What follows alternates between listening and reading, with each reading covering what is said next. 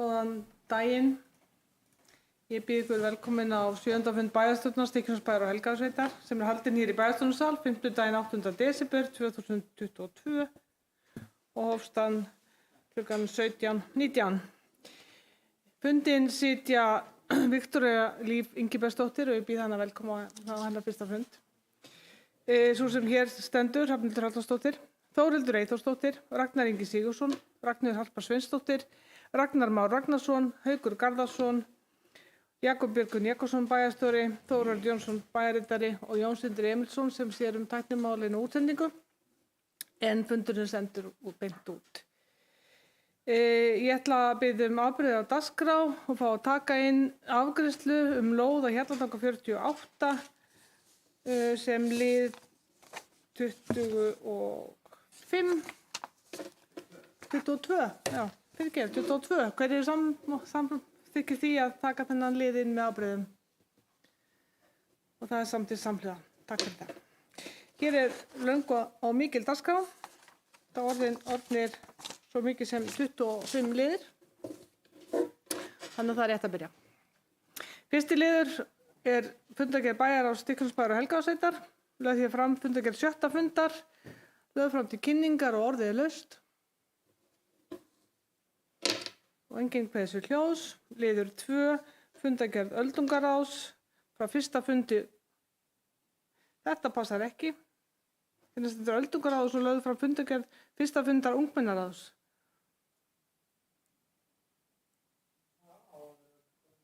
Var öldungaráð. Ætti náttúrulega að funda saman öldungaráð og ungmennaráð. Það væri viðeigandi. Ungur getur lært það með eldri. Lögð frá fundargerð fyrsta fundar öldungaráðs, lögð hér fram til kynningar og orðið er laust. Enginn kveðs við hljóðs. Liður 3. Hafnarstjórn, lögð hér fram fundargerð fyrsta fundar hafnarstjórnar, lögð fram til kynningar og orðið er laust. Enginn kveðs við hljóðs. Liður 4. Umhverfis- og náttúruverndarnefnd, lögð hér fram fundargerð frá fyrsta fundi nefndarinnar, lögð fram til kynningar og orðið er laust. Enginn kveðs við hljóðs. Liður 5. Æskulýðs- og íþróttanefnd, lögð hér fram fundargerð fyrsta fundar æskulýðs- og íþróttanefndar, lögð hér fram til kynningar og orðið er laust. Enginn kveðs við hljóðs. Liður 6. Fundargerð 5. fundar skipulagsnefndar, lögð hér fram til kynningar og orðið er laust. Enginn hefur kveðst við hljóðs. Liður 7. Velferðar- og jafnréttismálanefnd, lögð frá fundargerð fyrsta fundar velferðar- og jafnréttismálanefndar, lögð hér fram til kynningar og orðið er laust. Enginn hefur kveðið við hljóðs. Liður 8. Ungmennaráð, lögð hér fram fundargerð fyrsta fundar ungmennaráðs. Fundargerðin er lögð hér fram til kynningar og orðið er laust. Enginn hefur kveðið við hljóðs. Liður kemur liður 10, það vantar 9. lið Þór. 9. liðin kemur með. Já. Heyrðu, ég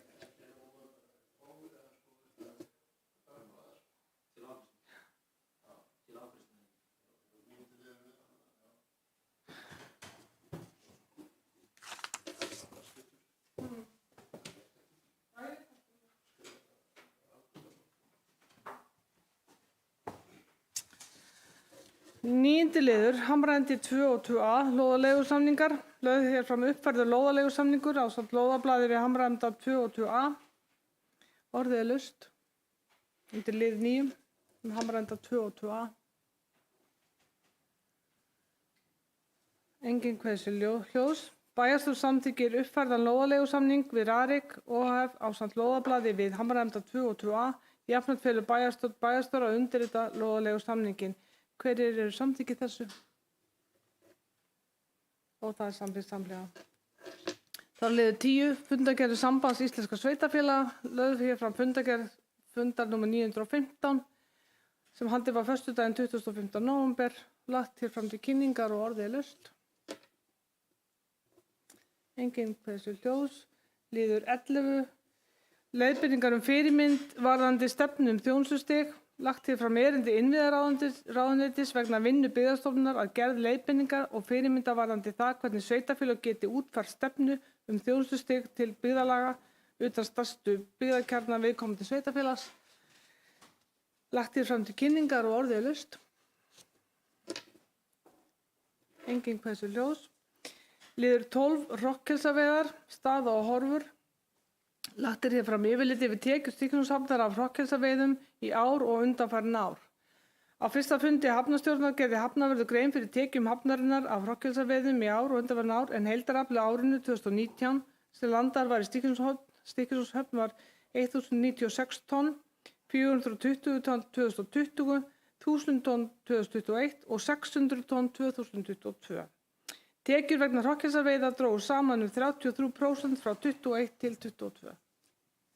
Hafnarstjórn gerði á fundi sínum alvarlegar athugasemdir við ákvörðun matvælaráðherra og matvælaráðuneytisins við setningu reglugerðar nr. 26 og 2022 að takmarka veiðidaga grásleppu við markaðsaðstæður en ekki ráðgjöf Hafrannsóknastofnunar. Virðist vera að sú ákvörðun hafi verið tekin á grundvelli ófullnægjandi upplýsinga frá Landssambandi smábátaeigenda og án samráðs við kaupendur eða vinnsluaðila. Hafði þessi ákvörðun ráðherra í för með sér að grásleppusjómenn á þessu svæði hefðu getað veitt að minnstakosti 37% meira en raunin varð ef farið hefði verið eftir ráðgjöf Hafrannsóknastofnunar. Bæjarráð tóku 7. fundi sínum undir afgreiðslu hafnarstjórnar og lagði til við bæjarstjórna að staðfesta hana og orðið laust undir lið 12 Hrokkelsaveðar. Enginn hefur kveðið sér hljóðs. Bæjarstjórn staðfestir afgreiðslu bæjarráðs hverju samþykki þessu og það samþykkt samhliða. Þá kom að lið 13 uppbygging hafnarmannvirkja og sjávarvarna í Stykkishólmi. Á fyrsta fundi hafnarstjórnar var farið yfir framtíðaráform uppbyggingu hafnarmannvirkja í Stykkishólmi en hafnarstjóri gerði á fundinu grein fyrir framtíðaráformum uppbyggingu hafnarmannvirkja. Meðal annars liggur fyrir að breyta þurfi ferjubryggju þegar ný ferja hefur verið siglingar Breiðafjörð og hafskipsbryggju samkvæmt samgönguáætlun. Einnig þarf að endurbæta stólpa undir hafskipsbryggju og skipta stálþil og skipavíkubryggju. Þá er lögð fram ályktun 43. hafnasambandsþings öryggi og aðgengi að höfnum.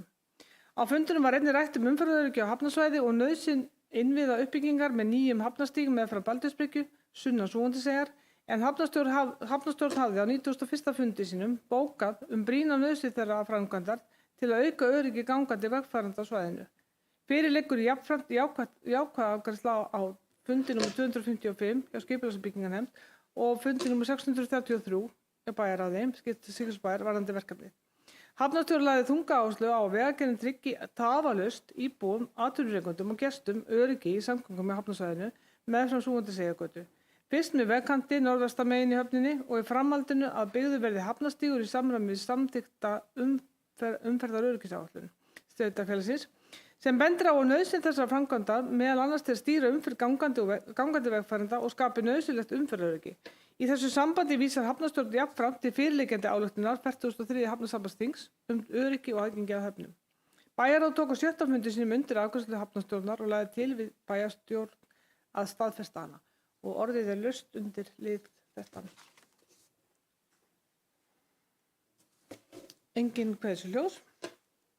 Þá komum við að lið 14. Erindi frá eiganda Gróttu 7811. Óskum rökstuðning og breytingu á fyrirkomulagi gjaldtöku Stykkishólmshafnar.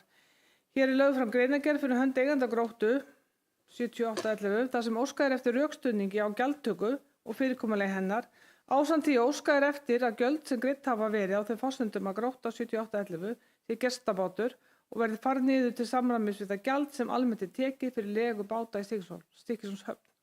Þá er óskað eftir að hafnarstjórn breyti skilgreiningu sinni á gestabátum til samræmis við það sem tíðkast almennt hafnargjöld í nærliggjandi höfnum og þau kjör sem bátar sem hafa Stykkishólm sem heimahöfn búa við annars staðar á siglingum sínum. Hafnarstjórn tók máli fyrir á fyrsta fundi sínum og gat ekki betur séð en að hafnarvörður hafi lagt á gjald í samræmi við gjaldskrá. Hafnarstjórn fól hafnarverði í samræmi við formann hafnarstjórnar og hafnarstjóra að ræða við lögmann sveitarfélagsins og fela honum að svara bréfritara í samræmi við þá. Bæjarráð staðfesti á 7. fundi sínum afgreiðslu hafnarstjórnar og lagði til við bæjarstjórn og staðfesti hana. Orðið laust undir lið 14. Enginn hefur kosið ljós. Bæjarstjórn staðfestir afgreiðslu bæjarráðs. Hver samþykkir því? Og það samþykkt samhliða.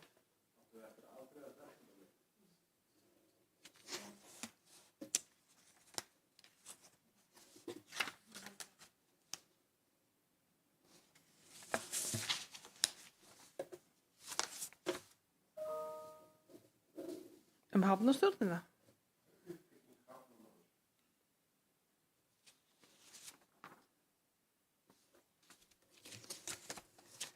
Ef þú segir það, þá það örugglega rétt. Og þið ert sammála því.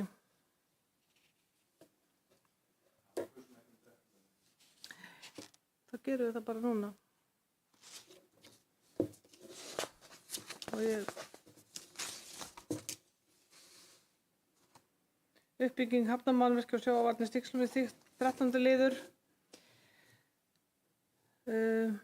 Bæjarráð tók á 7. fundi sínum undir ákvörðun hafnarstjórnar og lagði til við bæjarstjórn að staðfesta hana og bæjarstjórn staðfestir afgreiðslu bæjarráðs. Hverju samþykkið?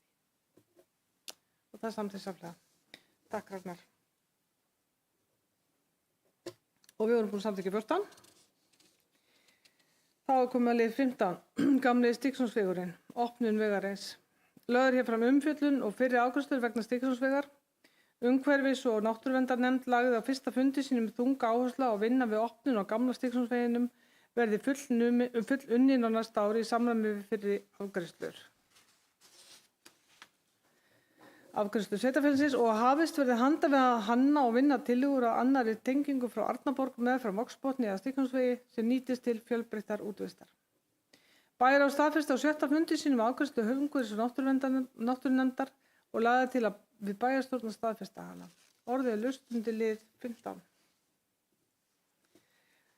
Ragnar Már, bæjarfulltrúi Írisstaðar, biður um orðið. Gjörðu svo vel.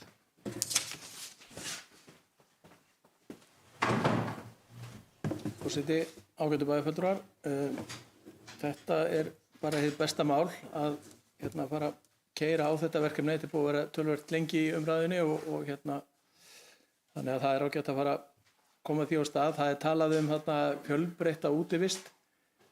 Nú er samkvæmt aðalskipulagi þá er reiðvegurinn frá hesthúsunum og að ögursafleggjaranum skilgreindur sem reiðvegur og þessi vegur, gamli Stykkishólmsvegurinn, hann er skilgreindur sem gönguleið.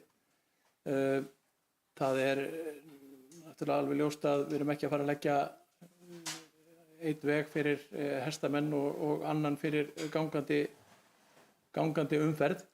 Þannig að það er svona spurning hvort að við, ef að verður farið í þennan veg og eins þá með reiðveginn frá hesthúsunum að ögursafleggjaranum, hvort það þurfi ekki hreinlega að merkja þá sérstaklega þannig að gangandi vegfærendur að þeir viti að þeir eru að koma inn á reiðveg. Eins er rekstur þarna reglulega og svona, þannig að maður svona hefur oft hugsað þegar rekstur er í gangi 100 hross á hlaupum og maður svona þakka fyrir að það sé enginn handa fyrir með headphonea á leiðinni til vesturs. En það er svona spurning hvort það mætti ekki merkja þetta hreinlega betur og þetta verða þessi stígar nýttir bæði af gangandi og hjólandi og hestamönnum, gangandi vegfarendum, en góð merking myndi bæta það allan verulega. Takk.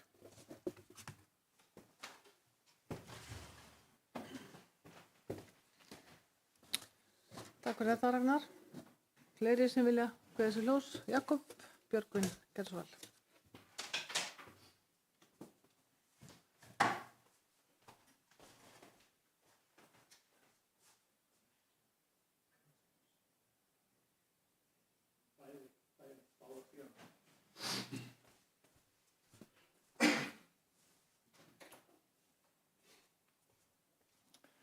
Forseti, þetta verkefni sem umræði hér, opnun gamla Stykkishólmsvegarins byrjaði með samstarfsverkefni við Hestaeigendafélagið á sínu tíma sem að tók að sér að girða þvert yfir Byrgisborgina og það er alveg rétt sem að kom fram í máli Ragnars Más Ragnarssonar bæjarfulltrúa að umræddur stígur er göngustígur samkvæmt aðalskipulagi. Hugmyndin uppalega var sú að opna þennan veg og hann yrði sinni í framtíðinni nýttur sem fjölnota stígur, en kannski var þetta samstarf við Hestaeigendafélagið ekki síst á þeim grunni byggt að er að ræða stíg sem fellur væntanlega undir lög um menningarminjar og þarna var hugmyndin sú að hestamenn myndu geta byrjað að nýta stíginn til þess að tæta upp jarðveg, þannig að komi í ljós hvort það séu menningarminjar undir. Ef svo er ekki, þá er hægt að fara í frekari stígagerð á svæðinu. Tekið hins vegar undir það að væri ágætt að gera gangskur í merkingum. Það er náttúrulega skilgreindur sem reiðstígur, gamli Skellivegurinn, ef ég skildi bæjarfulltrúann rétt. Og þessi stígur sem er verið að horfa til þarna í gamla Stykkishólmsveginn, gamla Stykkishólmsveginn sem var utan alltaf gamall reiðvegur síðan tíma, því að við vorum ekki til bifreiðar voru rétt að ríða sér rúms á þessum tíma á Íslandi kringum aldamótin 1900. Þannig að þetta er uppalega reiðvegur, en það líka liggur vegurinn þannig að það verið og alveg niður í Stykkishólm og upp á Ás, reyna að þræða svona fram hjá mýrum og á góðum undir jarðvegi svona sem að hentar fyrir reið. En síðan eru umræður þetta sem spunnist á sínu tíma á síðasta kjörtímabili, hvernig verður þetta í framtíðinni? Verður við með tvískiptan veg? Verður það raunin í framtíðinni? Eða ekki, verður þetta einn fjölnotavegur eða verður reiðstígur og síðan göngustígur samhliða? Þetta er umræða sem var á frumstigi og skipta skoðanir á því, en hugmyndafræðin var einmitt þessi: þótt þessi göngustígur í aðalskipulagi, þá er sveitarfélagið ekki að fara að útbúa sérstaka göngustíga þarna eða þá göngustíg eða fjölnótastíg fyrr en að það sé komið í ljós hvort það séu menningarminjar til staðar á þessum stíg eða á gamla Stykkishólmsveginum sem svo er kallaður, og síðan á sama tíma náttúrulega erum við að fara í þá þessa aðalskipulagsvinnu. Ég veit náttúrulega ekki hversu langa tíma tekur að varpa ljós á það hvort það séu menningarminjar til staðar undir þessu vegi. Það getur gerst á einu sumri eða þremur, en ef það eru 3 sumrum, og þá gæti vel verið að hér liggi fyrir nýtt á aðalskipulag sem er þá búin að skilgreina þennan veg með þá öðrum hætti, til dæmis sem fjölnótastíg.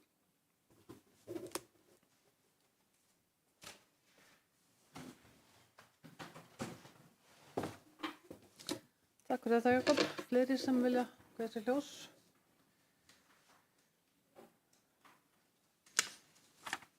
Undir 15. lið.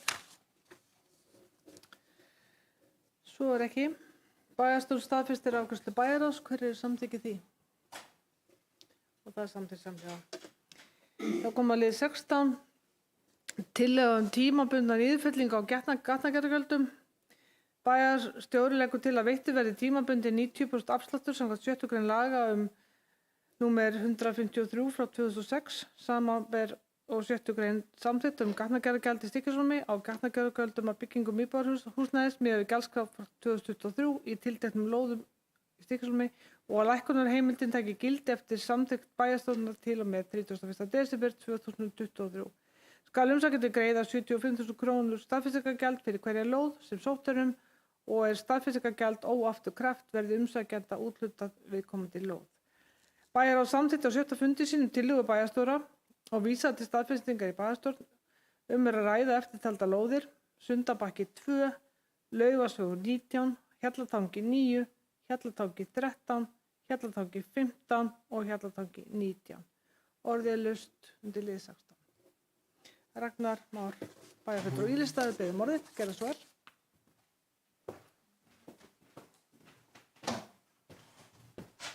Forseti, ágætu bæjarfulltrúar, ég tek heilshugar undir þetta og þetta er bara gott mál til að reyna að virkja fólki að fara að byggja. Það er eitt sem ég tók eftir þarna í minnisblaði bæjarstjóra, það segir að þetta sé þáttur í þéttingu byggðar. Ég held að það sé nú ekki alveg rétt því að þetta eru allt bara lóðir samkvæmt skipulagi, þannig að spurning hvort að þetta mætti fara út.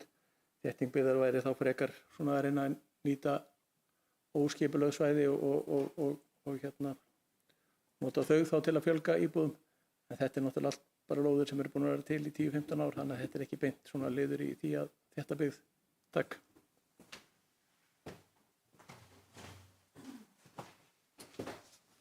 Takk fyrir þetta, Haukur. Jakob, Björgvin, beðum orðið.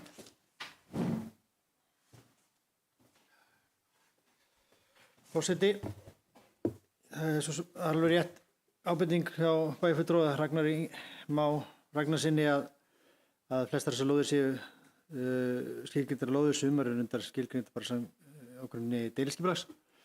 Þarna í þessu þéttingu byggðar var í þessi greinagerð skrifuð, grunnur hennar er frá 2019. Þá var svona verið að horfa kannski á Sundabakka 2, en hún er alltaf skilgreind sem lóð, en það er svona lóð sem var svona í mínum huga þéttingarlóðin í þessu sambandi, en hinar lóðin er samkvæmt deiliskipulagi allar, ef ég maður rétt, Laufásvegurinn og síðan allur Hjallatanginn. Það er náttúrulega bara deiliskipulag, þannig að það er ekki það sem þetta á við. Ég var að horfa aðalega á þarna á Sundabakkann, en má alveg segja eins og svo að það væri nema þá bara óbeint þétting byggðar, því að það er ekki beinlínis deiliskipulag á því svæði.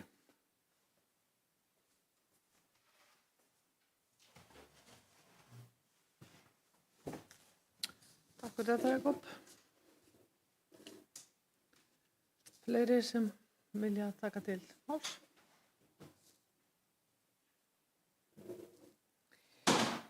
Bæjarstjórn staðfestir afgreiðslu bæjarráðs. Hver eru samþykkið því? Og það er samþykkt samhliða. Það koma lið 17, betri vinnutími leikskólans.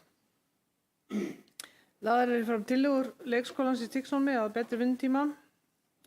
Og bæjarráð samþykkti á 7. fundi sínum tillögur varðar lokun í dymbilviku. Bæjarráð samþykkti jafnframt að unnin verði skýrsla styrkingu leikskólastarfs í sveitarfélaginu strax á nýja ári til eflingar og starfsemi skólans með bættum starfsskilyrðum, stöðuleika og aðbúnaði starfsfólk að markmiði, og þegar skýrslan liggi fyrir verði viðbótartillögur betri vinnutíma teknar til afgreiðslu samhliða öðrum tillögum. Orðið er laust undir lið 17. Enginn hefur kveðið sér hljóðs. Bæjarstjórn staðfestir afgreiðslu bæjarráðs. Hver eru samþykkið því? Og það er samþykkt samhliða. Það kom að lið 18, snjómokstur gatna og gönguleiða. Lögð hér fram afgreiðslutillaga að snjómoksturs Stykkishólmsbæjar og Helgásveitar ásamt verklagsreglum fyrir götur og gönguleiðir. Skipulagsnefnd lagði til að 4. fundi sínum að Vatnsás yrði færður í forgang 3 og að litakóðar verði samþættir. Skipulagsnefnd samþykkti að öðru leyti fyrirliggjandi snjómoksturs.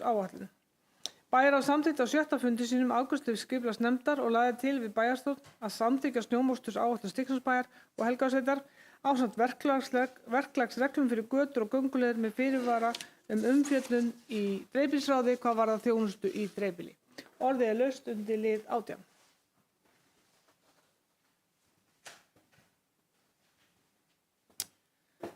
Enginn hefur kveðið sér hljóðs. Bæjarstjórn staðfestir afgreiðslu bæjarráðs. Hver eru samþykkið því? Og það er samþykkt samhliða. Það kom að lið 19, stefnum, markmiðum og afstaða sveitarfélagsins varðandi Hamraenda 4 og Hamraenda 6-8 í kjölfar úrskurðar UA, úrskurðar umhverfis- og auðlindamála. Ekki alltaf að segja stafsetningu, nei, skapstöðun, veit ekki ekkur. En hér er lagt fram minnisblað bæjarstjóra vegna nýgengis úrskurðarnefndar umhverfis- og auðlindamála, númer 99 frá 2022, þar sem felld var úr gildi ákvörðun byggingarfulltrúa sveitarfélagsins að samþykkja byggingaráform fyrir atvinnuhúsnæði á hafnarsvæðinu við Skipavík. Niðurstaða nefndarinnar var að útgefið byggingarleyfi á hafnarsvæði Skipavíkur hafi ekki verið í samræmi við aðalskipulag sveitarfélagsins á grundvelli orðalags og markmiða í kafla 338 í aðalskipulagi sem fjallar öll hafnar- og athafnasvæði. Það er að hafnarsvæði við Skipavík og Hamraenda. Nefndin taldi að vegna orðalags í aðalskipulagi væri nauðsynlegt að deiliskipuleggja svæðið áður en byggingarleyfis umsókn væri samþykkt. Hefur úrskurðurinn samkvæmt framangreindu mögulegt fordæmisgildi varðandi stöðu lóðarhafa að Hamraendum, þar sem aðalskipulagið fjallar með sama hætti athafnasvæði við Hamraenda og hafnarsvæði við Skipavík. Af hvorugu svæðanna er til deiliskipulag og byggingarleyfis umsókn lóðarhafa að Hamraendum voru að verða grenndarkynntar með sama hætti og í því máli sem úrskurðurinn fjallar Í samræmi við stefnu sveitarfélagsins að reyna að hrinda úr vegi hindrunum fyrir fólk og fyrirtæki sem hafa góðar hugmyndir að atvinnuuppbyggingu í sveitarfélaginu, óskar bæjarstjóri eftir staðfestingu bæjarráðs og bæjarstjórnar á þeim stefnumarkmiðum og afstöðu sem framkoma í minnisblaðinu með það að leiðarljósi að reyna að tryggja framgang mála að Hamraendum þrátt fyrir niðurstöðu úrskurðarnefndarinnar. Ívar Pálsson lögmaður kom til fundar við bæjarráð vegna málsins á 7. fundi bæjarráðs. Bæjarráð samþykkti með vísan til minnisblaðs bæjarstjóra þá málsmeðferð sem þar er gert ráð fyrir vegna lóða að Hamraendum 4 og Hamraendum 6-8. Felur það meðal annars í sér að haldið verður áfram með áform lóðarhafa og að tilkynnt verður nærliggjandi lóðarhöfum leið og byggingarleyfi verður gefið út með leiðbeiningum kæruliðir. Afgreiðsla bæjarráðs er lögð fram til staðfestingar í bæjarstjórn og orðið er laust undir lið 19. Ragnar Már bæjarfulltrúi Ylstað gerði svo vel.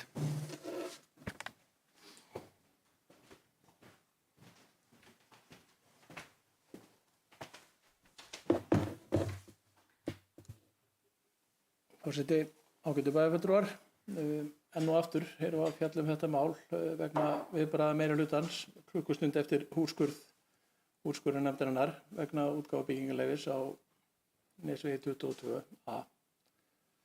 Nú í pistli sem birtist á vef bæjarins var Hamraendum blandað inn í það mál sem eru að öllu ólík nema að það segir í greinargerð með aðalskipulaginu að svæðið skuli deiliskipulögð, það er að segja Hamraendar og Skipavíkursvæðið.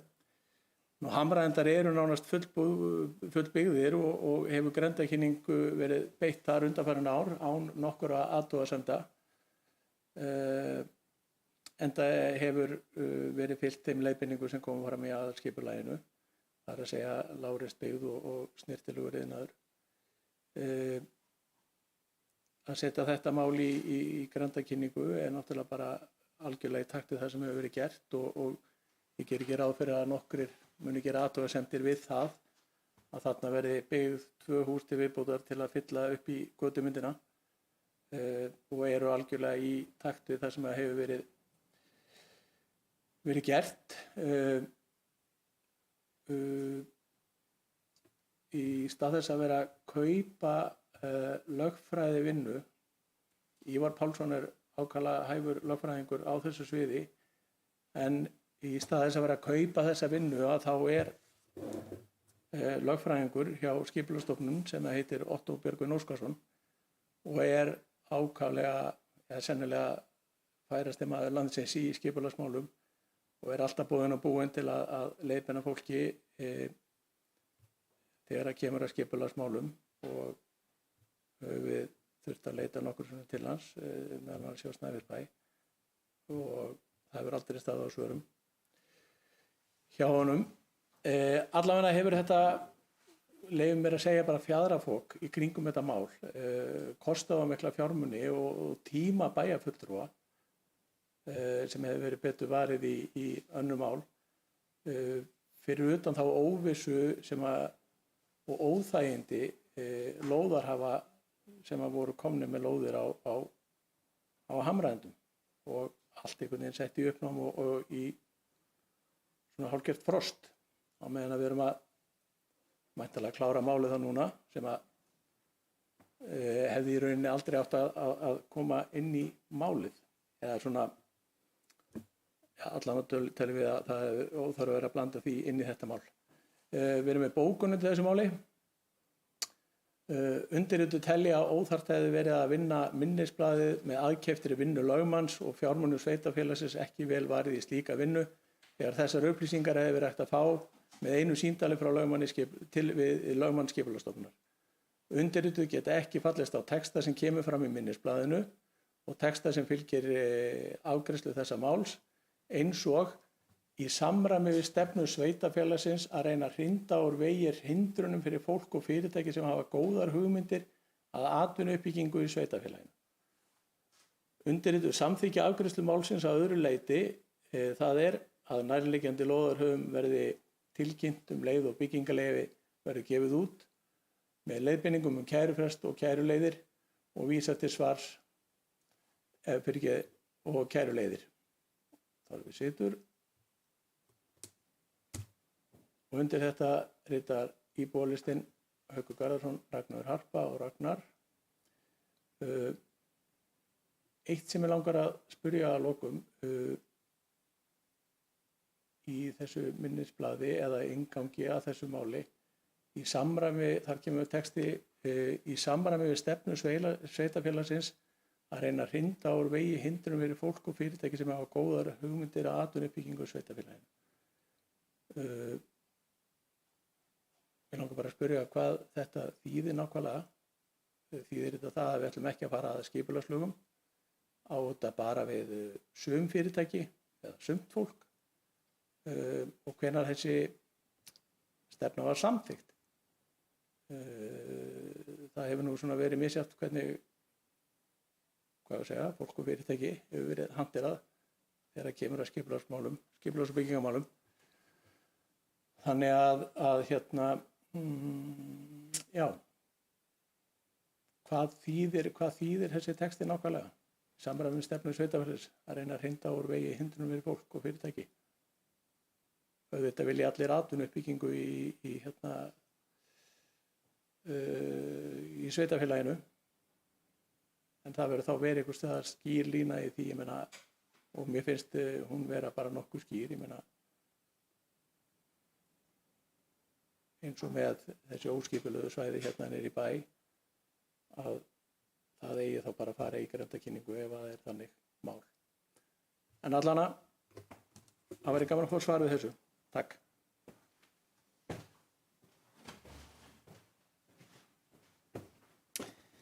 Takk fyrir þetta, Ragnar. Jakob Björgvin hefur beðið orðið. Gjörðu svo vel, Jakob.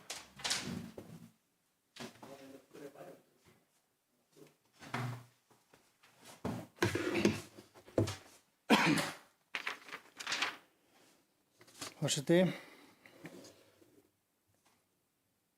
ég gerum bara hreinlega ráð fyrir því að þessa spurningu sé beint til bæjarstjóra þar sem að bæjarstjóri ritar þetta minnisblað.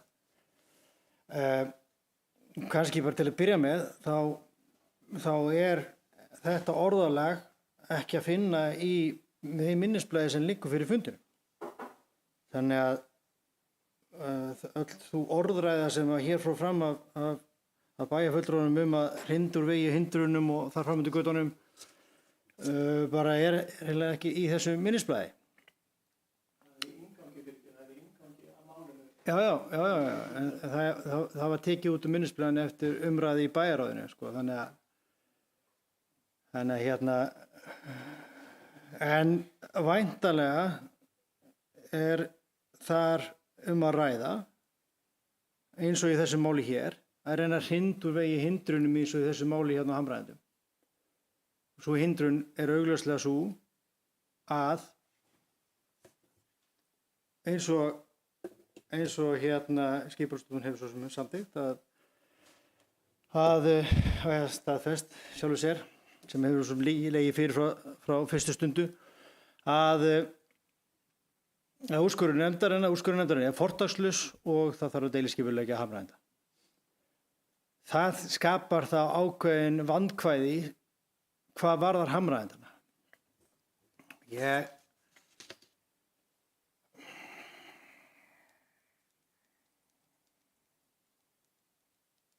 Sko, það sem er að gerast hérna, ég átta mig stundum ekki alveg á þessa nálgun. Sko, allt sett í uppnám. Sko, það var úrskurðurinn sem setti þetta í uppnám. Ef að menn eru ósammála því, þá hljóta menn að vera ósammála því mati þá því svari sem að barst þá frá Skipulagsstofnun hvað varðar það að þessi úrskurður sé fortakslaus. Ef hann er fortakslaus, þá liggur fyrir það hindrun í málinu. Og það liggur fyrir frá fyrstu stundu. Og það skapar náttúrulega áhættu fyrir lóðarhafa og fyrir sveitarfélagið.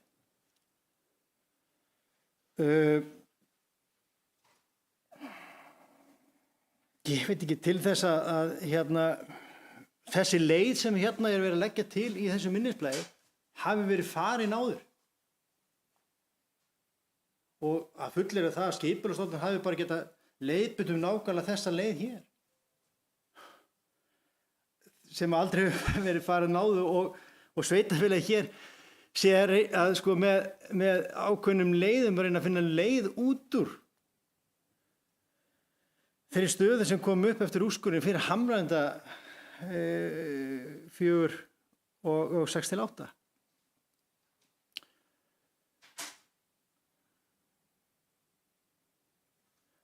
Tíma bæjarfulltrúa betur varið. Kannski ætti tíma bæjarstjóra að vera betur varið heldur en að reyna að takmarka áhættu bæjarins og lóðarhafa með því að bregða strax við og funda með lóðarhöfum sem voru einhverju óvissu hvað í 3 daga. Því þetta var fundur sem var haldinn síðan 3-4 dögum eftir en úrskurð, á 3. deginum, ef maður rétt, eftir úrskurðum kom á föstudegi, var strax haldinn, þá var það búið að ákveða þessa hérna málsmenn fyrir hérna á þessa leið á þessum skamma tíma og þessu laust kynnt á lóðarhöfum. Laust sem að ég veit ekki til þess að hafi verið farin áður og er raunverulega einhver sem er búið að staðfesta sé rétt leið af og fær og raunverulega fagleg nálgun á málið í sjálfu sér.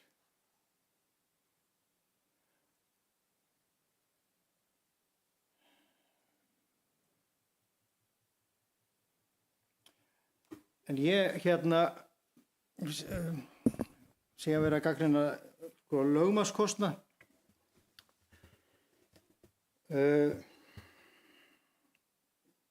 Eins og bæjarfulltrúar sjá er minnisblaðið raunverulega unnið einmitt til þess annars vegar að unnið af bæjarstjóra í samvinnu við lögmann sveitarfélagsins, þar sem lögmaður sveitarfélagsins tekur bara grunni samtals við lögmanninn og er þá minnisblaðið gert í kjölfar þess samtals og síðan er það lesið yfir að lögmanni og gera breytingar á því minnisblaði og aðlagað einmitt. Kannski getum við kannski til þess að spara kostnað og flýta fyrir til þess að lóðarhafa gætu fengið viðbrögð sem fyrst við þessu stöðu sem var komin upp eftir úrskurðinn. Mér heyrist að bæjarfulltrúar séu hér sammála það að úrskurðurinn eigi við Hamraenda. Ef bæjarfulltrúar eru sammála það, sem ég heyrist vera, og að úrskurðurinn sé fortakslaus í þá veru, þá liggur það bara fyrir þessum tímapunkti þegar öll þessi málsmeðferð hér var ekki tilbúin og var ekki búið að gera grein fyrir henni og búið að finna leiðin út úr þessu vandamál sem var búið að skapast, að þá var uppnám til staðar. Hvað hefði alveg getað komið svar frá Skipulagsstofnun að bara einfaldlega uppálega að þetta hefði verið bara fortakslaust úrskurðurinn fortakslaus og það þarf að deiliskipulega punktur. Ef þessi leið hefði ekki verið komin upp sem lausn við þeirri stöðu sem að komur upp. En ég er sammála bæjarfulltrúanum, þetta er allt annað svæði og allt annað forsendur sem búa þar bakvið, en þá ertu komin í efnisatriði. Það snýst einfaldlega bara ákveðið formsatriði, eins og er farið yfir í minnisblaðinu, að það er fjallað með sama hætti þetta athafnasvæði og á úrskurðurinn beint við hitt svæði líka. Og auðvitað hafði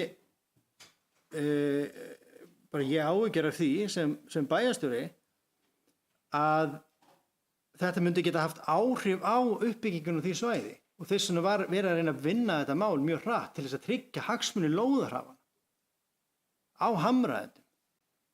Ekkert annað sem bjóð þarna bak. Og hvað hefur komið í ljós? Öll þessi málsmeðferð hér og allt sem er lagt til er samkvæmt opinberum stofnunum og lögmönnum og annað til fyrirmyndar og rétt. Eftir nokkra daga eftir að við setja yfir þá einu mánudegi og fundur á þriðjudegi með lóðarhöfum. Þannig að ég veit það ekki. Ég veit ekki hvað óþægindi bæjarfulltrúa hérna verið að vísa til, sko.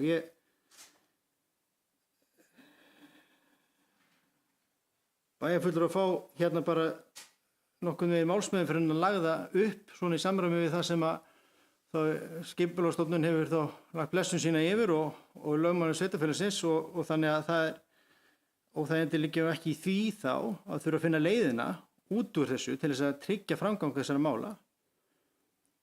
Allt sett í uppnám var ekki af hálfu bæjarstjóra eða einhver viðbragð bæjarins. Þetta er einmitt úrskurðarnefndin að setja í uppnám vegna þessa fortakslausa úrskurðar sem var vegna allt annars mál sem að kemur þessu málikinum við nema bara óbeint. Hvaða stöðu hefur sveitarfélagið verið í ef það hefur bara hunsað þennan úrskurð eins og sumir voru kannski á þeirri skoðun og sveitarfélagið hefur bara sagt þessi úrskurður er bara á ekkert við Hamraenda. Og síðan hefur við haldið áfram bara málun bara á þess og með því að hunsa bara þennan úrskurðarnefndarinnar, hvað var það þá Hamraendana. Og síðan hefði borist kæra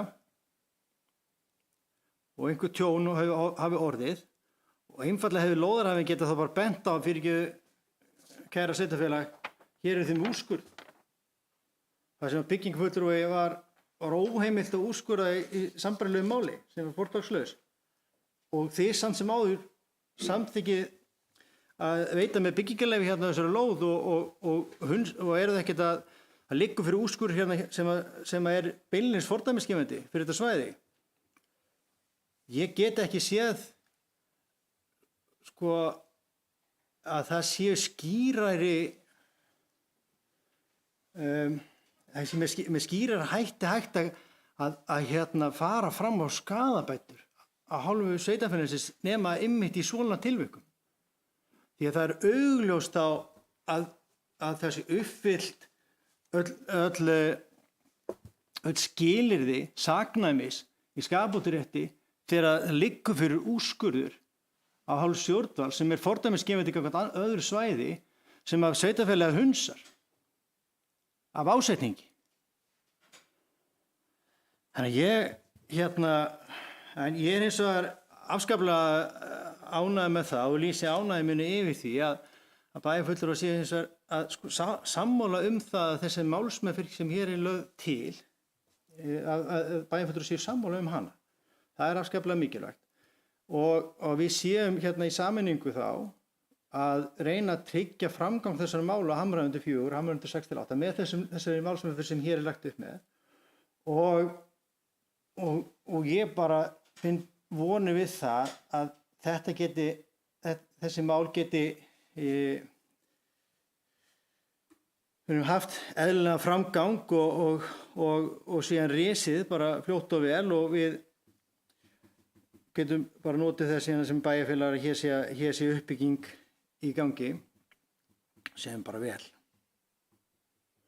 En ítreka kannski það að það var búið að taka þetta úr minnisblaðinu þann texta sem var hér nefndur áðan einmitt bara til þess að þið ekki með einhver texta sem einhvers ósáttur. Ég heyrði það bara áðan þegar forseti bæjarstjóra lasin upp innganginn að hann hékk áfram inn í innganginum. Það var yfirsjást raunverulega það. Það var svo sem engin ásetningu minn að hafa hann þarna inn í textanum. Þetta skiptir hann kannski ekki beinlínis máli nema þó kannski óbeint. Jú, þetta minnisblað hér er náttúrulega bara, og þessi leið sem er að fara hér og allt sem búið er að gera í þessu máli er nú bara augljóst dæmi það að verið sé að reyna að hrinda úr vegi einhverjum hindrunum sem þá þessi vandkvæði en hefur kannski ekki þessi vandkvæði sem birtist náttúrulega í kjölfar úrskurðarins en það hefur svo sem ekkert neitt vægi í minnisblaðinu í heild sinni með óbeinum hætti. Þess vegna mátti það alveg missa sín sko.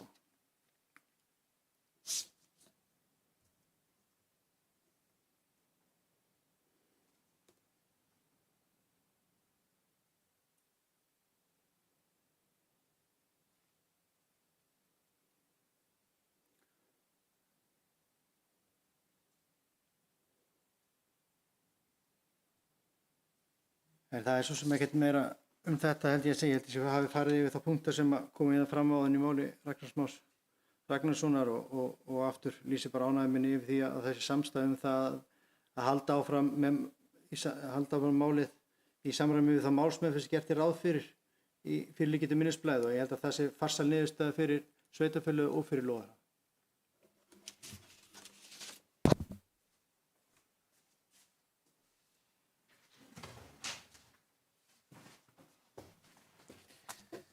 Takk fyrir þetta, Jakob. Fleiri sem vilja taka til máls undir lið 19. Haukur Garðarsson, bæjarfulltrúi í lista. Gerðu svo vel.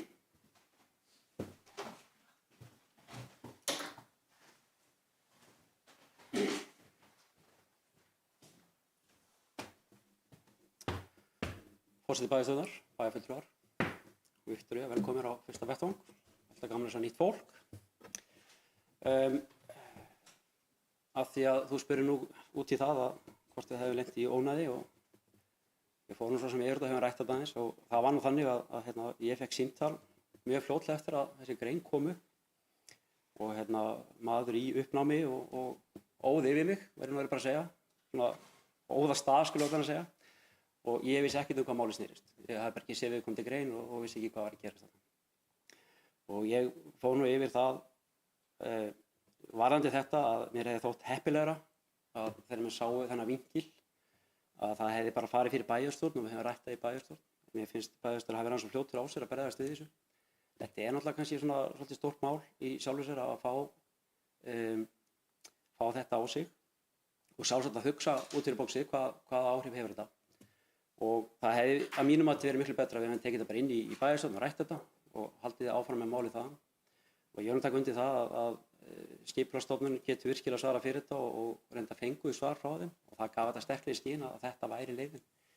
Og ég tel hana mjög góða að við höldum áfram eins og við höfum gert þarna frá með okkar mál, förum í grenndarkynningu og þetta er ekkert flóknara það, þetta er bara grenndarkynning og svo 30 daga kærufrestur sem við ætlum að láta alla vita af, þannig að við erum eins lýðræðislega og við getum verið í þessu en hafa þetta svo opið og við getum. Og náttúrulega ef að kemur kæra þá þurfum þetta bara að bregðast í því, bara eins og ferli gerir ráð fyrir. En ég held að það hefði verið miklu gáfulegra að fara þá leiðina, að vera með bæjarstjórn í þessu og taka afstöðu þar en ekki að bæjarstjóri rjúki af stað í að leysa þetta og fara bara í mál með bæjarstjórn og þá sérstaklega hefði við náttúrulega getað svara fyrir að þeir eru hringt í okkur og hvað væri í gangi og hvernig við ætlum að meðhandla það. Þannig að ég held að við höfum lærdóm af þessu og ætlum bara að taka hann til framtíðar. Takk fyrir það.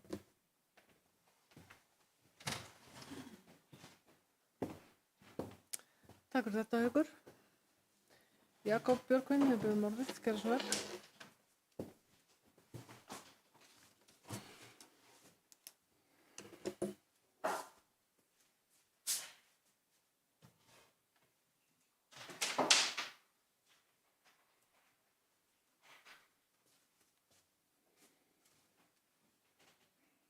Forseti, við komum aðeins inn á þetta á síðasta fundi bæjarstjórnar varðandi þessa umtöluðu frétt og lýst því áður yfir að mér fannst þetta bara ljóst frá fyrstu stundu þegar ég sá úrskurðinn sko. Það var nú ekkert flóknara en það. Kannski sá það aðrir það ekki strax en ég sá það bara frá fyrstu stundu, þetta var mjög augljóst. En við látum það liggja milli hluta. Ég getum alveg lært eitthvað af þessu. Og að því að hér er nefnt að það hefði verið fyrsta skrefið eða að eðlilegt að fara með þetta inn í bæjarstjórn og ræða þetta þar. Það er náttúrulega líka sko, það er svona tvennt í þessu. Ef að bæjarfulltrúar sko telja ástæðu til þess að ræða svona mál á bæjarstjórnarfundum þá og kalla til sérstaksfundar, þá hafa þeir náttúrulega sín tæki og tól til þess. Það er einfaldlega að ræða við forseta bæjarstjórnar og óska eftir bæjarstjórnarfundi og taka til umræðu og fá út á dagskrá og vera þá hvort það er bara umræðu það eða einhver afgreiðslu, ég veit, það þarf að undirbúa mál sko. Hefði þá verið næstu viku, hefði átt að láta lóðarhafa bíða bara einhverju uppnámi einhver tíma með að vera undirbúa máli eða hvað, ég veit það ekki alveg, en síðan alltaf bara hitt sem ég líka nefna og bara hérna á þessu vettvangi að ég með þegar að ef að bæjarfulltrúar er að fá fyrirspurnir eða símtölu og tala nú ekki einhverju reiði pistla að þá hvet ég þá bara einfaldlega til þess að heyra þá til dæmis þessu tilviki bara í bæjarstjórunum og spyrja og taka samtalið kannski og ég geti þá líka haft samband við einhvern sem er þá að miskilja að er uppnámi vegna einhvers sem er ábótavandi eða miskilningur hvað varðar stjórnsýslu sveitarfélagsins. Ég held að kannski svona lærdómur sem ég draga af þessu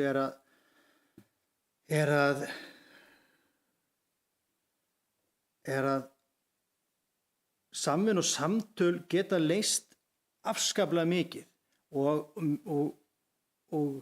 komið í veg fyrir misskilning sem ég finnst svolítið hafa einkennt þetta mál. En misskilningur kemur einmitt upp sko oft á tíðum og kannski viðgengst lengi þegar að er kannski minna samtal sem á sér stað og ég til dæmis heyri til dæmis ekkert af einhverju óánægju sjálfur sko. Og er svo með það ég nema þá tekið einhver samtöl og ég veit náttúrulega ekki öllum samtölu sem þið takið. En myndum við gjarnan vilja bara fá að heyra þau þá og ykkar áhyggjur og geta þá útskýrt og leiðbent eða jafnvel þá brugðist við ykkar ábendingum þótt að það eigi sér ekki stað endil á formlegu bæjarstjórnarfundi en þá einmitt get ég komið því til leiða til forseta bæjarstjórnar og annað bara til þess að hægt sé að undirbúa mál og koma því á dagskrá bæjarstjórnar og taka þá einhverja afstöðu eða umræðu þá á vettvangi bæjarstjórnar. Því að gleymi því ekki, kæru bæjarfulltrúar, að sama hvað menn vilja segja það, þá er ég bæjarstjóri raunverulega allra bæjarfulltrúa og einhverja óhætt samankvæmt sem meira eða minnihluta að heyra í mér og spyrja mig og líka gagnrýna mig eða afla upplýsinga eða hvernig sem það varðandi stjórnsýsluna. Og ég hvet bara einfaldlega bara til þess að það sé gert að sérstaklega þegar koma einhver svona mál upp að ég fái þá að heyra hvað máli snýst því að það hjálpa mér þá líka í þessu ef ég hefði vitað að þetta væri til þess undirliggjandi og væri mikill órái út af einhver svona máli að geta kannski þá brugðist einhvað við þými við að þetta hætti. En ég held að hvernig svo sem maður horfir á það, þá var ég svo sem alveg sammála bæjarfulltrúanum Hauki Garðarssyni það sé hægt að læra af þessu máli en ég dreg þann lærdóm af þessu að við getum aukið enn meira samtalið hvort sem er á formlegu fundum eða á milli funda.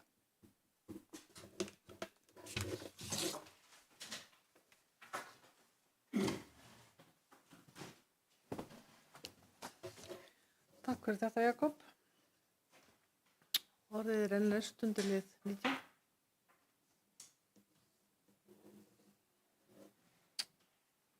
Enginn hefur kveðið sér ljós.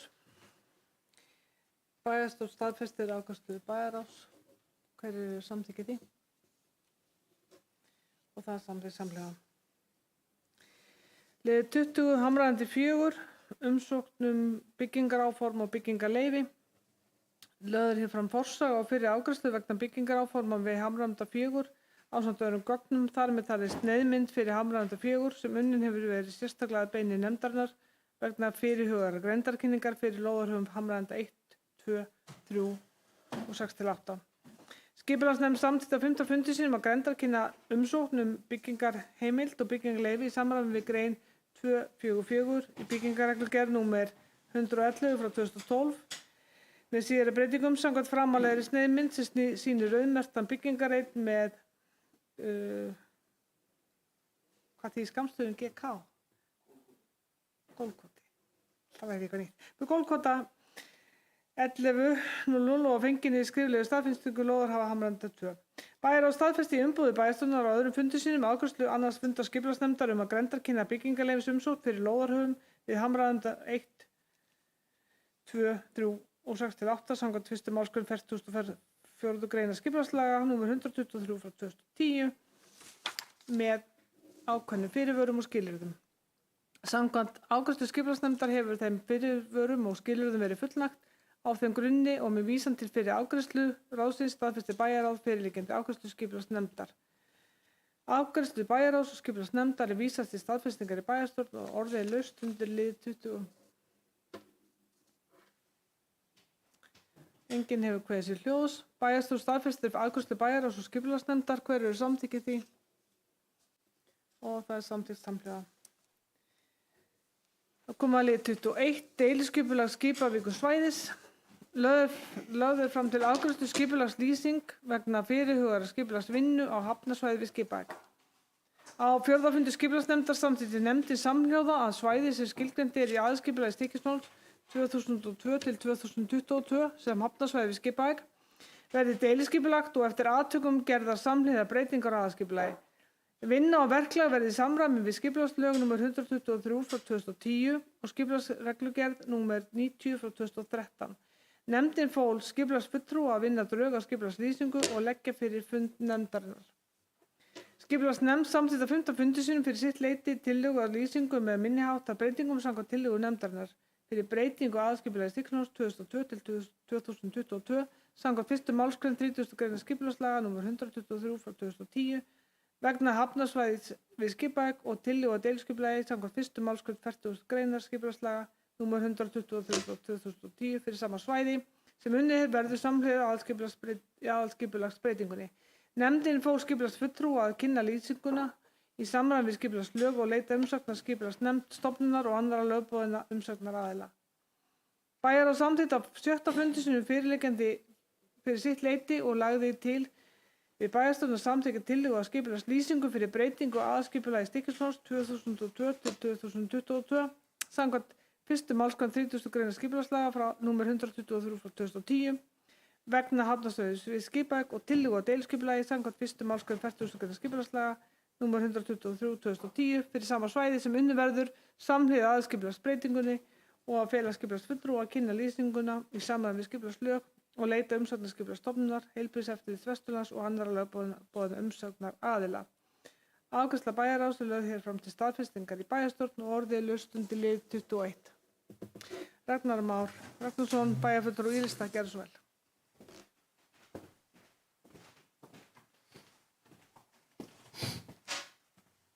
Forseti, ágætu bæjarfulltrúar, hér er til umræðu nýtt deiliskipulag sem stendur til að vinna fyrir Skipavíkursvæðið. Það er nú eitthvað sem við í íbúalistanum lögðum til í upphafi þessa máls en því var hafnað. Lýsingin sem við erum að fjalla hér í dag er svona fyrsta skrefið í deiliskipulagsferlinu og í þessari lýsingu er gerð grein fyrir því hvað stendur til að gera á svæðinu og af hverju yfirveldi er ef að deiliskipuleggja. Á vef skipulagsstofnunar þar er ágætis leiðbeiningar hvað þurfi að koma fram í svona deiliskipulagi og þar eru nokkrir punktar sem eru nefndi þar. Meðal annars eru þættir eins og umhverfi og aðstæður á skipulagssvæðinu. Og þegar maður les þessa lýsingu sem er mjög góð að mörgu leyti og ekkert út á það að setja, þá er til dæmis ekkert minnst á það að skipulagssvæðið, þetta iðnaðarsvæði, er 10 metra frá næstu íbúðalóð. Það er að segja, það verður deiliskipulagt alveg upp á Nesveginum og það er bara gatan hann á milli og þá er tekin við íbúðabyggð. Þannig að ég saknaði þess að sjá það ekki í þessari lýsingu. Þannig að umsagnaraðilarnir fáið þetta strax í hendurnar í lýsingunni. Annað atriði sem er talið upp, það er viðfangsefni, það er hvað á að gera á svæðinu og helstu markmið og áherslur svo sem varandi þéttleika, byggðamynstur og framkvæmdatíma. Þetta er bara tekið beint af vef. Það er öllum ljóst í kjölfar úrskurðarnefndar, umhverfis- og auðlindanefndar, að tilgangur með þessu deiliskipulagi er að gera lóðarhöfum Nesvegar 22 kleift að byggja þörungaverksmiðju á svæðinu. En það er ekki minnst einu orði á það í þessari lýsingu. Og þetta er að mínum mati villandi fyrir umsagnaraðila sem að fá svona lýsingu í hendurnar. Þetta er svona mjög almennt talað iðnaðarsvæði. Og ég sakna þess að sjá það ekki sagt bara þarna strax í lýsingunni. Þannig að það sé hægt að koma með ábendingar og Umhverfisstofnun og fleiri aðilar geti tekið þá afstöðu til málsins strax. En þetta er mjög svona almenns eðlis eins og þetta er sett upp í dag. Eins og svona hefðbundið iðnaðarsvæði. Það er reyndar komið þarna inn á eitthvað varðandi mengunarvarnir og eitthvað svona en hvergi minnst á þangvinnslu eða slíkt. Við viljum bara koma með litla tillögu hérna. Undirrituð leggja til að bætt verði í skipulagslýsinguna að heimilt verði að reisa þörungaverksmiðju á svæðinu. Ég meina, er það ekki bara nákvæmlega tilgangur deiliskipulagsins? Og svo ég geri grein fyrir tillögunni. Ljóst er að verið er að fara í deiliskipulag við Skipavík til að koma fyrir starfsemi þörungaverksmiðju Asko Harvester á svæðinu. Í skipulagslýsingunni er hins vegar hvergi minnst á starfsemi þörungaverksmiðju. Undirrituð telja nauðsynlegt að allar upplýsingar sem að liggja fyrir komi strax fram í skipulagslýsingunni. Komi fram upplýsingar þá starfsemi sem deiliskipulagið á að gera ráð fyrir á seinni stigum getur að tafið skipulagsferlið. Umsagnaraðilar munu til að mynda ekki veita umsögn þá starfsemi þörungaverksmiðju á svæðinu á þessu stigi og umsagnir þörungaverksmiðju koma þá fram á seinni stigum og jafn ekki fyrir en sótt rekstrarleyfi fyrir verksmiðjunni. Og þetta skrifum við undir Haukur, Ragnheiður og Ragnar. Þannig að þegar maður skoðar bara aðra lýsingar fyrir deiliskipulag þá þó það sé ekki alveg sagt í detail varðandi byggingamagn eða eitthvað slíkt að þá er sagt hver tilgangur deiliskipulagsins er og hvaða starfsemi þar eigi að vera. Tala nú ekki eins og á þessu svæði þar sem er nokkuð vitað hvað á að vera. Takk.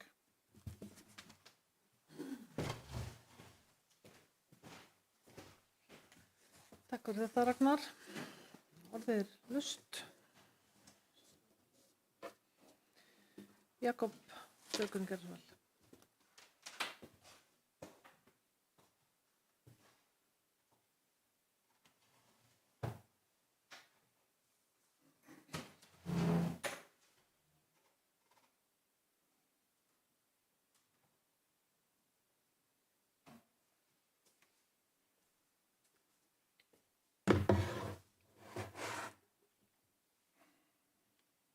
Forseti, það væri svolítið fróðlegt að heyra frá bæjarfulltrúanum að hvað marki umsagnaraðilar ættu á þessum tímapunkti að að koma með sína umsögn með öðrum, að nálgast málum með öðrum hætti þótt að standi ein setning það að það verði þangvinnsla á svæðinu.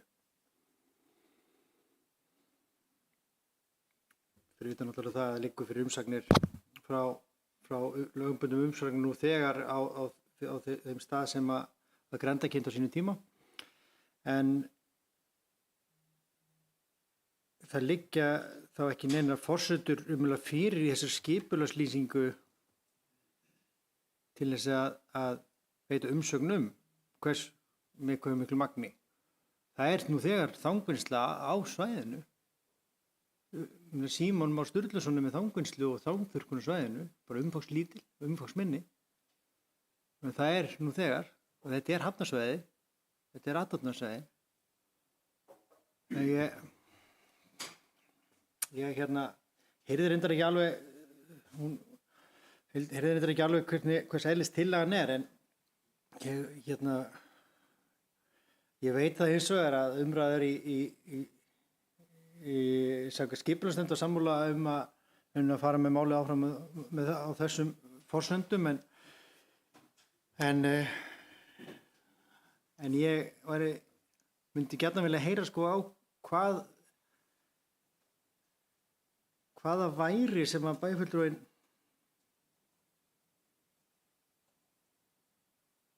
á hvaða grunni myndi að breyta og flýta fyrir málinu að það stæði þessi setning inni nú þegar.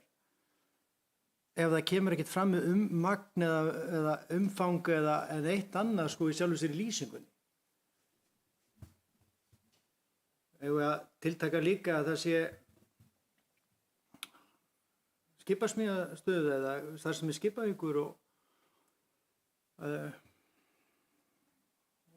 einhver matvælaframleiðsla hluta til á svæðinu. Og þessi hafnarsvæði, ég held að liggi bara fyrir að þetta sé athafnarsvæði og þessi hafnarsvæði. Og svo sem að geta tiltaka raunverulega hvaða atvinnurekstur nú þegar á viðkomandi svæði. En ég bara með að sjá hvað breytir máli raunverulega fyrir máli í heild sinni að þessi setningu sé bætt inni fyrir þá viðkomandi umsagnaraðila. Það væri þá gott að fá þá upplýsingar það. Bara fyrir mig þó ég greiði ekki neitt atkvæði þetta en ég bara forvitin að vita hvað var ekki fyrir bæjarfulltrúum eða bæjarfulltrúum í þessu tilviki.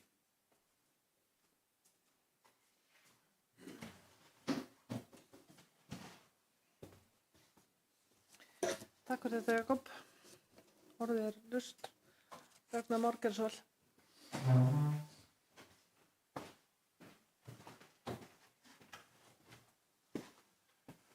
Forseti ágætu bæjarfulltrúar, það vakir náttúrulega fyrir okkur að fylgja bara þeim leiðbeiningum sem eru setta fram hjá Skipulagsstofnun.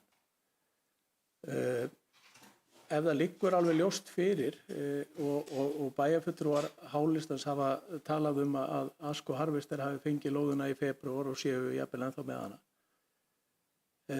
Væri þá ekki eðlilegast að það kæmi fram í lýsingunni að þarna skuli vera þörungaverksmiðja, þannig að þeir geti þá veitt umsögn lýsinguna eins og stefnt að vinna svo endalegt deiliskipulag á. Ég bara næ ekki þessari vangaveltu bæjarstjórans að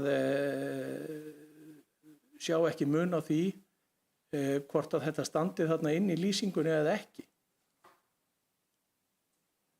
Ég meina, þú veist, auðvitað mætti standa þarna ekki trésmiðja og þarna ekki skipasmiðjastöð og eitthvað slíkt. En það eigi að bæta þarna við nýrri starfsemi sem þörungaverksmiðja. Sem að gæti haft í för með sér áhrif á íbúa og annað þvíumlíkt. Ef að lýsingin skiptir svona litlu máli og það sem að kemur fram í henni, til hvers erum við þá að vinna lýsingu? Þá getum við alveg sleppt þessu. Bara hjóla beint í deiliskipulagið og tekið bara á þessum þáttum þar. Þannig að það tilgangurinn með lýsingunni að það sé sett upp gróf mynd af því og sagt frá því hvað á að gera á svæðinu. Umsagnaraðili sem að fær þessa lýsingu í hendurnar í dag, hann hefur ekki hugmyndum að þarna eigi að fara í þjónugrunnslu. Takk. Takk fyrir þetta, Ragnar Már. Orðið er laust. Jakob, gerðu svo vel.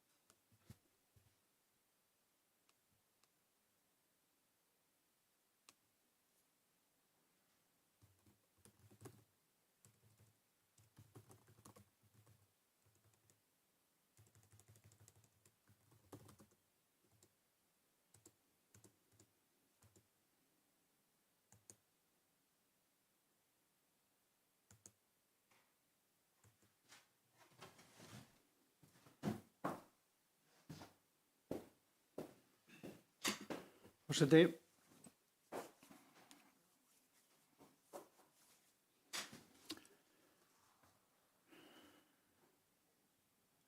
það er vitnað til þess leiðbeiningar Skipulagsstofnunar og í þessum leiðbeiningum er sagt að lýsingin skal innihalda upplýsingar sem gefa skýra og góða mynd með leyfi forseta af skipulagsáformum og skipulagsferlinu og hvernig lýsingu á jafnframt að gera grein fyrir hvernig staðið verður umhverfismati við mótur skipulagstillögurnar sem að liggur ekki fyrir þessu stundum. Hvort þetta er að byggja á skipulagslögum eða lögum umhverfismat áætlana. Efni lýsingar þarf taka mið af viðkomandi skipulagstigi og þurfa eftirfarandi atriði að koma fram og síðan tiltekin atriði þar. Lýsing á umhverfa staðháttum.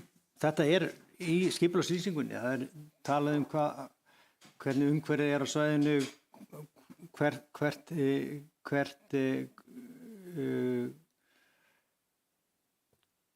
hvaða svæði verið er að skipuleggja og næra þá Búðanesinu og nefntu örnefni sem eru á svæðinu.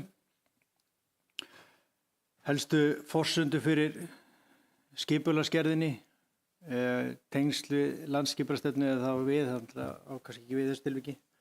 En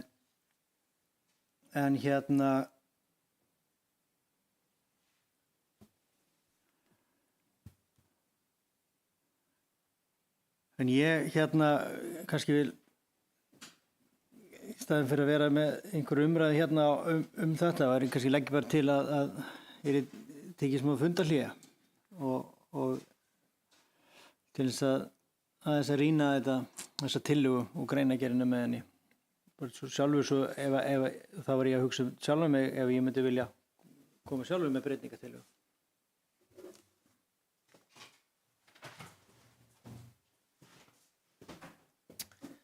Við tökum smá fundarhlé. Stykkishólmur er bæjarfélag sem á ekki sinn lík á landinu, staðsett í einstöku umhverfi á norðanverðu Snæfellsnesi í aðeins 2 tíma akstursfjarlægð frá Reykjavík, en sækir góðra og öruggra samgangna þar á milli, má heita samfélag fólksins í hólminum, samin í kosti kyrrláts bæjar úti á landi og iðandi mannlífsins á höfuðborgarsvæðinu. Já, hólmurinn er aðeins í seilingarfjarlægð. Og hver sá sem fer þar verður snortinn af fagurri ásýnd bæjarins, ekki einasta vel varðveittum og sögufrægum húsunum sem standa á gömlum grunni uppi af skjólgóðri höfninni, heldur er bæjarstæðið bæði einstakt og óviðjafnanlegt úti á vogskornu Þórsnesinu sem skagar út í ægifagran Breiðafjörð með óteljandi eyjarnar allt kring. Já, hér er landið allt og kynjar þess í hátíðarskapi. Stykkishólmur er ekki einasta miðsvæðis á Snæfellsnesi, einni helstu náttúruparadís landsins, heldur er þessi höfuðstaður Snæfellinga einstaklega vel í sveit settur á Vesturlandi fyrir þá fjölmörgu sem vilja njóta ferðamöguleikana í öllum landsfjörðungnum, en óhætt að segja að þar fari saman þróttmikil þjónusta, einstakar áskoranir og alls konar afþreying. Já, þetta þekkja ferðalangar, íslenskir og erlendir, af góðu einu. En bærinn við eyjarnar tekur ekki bara vel á móti kröfuhörðu ferðafólki á ári hverju, heldur æ fleiri íbúum, jafnt einstaklingum og fjölskyldum sem kunna að meta það einstaklega háa þjónustustig sem Stykkishólmur státar svo mjög af á öllum stigum heilsugæslu, menntunar, íþrótta, frístundastarfs, verslunar, veitinga og afþreyingar af margvíslegu tagi. Já, hér kraftmikið, lifandi og gefandi samfélag að finna. Því fylgja líka einstök þægindi að búa í hæfilega stóru samfélagi þar sem allt í göngu færi og öflug þjónustan ávallt innan seilingar. Þetta þekkja barnafjölskyldur sem setjast hér að í öruggu umhverfi og njóta þess jafnt að sjá börnin sín blómstra og finna eigin kröftum farveg í störfum án staðsetningar eða á staðnum þar sem fjöldi atvinnumöguleika í boði. Já, geta nýtt tímann svo miklu betur með sínum nánustu og peninga heimilisins mikil ósköp, en verð á fasteignum mun hagstæðara í Stykkishólmi en á höfuðborgarsvæðinu þótt stutt sé þar á milli. Hitaveitan á sama verði, leikskólagjöldin sambærileg og á höfuðborgarsvæðinu. Hér gera því íbúarnir meira úr þeim fjármunum sem þeir afla sér en þekkist í helsta þéttbýli landsins. Já, því ekki að njóta lífsins, eiga tímann fyrir sig og afgang. Og það af þessum sökum sem Stykkishólmur í sókn, af því að þar fer saman kröftugt atvinnulíf og öflug þjónusta í einstöku umhverfi, aðeins steinsnar frá iðandi mannlífi og menningu höfuðborgarinnar, en hæfilega langt frá henni svo leiðindastressið megi fara lönd og leið. Því af hverju að bíða alla dag í umferðinni ef annað hægt. Já, það verður meira úr lífinu þegar þessara beggja kosta notið. Svo komdu vestur, í bæinn við eyjarnar sem hefur verið byggð frá fyrstu tíð, en landnámsmenn höfðu svo mikinn átrúnað á helgi þessa svæðis að með eindæmum þótti. Það eftir öðru. Jafnvel vatnið hér slóðir hefur lækningamátt. Já, og umhverfið allt og andrúmið eins og heimamenn hafa jafnan á orði, í bænum fagra, í sjálfum bakgarði borgarinnar.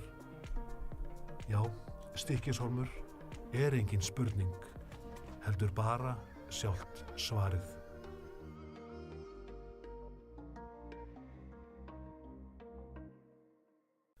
Stykkishólmur bæjarfélag sem á ekki sinn líka á landinu, staðsett í einstöku umhverfi á norðanverðu Snæfellsnesi í aðeins 2 tíma akstursfjarlægð frá Reykjavík, en sækir góðra og örugra samgangna þar á milli, má heita að samfélag fólksins í hólminum samin í kosti kyrrláts bæjar út hjá landi og iðandi mannlífsins á höfuðborgarsvæðinu. Já, hólmurinn aðeins í seilingarfjarlægð. Og hver sá sem fer þar verður snortinn af fagurri ásýnd bæjarins, ekki einasta vel varðveittum og sögufrægum húsunum sem standa á gömlum grunni uppi af skjólgóðri höfninni, heldur bæjarstæðið bæði einstakt og óviðjafnalegt út hjá vogskornu Þórsnesinu sem skagar út í ægifagran Breiðafjörð með óteljandi eyjarnar allt kring. Já, hér landið, allt og kynjar þess í hátíðarskapi. Stykkishólmur ekki einasta miðsvæðis á Snæfellsnesi, einni helstu náttúruparadís landsins, heldur þessi höfuðstaður Snæfellinga einstaklega vel í sveit settur á Vesturlandi, fyrir þá fjölmörgu sem vilja njóta ferðamöguleikana í öllum landsfjörðungnum, en óhætt að segja að þar fari saman þróttmikil þjónusta, einstakar áskoranir og alls konar afþreying. Já, þetta þekkja ferðalangar, íslenskir og erlendir, af góðu einu. En bærinn við eyjarnar tekur ekki bara vel á móti kröfuhörðu ferðafólki á ári hverju, heldur æ fleiri íbúum, jafnt einstaklingum og fjölskyldum sem kunna að meta það einstaklega háa þjónustustig sem Stykkishólmur státar svo mjög af á öllum stigum heilsugæslu, menntunar, íþrótta, frístundastarfs, verslunar, veitinga og afþreyingar af margvíslegu tagi. Já, hér kraftmikið, lifandi og gefandi samfélag að finna. Því fylgja líka einstök þægindi að búa í hæfilega stóru samfélagi þar sem allt í göngu færi og öflug þjónustan ávallt innan seilingar. Þetta þekkja barnafjölskyldur sem setjast hér að í öruggu umhverfi og njóta þess jafnt að sjá börnin sín blómstra og finna eigin kröftum farveg í störfum án staðsetningar eða á staðnum þar sem fjöldi atvinnumöguleika í boði. Já, geta nýtt tímann svo miklu betur með sínum nánustu og peninga heimilisins mikil ósköp, en verð á fasteignum mun hagstæðara í Stykkishólmi en á höfuðborgarsvæðinu þótt stutt sé þar á milli. Hitaveitan á sama verði, leikskólagjöldin sambærileg og á höfuðborgarsvæðinu. Hér gera því íbúarnir meira úr þeim fjármunum sem þeir afla sér en þekkist í helsta þéttbýli landsins. Já, því ekki að njóta lífsins, eiga tíman fyrir sig og afgang. Og það af þessum sökum sem Stykkishólmur í sókn, af því að þar fer saman kröftugt atvinnulíf og öflug þjónusta í einstöku umhverfi, aðeins steinsnar frá iðandi mannlífi og menningu höfuðborgarinnar, en hæfilega langt frá henni svo leiðindastressið megi fara lönd og leið. Því af hverju að bíða alla dag í umferðinni ef annað hægt. Já, það verður meira úr lífinu þegar þessara beggja kosta notið. Svo komdu vestur, í bæinn við eyjarnar, sem hefur verið byggð frá fyrstu tíð, en landnámsmenn höfðu svo mikinn átrúnað á helgi þessa svæðis að með eindæmum þótti. Það eftir öðru. Jafnvel vatnið hér slóðir hefur lækningamott. Já, og umhverfið allt og andrúmið eins og heimamenn hafa jafnan á orði, í bænum fagra, í sjálfum bakgarði borgarinnar. Já, Stykkishólmur engin spurning, heldur bara sjálft svarið.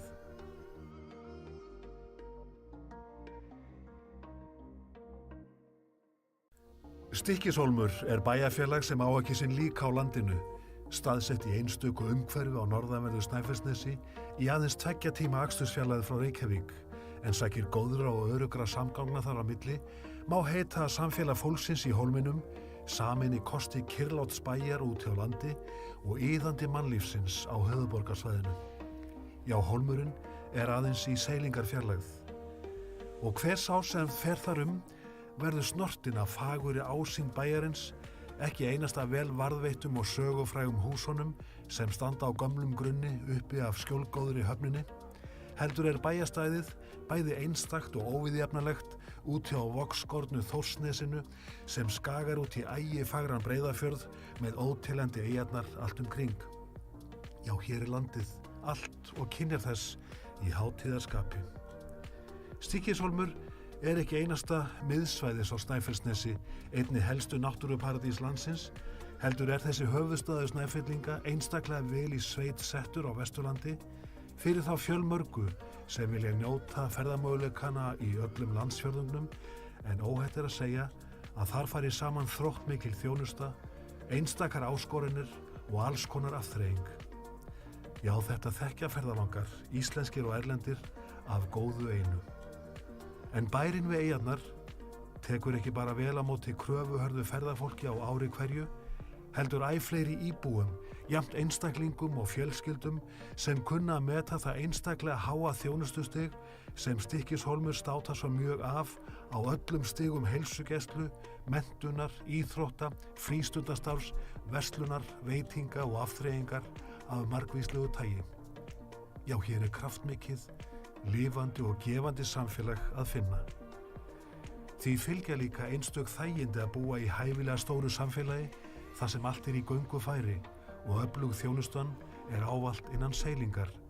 Þetta þekkja barnafjölskyldur sem setjast hér að í öruggu umhverfi og njóta þess jafnt að sjá börnin sín blómstra og finna eigin kröftum farveg í störfum án staðsetningar eða á staðnum þar sem fjöldi atvinnumöguleika í boði.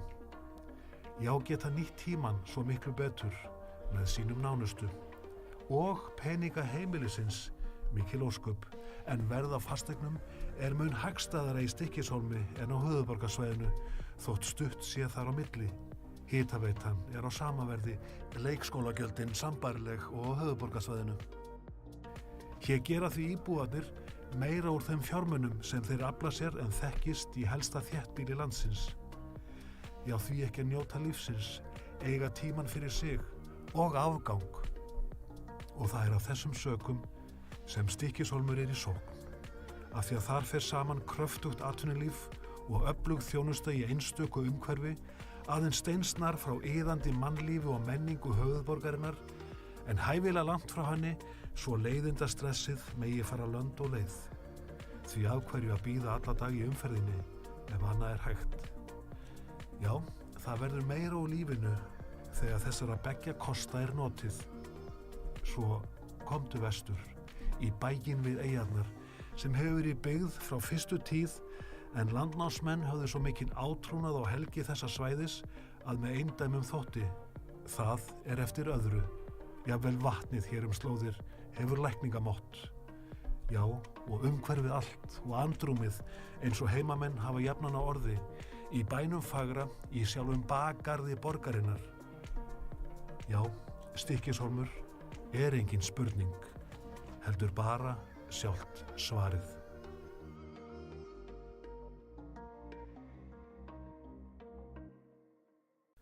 Stykkishólmur bæjarfélag sem á ekki sinn líka á landinu, staðsett í einstöku umhverfi á norðanverðu Snæfellsnesi í aðeins 2 tíma akstursfjarlægð frá Reykjavík, en sækir góðra og örugra samgangna þar á milli, má heita samfélag fólksins í hólminum, samin í kosti kyrrláts bæjar út hjá landi og iðandi mannlífsins á höfuðborgarsvæðinu.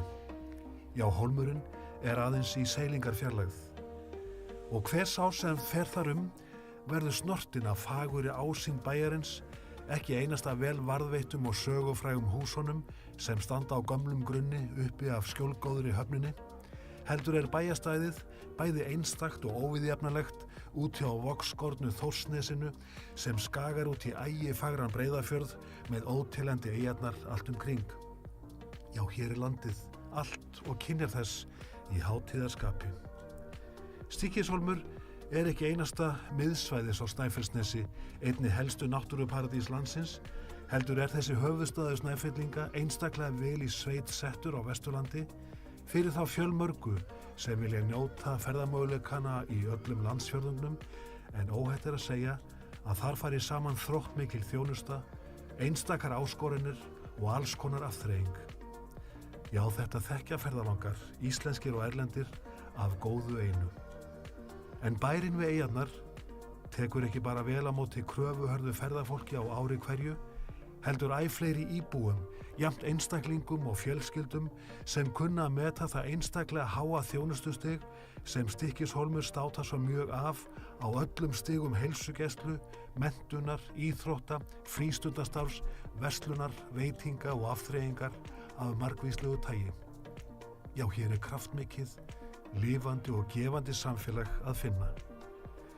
Því fylgja líka einstök þægindi að búa í hæfilega stóru samfélagi þar sem allt í göngufæri og öflug þjónustan ávallt innan seilingar. Þetta þekkja barnafjölskyldur sem setjast hér að í öruggu umhverfi og njóta þess jafnt að sjá börnin sín blómstra og finna eigin kröftum farveg í störfum án staðsetningar eða á staðnum þar sem fjöldi atvinnumöguleika í boði.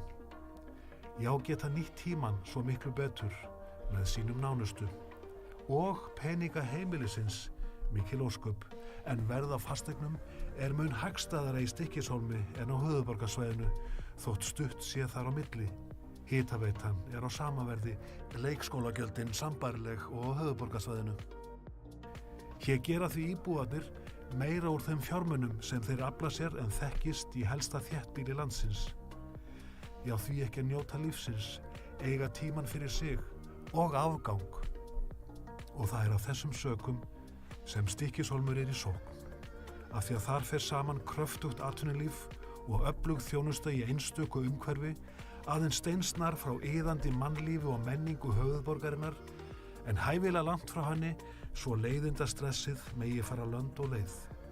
Því af hverju að bíða alla dag í umferðinni ef annað hægt.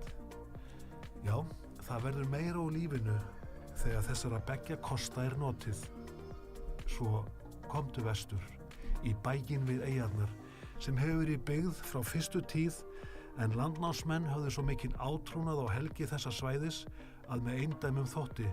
Það er eftir öðru. Jafnvel vatnið hér slóðir hefur lækningamátt. Já, og umhverfið allt og andrúmið eins og heimamenn hafa jafnan á orði, í bænum fagra, í sjálfum bakgarði borgarinnar. Já, Stykkishólmur er engin spurning, heldur bara sjálft svarið.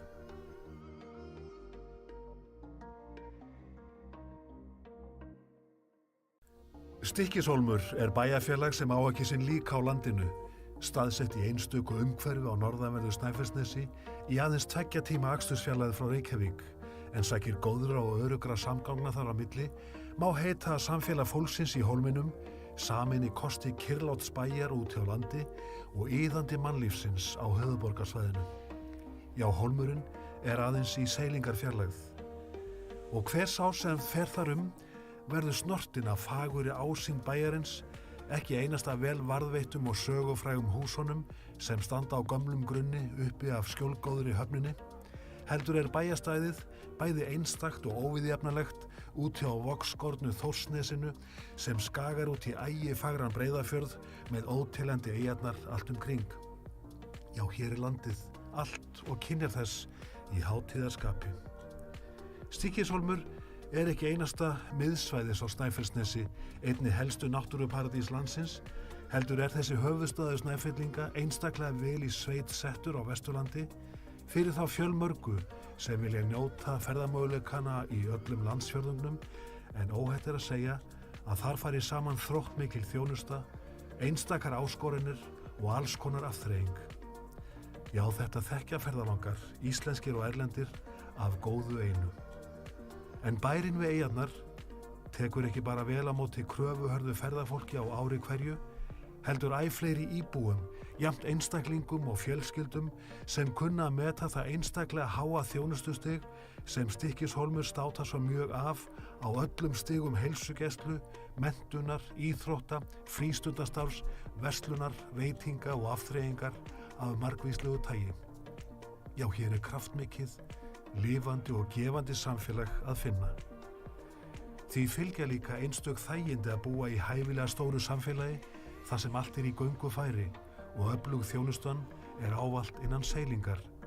Þetta þekkja barnafjölskyldur sem setjast hér að í öruggu umhverfi og njóta þess jafnt að sjá börnin sín blómstra og finna eigin kröftum farveg í störfum án staðsetningar eða á staðnum þar sem fjöldi atvinnumöguleika er í boði. Já, geta nýtt tímann svo miklu betur með sínum nánustu og peninga heimilisins mikil ósköp, en verð á fasteignum er mun hagstæðara í Stykkishólmi en á höfuðborgarsvæðinu þótt stutt sé þar á milli.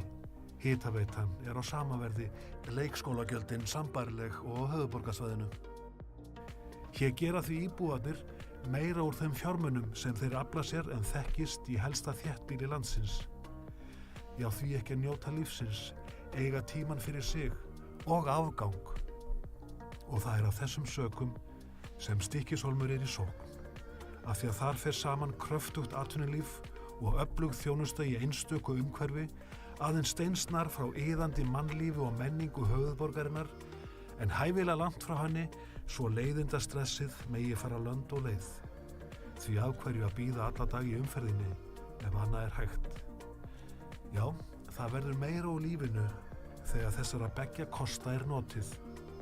Svo komdu vestur, í bæinn við eyjarnar, sem hefur verið byggð frá fyrstu tíð, en landnámsmenn höfðu svo mikinn átrúnað á helgi þessa svæðis að með eindæmum þótti. Það er eftir öðru. Jafnvel vatnið hér slóðir hefur lækningamátt. Já, og umhverfið allt og andrúmið eins og heimamenn hafa jafnan á orði, í bænum fagra, í sjálfum bakgarði borgarinnar. Já, Stykkishólmur er engin spurning, heldur bara sjálft svarið.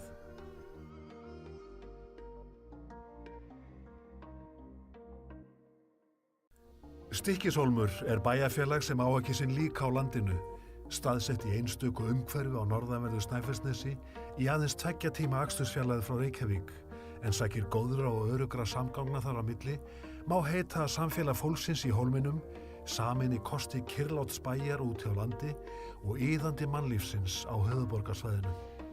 Já, Hólmurinn er aðeins í seilingarfjarlægð. Og hver sá sem fer þar verður snortinn af fagurri ásýnd bæjarins, ekki einasta vel varðveittum og sögufrægum húsunum sem standa á gömlum grunni uppi af skjólgóðri höfninni, heldur bæjarstæðið bæði einstakt og óviðjafnalegt út hjá vogskornu Þórsnesinu sem skagar út í ægifagran Breiðafjörð með óteljandi eyjarnar allt kring.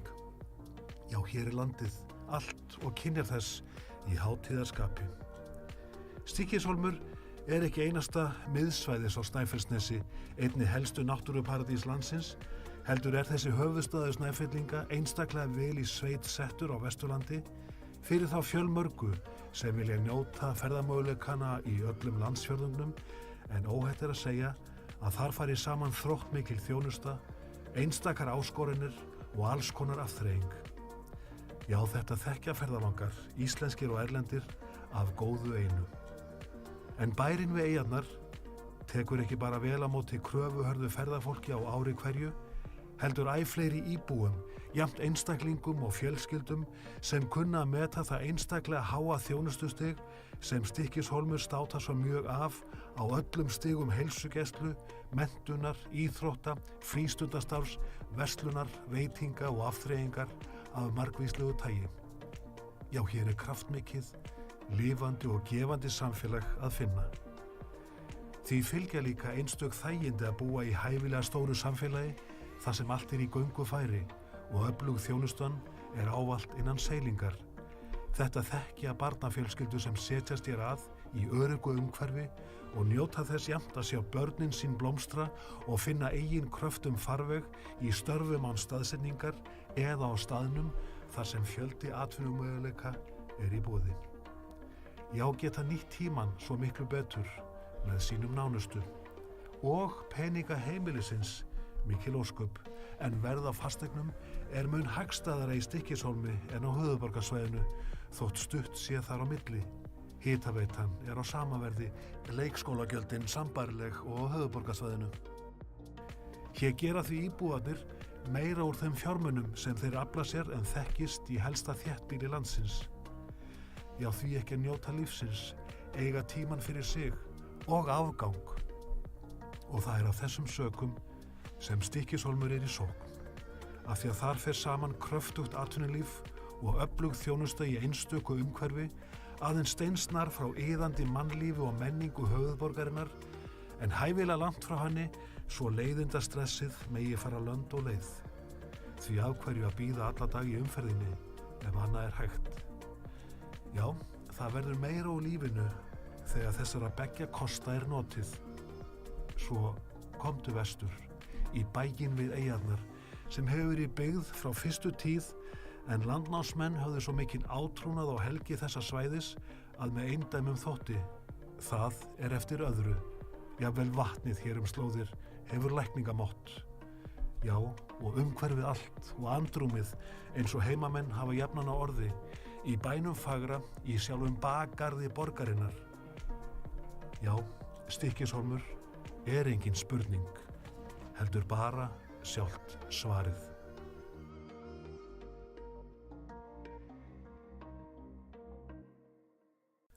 Stykkishólmur er bæjarfélag sem á ekki sinn líka á landinu, staðsett í einstöku umhverfi á norðanverðu Snæfellsnesi í aðeins 2 tíma akstursfjarlægð frá Reykjavík, en sækir góðra og örugra samgangna þar á milli, má heita að samfélag fólksins í Hólminum, samin í kosti kyrrláts bæjar út hjá landi og iðandi mannlífsins á höfuðborgarsvæðinu. Já, Hólmurinn er aðeins í seilingarfjarlægð. Og hver sá sem fer þar verður snortinn af fagurri ásýnd bæjarins, ekki einasta vel varðveittum og sögufrægum húsunum sem standa á gömlum grunni uppi af skjólgóðri höfninni, heldur bæjarstæðið bæði einstakt og óviðjafnalegt út hjá vogskornu Þórsnesinu sem skagar út í ægifagran Breiðafjörð með óteljandi eyjarnar allt kring. Já, hér er landið, allt og kynjar þess í hátíðarskapi.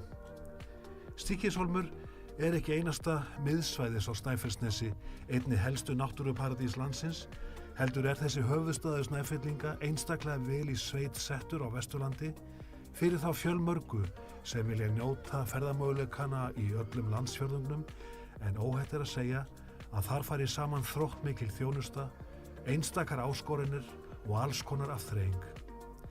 Já, þetta þekkja ferðalangar, íslenskir og erlendir, af góðu einu. En bærinn við eyjarnar tekur ekki bara vel á móti kröfuhörðu ferðafólki á ári hverju, heldur æ fleiri íbúum, jafnt einstaklingum og fjölskyldum sem kunna að meta það einstaklega háa þjónustustig sem Stykkishólmur státar svo mjög af á öllum stigum heilsugæslu, menntunar, íþrótta, frístundastarfs, verslunar, veitinga og afþreyingar af margvíslegu tagi. Já, hér kraftmikið, lifandi og gefandi samfélag að finna. Því fylgja líka einstök þægindi að búa í hæfilega stóru samfélagi þar sem allt í göngufæri og öflug þjónustan ávallt innan seilingar. Þetta þekkja barnafjölskyldu sem setjast hér að í öruggu umhverfi og njóta þess jafnt að sjá börnin sín blómstra og finna eigin kröftum farveg í störfum án staðsetningar eða á staðnum þar sem fjöldi atvinnumöguleika í boði. Já, geta nýtt tímann svo miklu betur með sínum nánustu og peninga heimilisins mikil ósköp, en verð á fasteignum mun hagstæðara í Stykkishólmi en á höfuðborgarsvæðinu þótt stutt sé þar á milli. Hitaveitan á sama verði, leikskólagjöldin sambærileg og á höfuðborgarsvæðinu. Hér gera því íbúarnir meira úr þeim fjármunum sem þeir afla sér en þekkist í helsta þéttbýli landsins. Já, því ekki að njóta lífsins, eiga tímann fyrir sig og afgang. Og það af þessum sökum sem Stykkishólmur í sókn, af því að þar fer saman kröftugt atvinnulíf og öflug þjónusta í einstöku umhverfi, aðeins steinsnar frá iðandi mannlífi og menningu höfuðborgarinnar, en hæfilega langt frá henni svo leiðindastressið megi fara lönd og leið. Því af hverju að bíða alla dag í umferðinni ef annað hægt. Já, það verður meira úr lífinu þegar þessara beggja kosta notið. Svo komdu vestur, í bæinn við eyjarnar sem hefur verið byggð frá fyrstu tíð, en landnámsmenn höfðu svo mikinn átrúnað á helgi þessa svæðis að með eindæmum þótti. Það eftir öðru. Jafnvel vatnið hér slóðir hefur lækningamátt. Já, og umhverfið allt og andrúmið eins og heimamenn hafa jafnan á orði, í bænum fagra, í sjálfum bakgarði borgarinnar. Já, Stykkishólmur engin spurning, heldur bara sjálft svarið.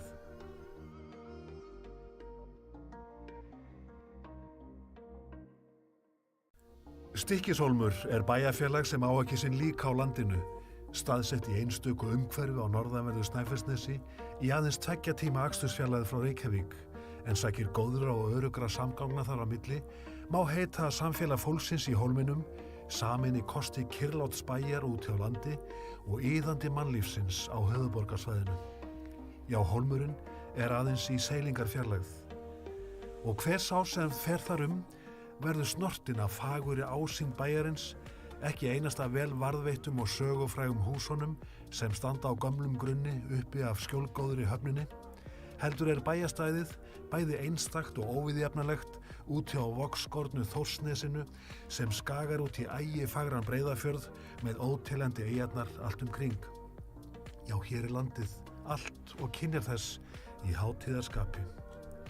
Stykkishólmur ekki einasta miðsvæðis á Snæfellsnesi, einni helstu náttúruparadís landsins, heldur þessi höfuðstaður Snæfellinga einstaklega vel í sveit settur á Vesturlandi fyrir þá fjölmörgu sem vilja njóta ferðamöguleikana í öllum landsfjörðungnum, en óhætt að segja að þar fari saman þróttmikil þjónusta, einstakar áskoranir og alls konar afþreying. Já, þetta þekkja ferðalangar, íslenskir og erlendir, af góðu einu.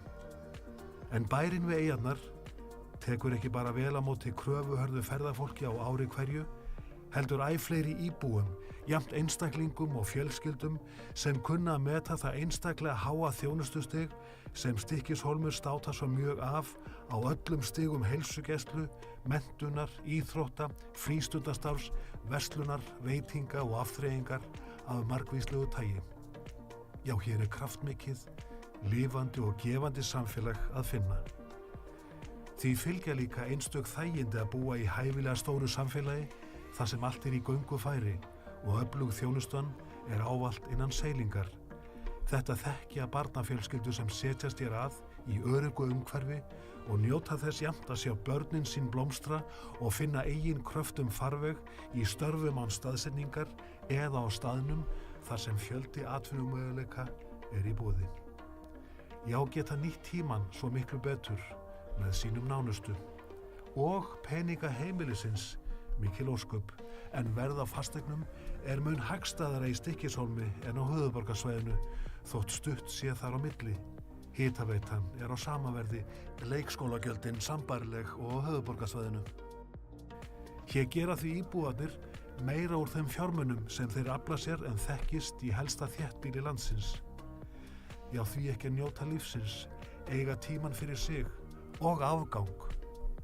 Og það er af þessum sökum sem Stykkishólmur er í sókn. Af því að þar fer saman kröftugt atvinnulíf og öflug þjónusta í einstöku umhverfi, aðeins steinsnar frá iðandi mannlífi og menningu höfuðborgarinnar, en hæfilega langt frá henni svo leiðindastressið megi fara lönd og leið. Því af hverju að bíða alla dag í umferðinni ef annað er hægt. Já, það verður meira úr lífinu þegar þessara beggja kosta er notið.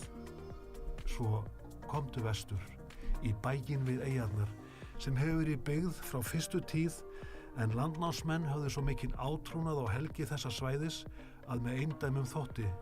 Það er eftir öðru. Jafnvel vatnið hér slóðir hefur lækningamátt. Já, og umhverfið allt og andrúmið eins og heimamenn hafa jafnan á orði, í bænum fagra, í sjálfum bakgarði borgarinnar. Já, Stykkishólmur er engin spurning, heldur bara sjálft svarið.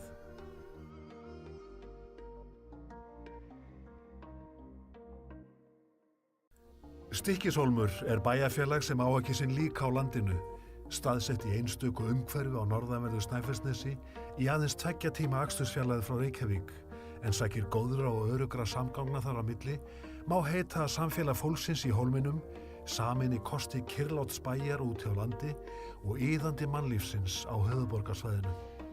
Já, hólmurinn er aðeins í seilingarfjarlægð.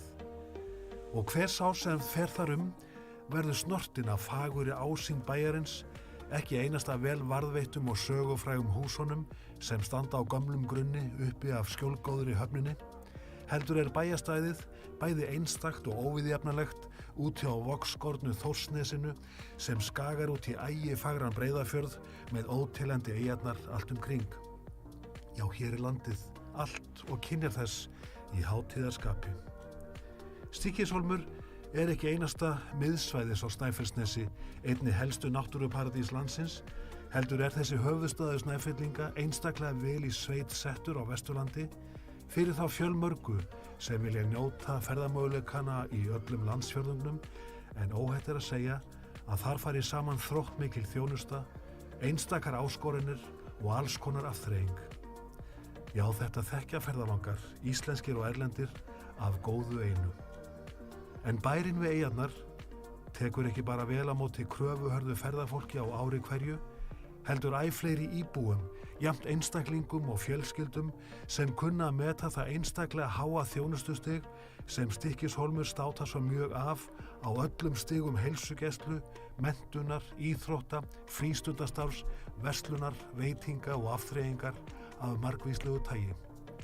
Já, hér er kraftmikið, lifandi og gefandi samfélag að finna. Því fylgja líka einstök þægindi að búa í hæfilega stóru samfélagi þar sem allt er í göngu færi og öflug þjónustan er ávallt innan seilingar.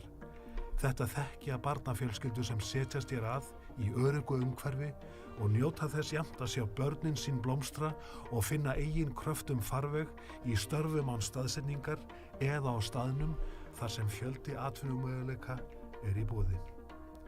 Já, geta nýtt tímann svo miklu betur með sínum nánustu og peninga heimilisins mikil ósköp, en verð á fasteignum er mun hagstæðara í Stykkishólmi en á höfuðborgarsvæðinu þótt stutt sé þar á milli. Hitaveitan er á sama verði, leikskólagjöldin sambærileg og á höfuðborgarsvæðinu. Hér gera því íbúarnir meira úr þeim fjármunum sem þeir afla sér en þekkist í helsta þéttbýli landsins. Já, því ekki að njóta lífsins, eiga tíman fyrir sig og afgang.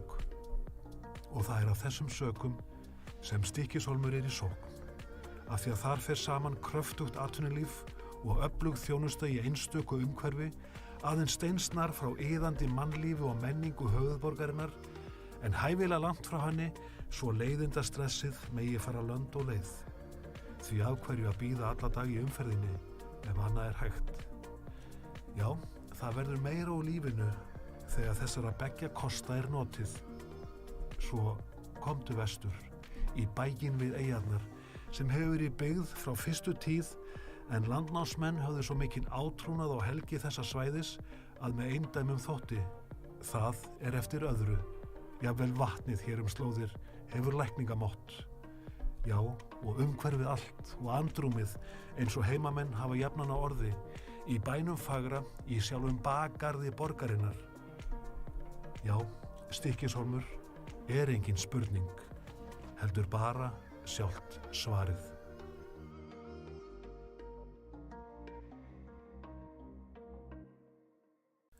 Stykkishólmur er bæjarfélag sem á ekki sinn líka á landinu, staðsett í einstöku umhverfi á norðanverðu Snæfellsnesi í aðeins 2 tíma akstursfjarlægð frá Reykjavík, en sækir góðra og öruggra samgangna þar á milli, má heita að samfélag fólksins í hólminum, samin í kosti kyrrláts bæjar út hjá landi og iðandi mannlífsins á höfuðborgarsvæðinu.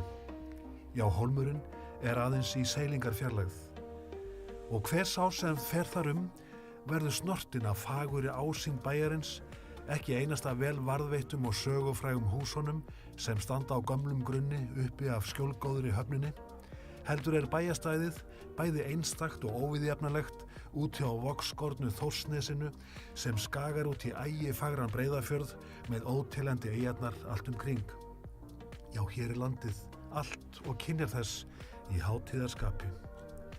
Stykkishólmur er ekki einasta miðsvæðis á Snæfellsnesi, einni helstu náttúruparadís landsins, heldur er þessi höfuðstaður Snæfellinga einstaklega vel í sveit settur á Vesturlandi fyrir þá fjölmörgu sem vilja njóta ferðamöguleikana í öllum landsfjörðungnum, en óhætt er að segja að þar fari saman þróttmikil þjónusta, einstakar áskoranir og alls konar afþreying. Já, þetta þekkja ferðalangar, íslenskir og erlendir, af góðu einu.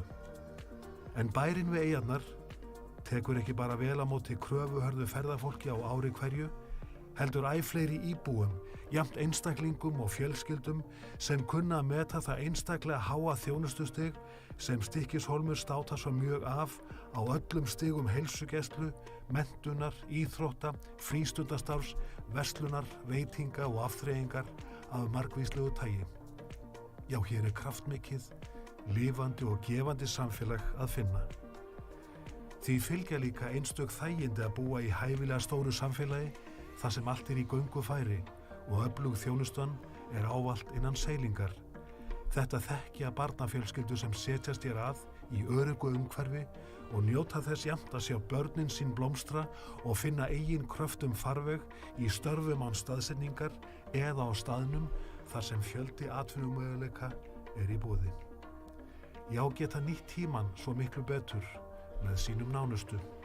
Og peninga heimilisins mikil ósköp, en verð á fasteignum er mun hagstæðara í Stykkishólmi en á höfuðborgarsvæðinu, þótt stutt sé þar á milli.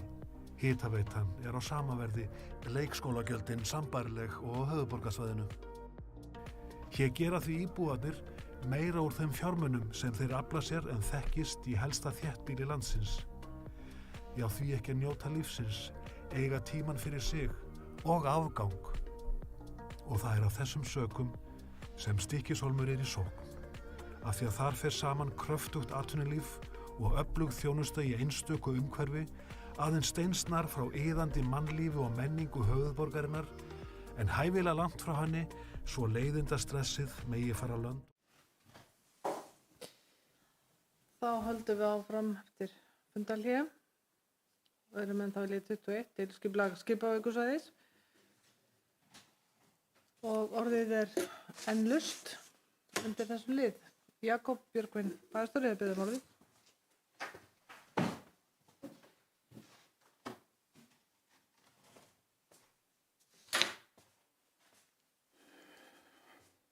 Forseti.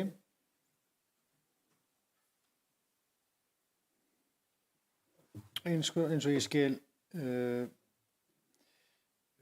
breytingar að viðbóta til í listans og þá fyrir hún það í sér að reyna að nefna það í lýsingunni að það sé þangvinnsla hugsanlega á svæðinu, mögulega eða fyrirhuguð.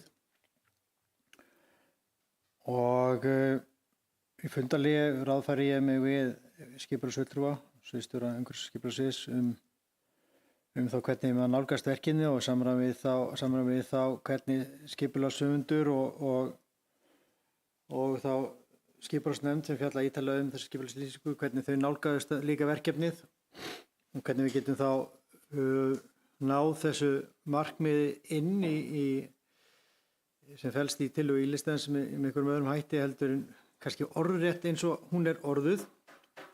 Og ég þá legg fram þá þessa breytingartillögu hér sem orðast með þessum hætti.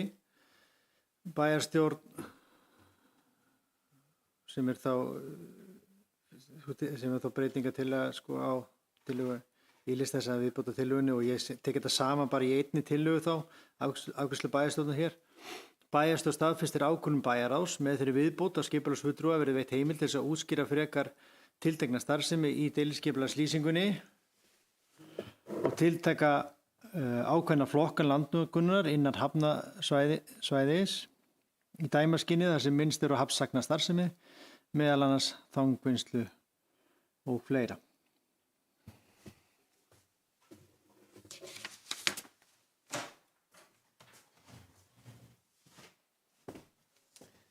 Takk fyrir þetta, Jakob.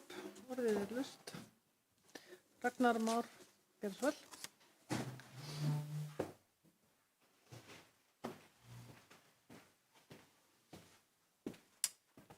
Forseti, ágætu bæjarfulltrúar, í grunninn er þetta kannski mjög svipuð tillaga og við vorum að koma með en við getum svo sem alveg fallist á þessa tillögu ef að það mun standa í henni þangvinnslu með alltaf 5.000 tonnum á ári. Þangvinnslu á 5.000 tonnum á ári á svæðinu. Þannig að það kom alveg skýrt fram hversu mikið umfang er í gangi þarna, þannig að það sé nú ekki verið að blanda þessari þangvinnslu, eins og maður vilja kalla það, sem að Símon Sturluson rekur þarna á svæðinu. Þannig að, já, við getum samþykkt þessa tillögu ef að þessum 5.000 tonum er bætt inn í, að öðru leyti höldum við okkur við okkar tillögu. Takk. Takk fyrir þetta, Ragnar. Orðið er lust.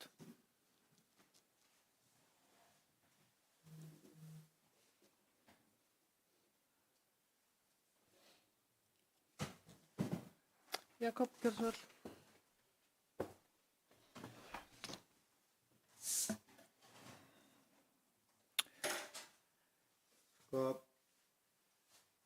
Hérna eru við, skipulagsferli er mjög viðkvæmt ferli og er flókið mörguleyti.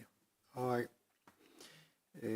svona skipulagslýsingar tekur tíma að vinna og það er búið að liggja yfir henni af aðeins sem vel til þekkja við vinnu svona skipulagslýsingar, bæði skipulagsráðgjafi og skipulagsfulltrúi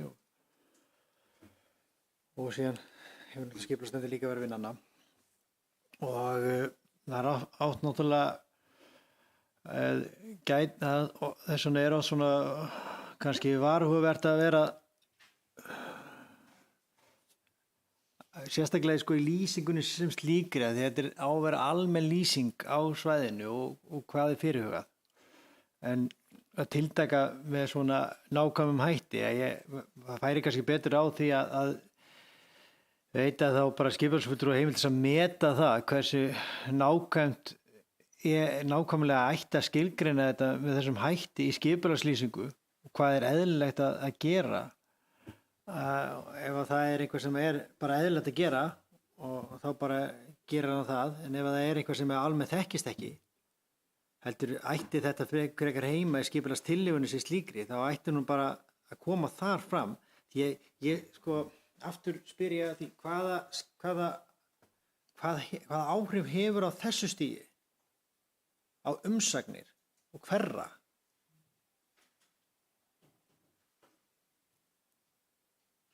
Ég hef ekki heyrt sko neitt það á hvaða umsagnar aðalega þetta geti þá, hvaða umsagnar aðalega geta sem umræðir geta þá breytt sinni afstöðu til málsins, hvort þetta sé 5.000 tonn eða 1.000 tonn. Vilja aðilar takmarka alltaf 5.000 tonn en 6.000 tonn eða bara veit ekki á hverju ætti að taka þetta sérstaklega fram í skipulagslýsingunni sko. En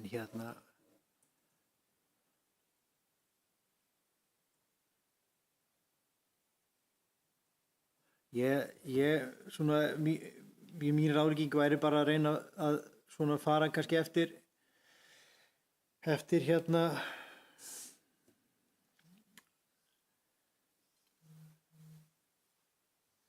mati skipulags sko fulltrúa í þessum efnum og vera ekki að tildaka með nákvæmum hætti, en veit henni þá kannski ákveði svigrúm til þess að gera það og bæta þá við þessa breytingatillögu og fleira sem að skipulagsfulltrúi telur þurfa að taka fram í þessu sambandi.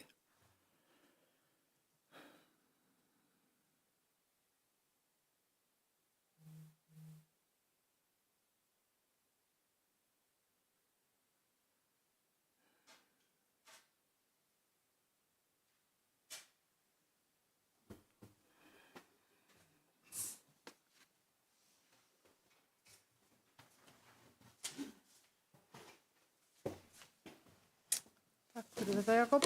Orðið er enn laust. Undir lið 21. Ragnar Már Geirsson.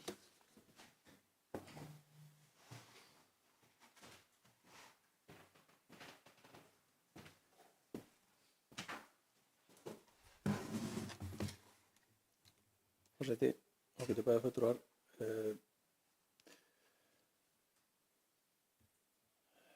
tilgangurinn er náttúrulega fyrst og fremst sá að umsagnarinn hafi þetta í höndunum. Bara svo ég tæki svona lítið dæmi, þá erum við nýbúin að vinna deiliskipulag fyrir verkefni út á Nesi, Snæfellsbæ, og þar er tekið bara mjög skýrt fram í lýsingunni hvað er verið að fara að gera, hver fjöldi ferðamanna er áætlaður á svæðinu, gerði ítarleg gróðugreining og alls konar dóttir í kringum þetta. Þetta er bara í lýsingunni. Þannig að ég held að við ættum bara að, ég meina, ef að H-listinn vill hafa aðra tillögu, þá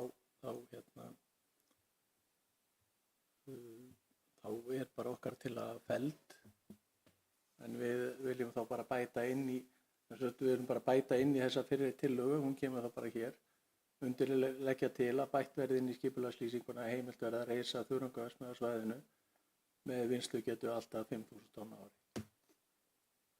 Og ég held að við þurfum ekkert að vera að þrasa neitt meir það, menn annað hvort er hún bara samþykkt eða felld og þá kemur þá þessi tillaga frá H-listanum.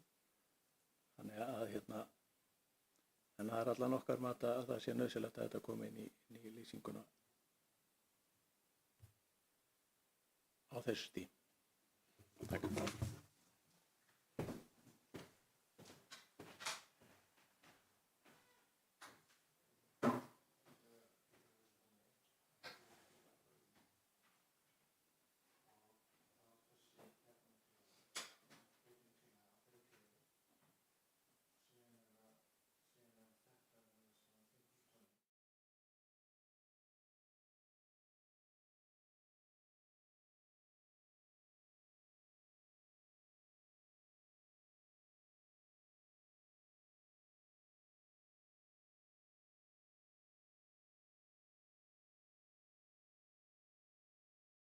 Hlé.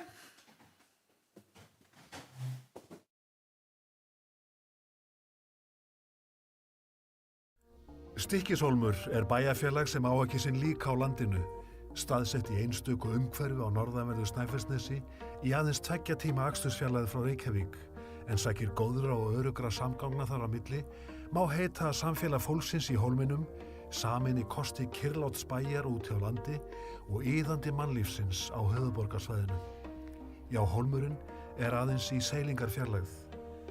Og hver sá sem fer þar verður snortinn af fagurri ásýnd bæjarins, ekki einasta vel varðveittum og sögufrægum húsunum sem standa á gömlum grunni uppi af skjólgóðri höfninni, heldur er bæjarstæðið bæði einstakt og óviðjafnalegt úti á vogskornu Þórsnesinu sem skagar út í ægifagran Breiðafjörð með óteljandi eyjarnar allt kring. Já, hér er landið, allt og kynjar þess í hátíðarskapi. Stykkishólmur er ekki einasta miðsvæðis á Snæfellsnesi, einni helstu náttúruparadís landsins, heldur er þessi höfuðstaður Snæfellinga einstaklega vel í sveit settur á Vesturlandi fyrir þá fjölmörgu sem vilja njóta ferðamöguleikana í öllum landsfjörðungnum, en óhætt er að segja að þar fari saman þróttmikil þjónusta, einstakar áskoranir og alls konar afþreying. Já, þetta þekkja ferðalangar, íslenskir og erlendir, af góðu einu. En bærinn við eyjarnar tekur ekki bara vel á móti kröfuhörðu ferðafólki á ári hverju, heldur æ fleiri íbúum, jafnt einstaklingum og fjölskyldum sem kunna að meta það einstaklega háa þjónustustig sem Stykkishólmur státar svo mjög af á öllum stigum heilsugæslu, menntunar, íþrótta, frístundastarfs, verslunar, veitinga og afþreyingar af margvíslegu tagi. Já, hér er kraftmikið, lifandi og gefandi samfélag að finna. Því fylgja líka einstök þægindi að búa í hæfilega stóru samfélagi þar sem allt er í göngu færi og öflug þjónustan er ávallt innan seilingar. Þetta þekkja barnafjölskyldur sem setjast hér að í öruggu umhverfi og njóta þess jafnt að sjá börnin sín blómstra og finna eigin kröftum farveg í störfum án staðsetningar eða á staðnum þar sem fjöldi atvinnumöguleika er í boði. Já, geta nýtt tímann svo miklu betur með sínum nánustu og peninga heimilisins mikil ósköp, en verð á fasteignum er mun hagstæðara í Stykkishólmi en á höfuðborgarsvæðinu þótt stutt sé þar á milli. Hitaveitan er á sama verði, leikskólagjöldin sambærileg og á höfuðborgarsvæðinu. Hér gera því íbúarnir meira úr þeim fjármunum sem þeir afla sér en þekkist í helsta þéttbýli landsins. Já, því ekki að njóta lífsins, eiga tímann fyrir sig og afgang. Og það er af þessum sökum sem Stykkishólmur er í sókn, af því að þar fer saman kröftugt atvinnulíf og öflug þjónusta í einstöku umhverfi, aðeins steinsnar frá iðandi mannlífi og menningu höfuðborgarinnar, en hæfilega langt frá henni svo leiðindastressið megi fara lönd og leið. Því af hverju að bíða alla dag í umferðinni ef annað er hægt. Já, það verður meira úr lífinu þegar þessara beggja kosta er notið. Svo komdu vestur, í bæinn við eyjarnar, sem hefur verið byggð frá fyrstu tíð, en landnámsmenn höfðu svo mikinn átrúnað á helgi þessa svæðis að með eindæmum þótti. Það er eftir öðru. Jafnvel vatnið hér slóðir hefur lækningamátt. Já, og umhverfið allt og andrúmið eins og heimamenn hafa jafnan á orði, í bænum fagra, í sjálfum bakgarði borgarinnar. Já, Stykkishólmur er engin spurning, heldur bara sjálft svarið.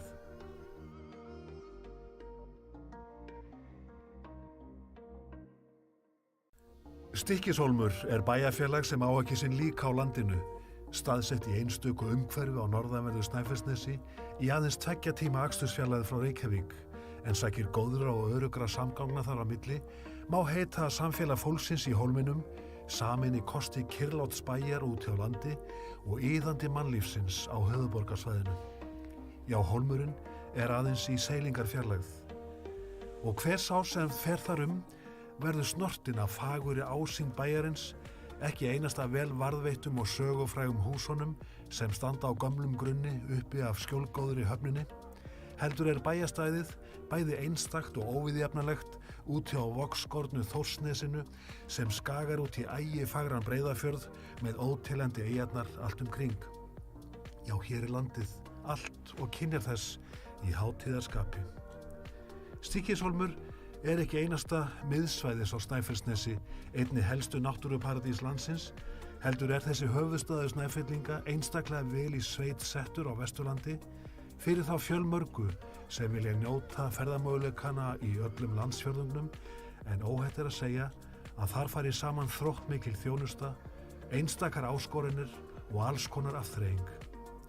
Já, þetta þekkja ferðalangar, íslenskir og erlendir, af góðu einu. En bærinn við eyjarnar tekur ekki bara vel á móti kröfuhörðu ferðafólki á ári hverju, heldur æ fleiri íbúum, jafnt einstaklingum og fjölskyldum sem kunna að meta það einstaklega háa þjónustustig sem Stykkishólmur státar svo mjög af á öllum stigum heilsugæslu, menntunar, íþrótta, frístundastarfs, verslunar, veitinga og afþreyingar af margvíslegu tagi. Já, hér er kraftmikið, lifandi og gefandi samfélag að finna. Því fylgja líka einstök þægindi að búa í hæfilega stóru samfélagi þar sem allt er í göngufæri og öflug þjónustan er ávallt innan seilingar. Þetta þekkja barnafjölskyldur sem setjast hér að í öruggu umhverfi og njóta þess jafnt að sjá börnin sín blómstra og finna eigin kröftum farveg í störfum án staðsetningar eða á staðnum þar sem fjöldi atvinnumöguleika er í boði. Já, geta nýtt tímann svo miklu betur með sínum nánustu og peninga heimilisins mikil ósköp, en verð á fasteignum er mun hagstæðara í Stykkishólmi en á höfuðborgarsvæðinu þótt stutt sé þar á milli. Hitaveitan er á sama verði, leikskólagjöldin sambærileg og á höfuðborgarsvæðinu. Hér gera því íbúarnir meira úr þeim fjármunum sem þeir afla sér en þekkist í helsta þéttbýli landsins. Já, því ekki að njóta lífsins, eiga tíman fyrir sig og afgang. Og það er af þessum sökum sem Stykkishólmur er í sókn, af því að þar fer saman kröftugt atvinnulíf og öflug þjónusta í einstöku umhverfi, aðeins steinsnar frá iðandi mannlífi og menningu höfuðborgarinnar, en hæfilega langt frá henni svo leiðindastressið megi fara lönd og leið. Því af hverju að bíða alla dag í umferðinni ef annað er hægt. Já, það verður meira úr lífinu þegar þessara beggja kosta er notið. Svo komdu vestur, í bæinn við eyjarnar, sem hefur verið byggð frá fyrstu tíð, en landnámsmenn höfðu svo mikinn átrúnað á helgi þessa svæðis að með eindæmum þótti. Það er eftir öðru. Jafnvel vatnið hér slóðir hefur lækningamátt. Já, og umhverfið allt og andrúmið eins og heimamenn hafa jafnan á orði, í bænum fagra, í sjálfum bakgarði borgarinnar. Já, Stykkishólmur er engin spurning, heldur bara sjálft svarið.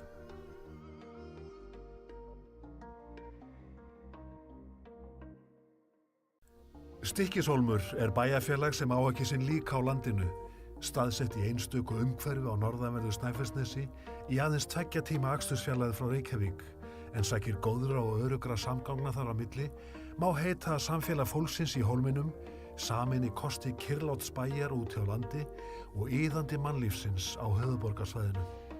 Já, hólmurinn er aðeins í seilingarfjarlægð. Og hver sá sem fer þar verður snortinn af fagurri ásýnd bæjarins, ekki einasta vel varðveittum og sögufrægum húsunum sem standa á gömlum grunni uppi af skjólgóðri höfninni, heldur er bæjastæðið bæði einstakt og óviðjafnalegt úti á vogskornu Þórsnesinu sem skagar út í ægifagran Breiðafjörð með óteljandi eyjarnar allt kring. Já, hér er landið, allt og kynjar þess í hátíðarskapi. Stykkishólmur er ekki einasta miðsvæðis á Snæfellsnesi, einni helstu náttúruparadís landsins, heldur er þessi höfuðstaður Snæfellinga einstaklega vel í sveit settur á Vesturlandi fyrir þá fjölmörgu sem vilja njóta ferðamöguleikana í öllum landsfjörðungnum, en óhætt er að segja að þar fari saman þróttmikil þjónusta, einstakar áskoranir.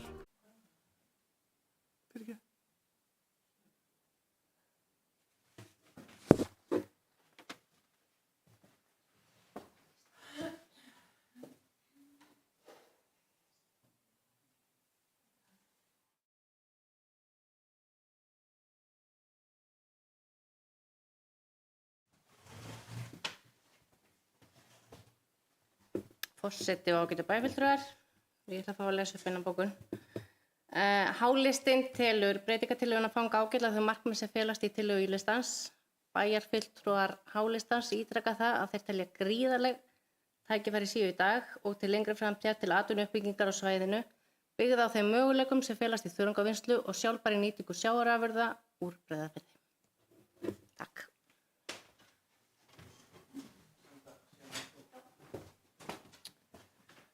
Takk fyrir þetta, Þórhildur, bæjarfulltrúi Hálista. Og orðið er enn laust undir lið 21.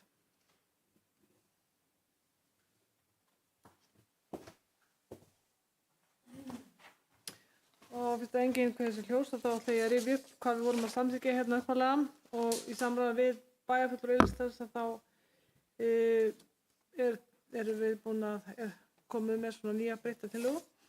En ef ég lesi hérna bæjarráð samþykkti á 7. fundi sínum í fyrirliggjandi fyrir sitt leyti og lagði til bæjarstjórn að samþykkja tillögu að skipulagslýsingu fyrir breytingu á aðskipulagi Stykkishólms 2002-2022 samkvæmt 1. málsgrein 30. grein skipulagslaga nr. 123/2010 vegna hafnarsvæðis við Skipaveg og tillögu á deiliskipulagi samkvæmt 1. málsgrein 40. grein skipulagslaga nr. 123/2010 fyrir sama svæði sem unnið verður samhliða aðskipulagsbreytingunni og að fela skipulagsfulltrúa að kynna lýsingunni í samræmi við skipulagslög og leita umsagnar Skipulagsstofnunar, Heilbrigðiseftirlits Vesturlands og annarra lögboðinna umsagnaraðila. Afgreiðsla bæjarráðs er lögð hér fram til staðfestingar í bæjarstjórn og tillaga Y-listans er að undirrita leggja til að bætt verði í skipulagslýsinguna að heimilt verði að reisa þörungaverksmiðju með vinnslu allt að 5.000 tonn á svæðinu. Hverjir samþykkja þessa viðbót, þessa tillögu við afgreiðslu bæjarráðs? Hverjir eru samþykkið þessu? Hverjir eru á móti? Og það eru 3 með og 4 á móti. Þá lesi ég tillögu bæjarstjóra.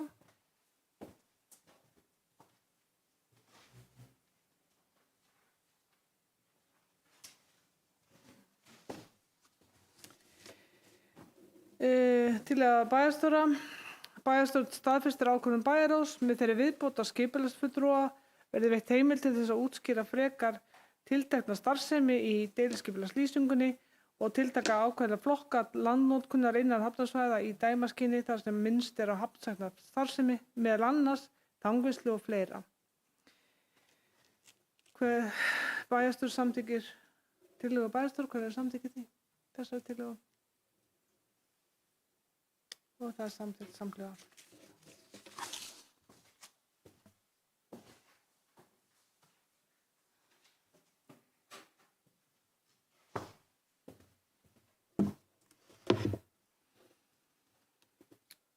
Þá er komið að lið 22, Hjallatangi 48. Lagt er til að lóðin Hjallatangi 48 verði auglýst laus til úthlutunar. Bæjarráð samþykkti á 7. fundi sínum að auglýsa Hjallatanga 48 lausa til úthlutunar og afgreiðsla bæjarráðs er lögð hér fram til staðfestingar í bæjarstjórn. Orðið er laust undir lið 22. Enginn hefur hvað sér ljós. Hver er samþykkið þessari afgreiðslu bæjarráðs? Hver er samþykkið þessari afgreiðslu? Og það er samþykkt samhliða.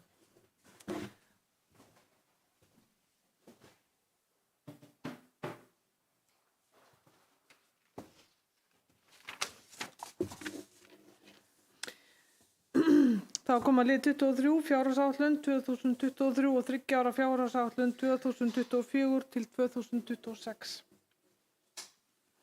Fjárhagsáætlun sveitarfélagsins var lögð fram til fyrri umræðu á 5. fundi bæjarstjórnar þann 27. október 2022. Á sama fundi voru lögð fram drög að gjaldskrám fyrir árið 2023.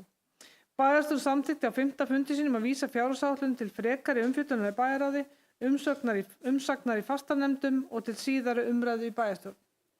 Fyrir bæjarstjórn eru lögð fram til síðari umræðu fjárhagsáætlun sameinaðs sveitarfélags Stykkishólmsbæjar og Helgafellssveitar 2023 og 3 ára fjárhagsáætlun 2024 til 2026 ásamt gjaldskrám sameinaðs sveitarfélags fyrir árið 2023. Þá eru lagðar fram umsögnir fastanefnda fjárhagsáætlun og gjaldskrár sveitarfélagsins ásamt samantekt sem byggð er á fjárhagsáætlun 2023 til 2026. Bæjarstjóri hefur beðið orðið.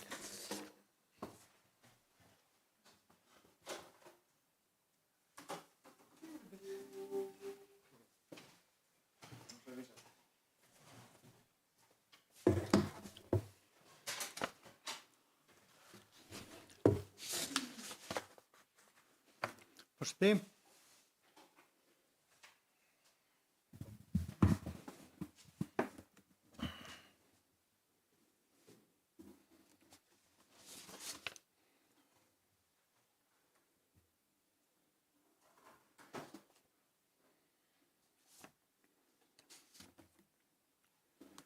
Forseti og ágætu bæjarfulltrúar.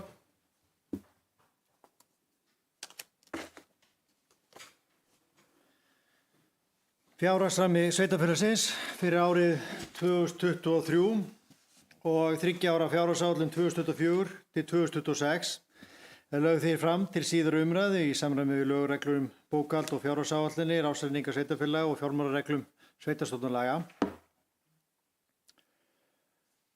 Þessi fjárhagsáætlun og svo þessi fjárhagsrammi og svo þessi 3 ára áætlun 2024 til 2026 er unnin út frá fyrirliggjandi forsendum og markmiðum og hefur þeim með óorðnum breytingum verið fylgt við vinnu við gerð fjárhagsáætlunar. Svona til þess að ná utan heildarmyndina þá eru íbúar sameinaðs sveitarfélags núna 1308 frá og með þá 2. desember. Við erum með 159 starfsmenn, þar af 19 slökkviliðsmenn og stöðugildi sveitarfélagsins eru 106 núna. Við höfum fækkað náttúrulega umtalsvert á milli ára. Það er að segja ef maður ber saman stöðugildi Stykkishólmsbæjar við stöðugildi hins sameinaða sveitarfélags og skýringi það er eins og bæjarfulltrúar þekkja og flestir íbúar það er vegna yfirtöku Heilbrigðisstofnunar Vesturlands á hjúkrunarheimilinu frá með 1. júní síðastliðnum. Og þetta er sem sagt fyrsta fjárhagsáætlun sameinaðs sveitarfélags og svona til fróðleiks þá af þessum stöðugildum sem að sveitarfélag með 106 stöðugildi þá eru held ég svona 65-70% af þessum stöðugildum í skólastofnunum. Þannig að það gefur vísbendingu það hversu stór hluti af rekstri sveitarfélagsins er í fræðslumál. Meðan að næstu stofnanir eftir eru íþróttamiðstöð með 8 stöðugildi, bæjarskrifstofa 6 til 7 eða eftir hvernig þú skilgreinir tómstundafulltrúa, Landsbankasafnið með 1 og áhaldahús með 3-4 fyrir eftir við hvað við miða við. En þetta eru auðvitað langstæðstu stofnanirnar hjá okkur eru í leikskóla og grunnskóla og hérna sjáum við þá yfirlitið yfir þessar stofnanir sem þið þekkið og það er þessar fræðslustofnanir sem koma fyrst sem eru þá með fjármagni sem fer í þessar 3 stofnanir eða þessi fræðslumál eru þá svona nokkurn veginn það sama og útsvarstekjur sveitarfélagsins eru kringum 800 milljónir og síðan erum við með samstarf embætti skipulags- og byggingafulltrúa með Grundarfjarðarbæ og Eyjamikluhrepp og samrekstur í gegnum byggðasamla. En formlegur undirbúningur af fjárhagsáætlun hófst svona eftir sumarleyfi og þungin að þeirri vinnu var í þessum undirbúningi var í ágúst og september, inn í október. Það tók ákveðnum breytingum forsendurnar við milli umræðna meðal annars vegna nýrrar þjóðhagsspár og breytingar á áætlun fjárfestingum. Forsendurnar taka mið af ytri áhættum svo sem verðbólgu, almennri stöðu í atvinnumálum og öðrum óvissuþáttum. Af stærsta hluta eru forsendur miðaðar við þjóðhagsspá Hagstofu Íslands og tekið mið af minnisblaði Sambands íslenskra sveitarfélaga forsendur fjárhagsáætlana, líkt og önnur sveitarfélög gera. Þá er tekið tillit til staðbundinna þátta og þetta mótar þennan ramma sem við vinnum við gerð áætlunar, hvort sem það er rekstur, sjóðstreymi eða efnahagur og fjárfestingar.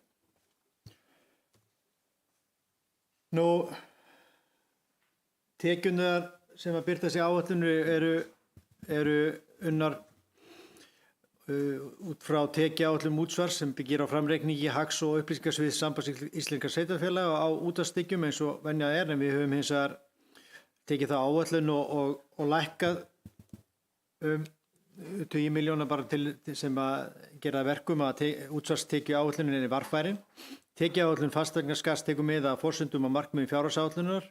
Þar að leiðandi fyrir geti fasteignamati og síðan eru áætlun framlög jöfnunarsjóðs.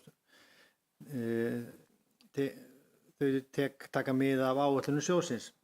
Þannig að þetta eru kannski þessi tekjuáætlun sem að snýra skatttekjunum sem allur stæðst í þátturinn í þá tekjuhlið sveitarfélagsins og síðan eru aðrar tekjur sem eru þá aðalega þá hækkanir og gjaldskrám og hvernig gjaldskrár koma til með að líta út og síðan gattin gera gjöld. Og ef við fyrir svona yfir í rekstrargjöldin og þá þjónustumarkmiðin á sama tíma þá er þau unnin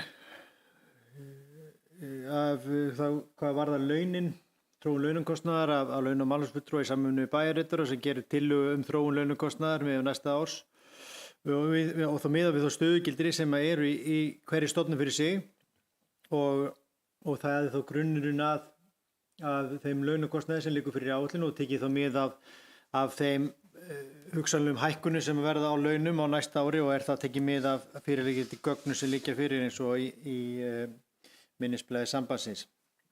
Þetta er unnið niður á hvern einasta einstakling og þetta erum við alltaf að reyna að elta líka í þessu breytingar á kjarasamningum og stöðugildum og það hefur reynt að endurspegla það í þessari áætlunum deilda. Vinnulagið er með þeim hætti að haldnir eru þessi vinnufundir þá með forstöðumönnum í október þar sem er bæjarráð, bæjarstjóri og bæjarritari funda með forstöðumönnum stofnana og helstu starfsmanna ásamt formanni viðkomandi fastanefnda. Þarna er verið að afla upplýsinga,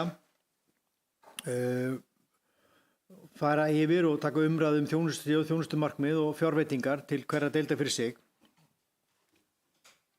Þarna fara síðan fram þessi mikilvægu skoðanaskipti hugsanlega breytingar á þjónustustigi og svo framvegis. Þetta eru, má segja, lykilfundir hjá okkur við áætlunargerðina. Þarna koma einnig mikilvægur upplýsingar fram á þessu fundum hvernig viðkomandi stjórnandi sér fyrir sér þróunum næstu árum, til dæmis ef við horfum á skólastofnanir, hver fjöldi barna í skólum og þróun fjölda nemenda í grunnskóla sem dæmi, fyrirsjáanlega breytingar á stöðugildum.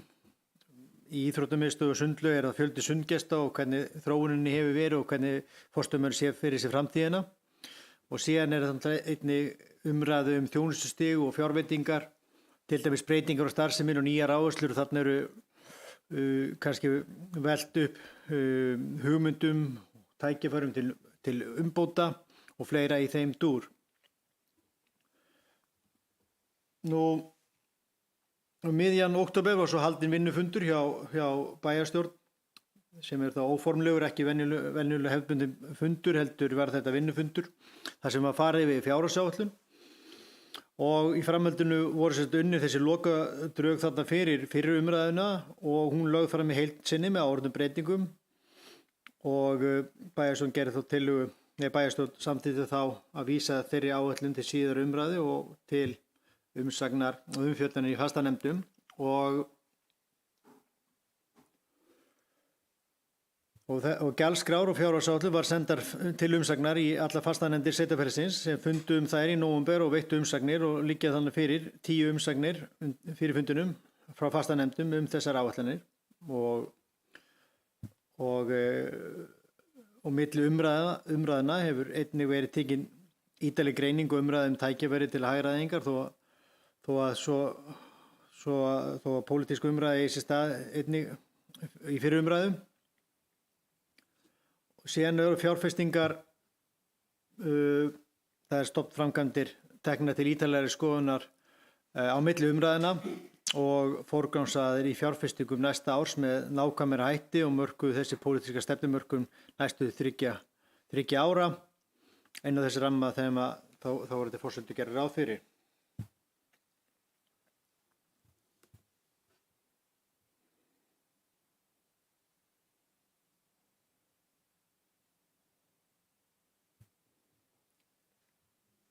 Já, síðan var náttúrulega haldinn líka annar vinnufundur fulltrúa í bæjarstjórn með bæjarstjóra og bæjarritara þarna í nóvember og síðan var haldinn hann íbúafundur fjárhagsáætlun áður en við komum þá á þennan stað hér, þar sem er þá síður umræði fjárhagsáætlun.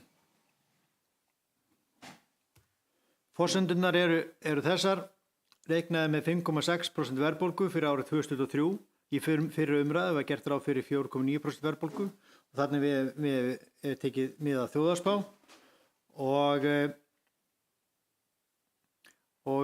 hérna er verið að taka þá bara mið eins og önnur sveitarfélög gera, mið af 5,6% verðbólgu sem er þá á grunni rannsóknardeildar Hagstofu Íslands, niðurstöðu þeirra. Nú önnur meðalvextir lána eru 3%.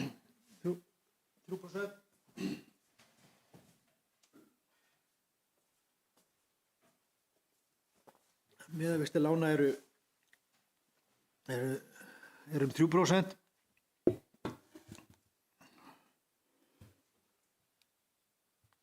Og fjárfestingarhreyfingar samkvæmt áætlun, fyrirliggjandi áætlun nú eru 136 milljónir.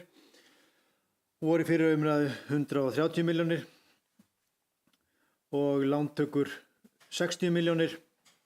Var í fyrri umræðu engin á næsta ári, 60 milljónir á næsta ári þarf að segja, og lántaka frá árinu 2024 til 2026 eru 80 milljónir að meðaltali ári miðað við fyrirliggjandi forsendur. Og ég tek saman þannig til hliðar lántökur síðustu 10 ára til samanburðar og af þeim samanburðum má glöggt sjá að umræddar lántökur á næsta ári og meðaltalið næstu 3 ára eftir eru vel undir flestum öðrum lántökum síðustu 10 ár. Hjá sveitarfélaginu þá er ég að tala um sveitarfélagið Stykkishólm þarna í þessu tilviki en þessari upptalningu.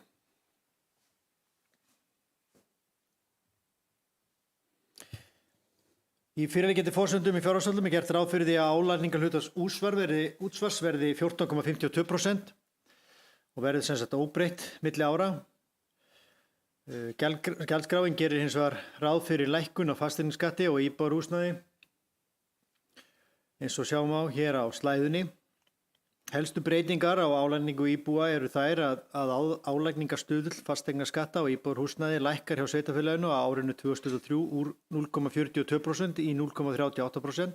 Á sama tíma lækkar álagningarprósenta lóðarleigu íbúðarhúsnæðis úr 0,97% í 0,93%.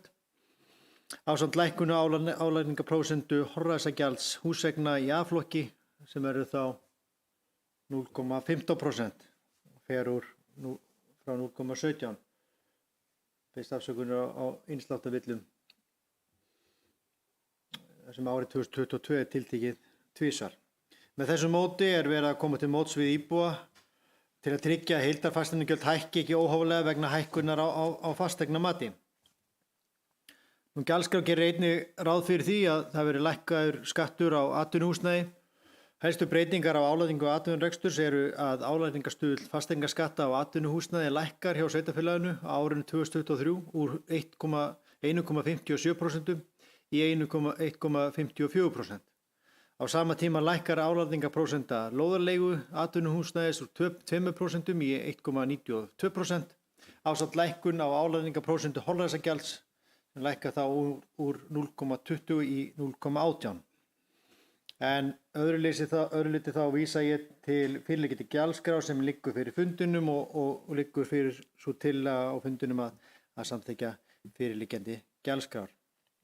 Nú, ein stefnubreyting sem að ég vil nefna hér áður í fyrirliggjatölur er að í fjárhagsáætlun er gert ráð fyrir því að stofnuð verið miðstöð öldrunarþjónustu og þá nýja deild og verið þá auglýst eftir forstöðumanni. Og ég gerir ráð fyrir það að verið þá til þess að veita sviðinu forstuð og leiða stofnun sviðst öldrunar og stóðþjónustu í sveitarfélaginu og vinna þá að innleiðingu þess að stefnumörku starfshóps þjónustu við einstaklinga 60 ára eldri í sveitarfélaginu sem var frábær vinna sem var hér á síðustu missurum og íbúar og bæjarfulltrúar að þekkja. En þessi miðstöð staðsetta við skólastig 14 tengist einnig þá yfirfærslu hjúkrunarheimilisins að Austurgötu 7. Nú ef ég hoppa yfir í þá lykiltölur og forsendur fjárhagsáætlunar.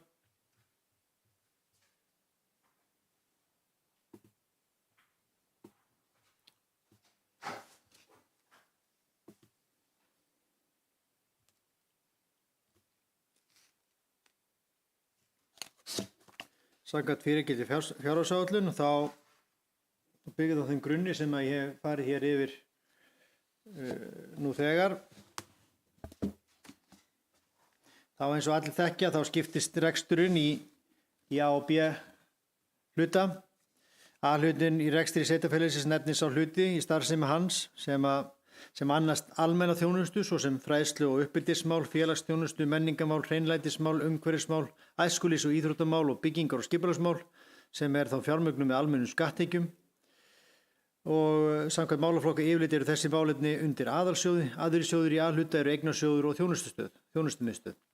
B-hlutin samanstendur af ýmsum þjónustuliðum, meðal annars hafnarsjóði, fráveitu, félagsliði íbúðum, þjónustuíbúðum og síðan ný B-hluta fyrirtæki sem komu inn í þessa fjárhagsáætlun vegna reikningsskilabreitingum sem til að mynda Náttúrustofa Vesturlands sem dæmi, sem hefur náttúrulega ákveðin áhrif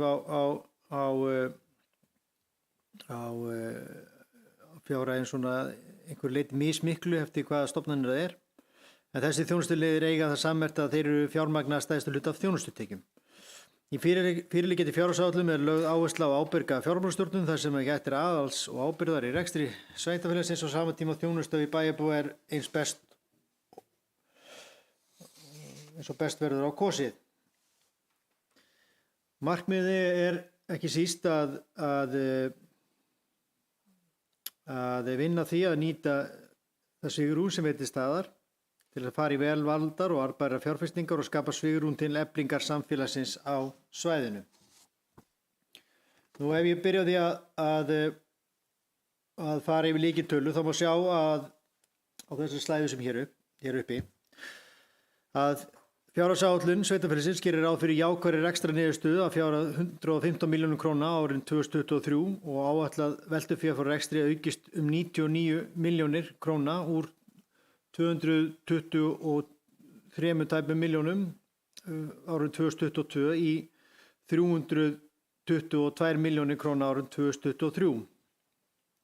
Í fjárhagsáætlun gert ráð fyrir einungis 1% tekjuaukningu árinu 2022 en tekjur aukist á bilinu 2,5% til 4,5% á tímabilinu 2023 til 2026.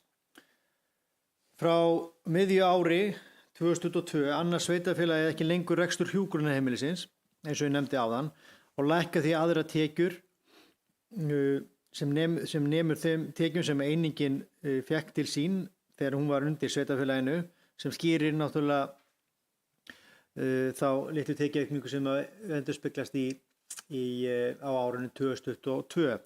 Til samanburðar voru tekjur einingarinnar 320 milljónir á árinu 2021.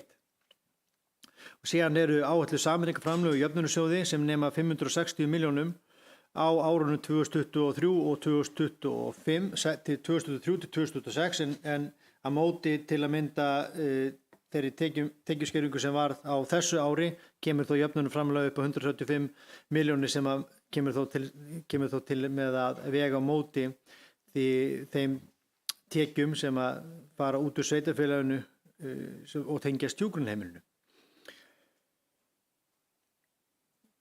Hvað ekstra gjöld varðar þá er áætlað að gjöld hækki 4% á árinu 2022 samkvæmt útgönguspá og í fjárhagsáætlun gert ráð fyrir að gjöld lækki 1% á árinu 2023 en aukist 2% árlega á árunum 2024 til 2026. Hér gætir einnig áhrifa af rekstri hjúkrunarheimilisins líkt og í öðrum liðum sem ég farið yfir áður. Rekstrargjöld einingarinnar námu 330 milljónir á árinu 2001 svona til samanburðar. Framlegð var 165 milljónir króna á árinu 2021 og áætlað er að framlegð hækki í 273 milljónir á árinu 2022 Áætlunin gerir ráð fyrir að framlegð aukist á tímabilinu sem umnemur hálfum milljarði og nemi hálfum milljarði í árslok 2026. Gert ráð fyrir að framlegð verði á bilinu 13–15% á tímabilinu 2023 til 2025.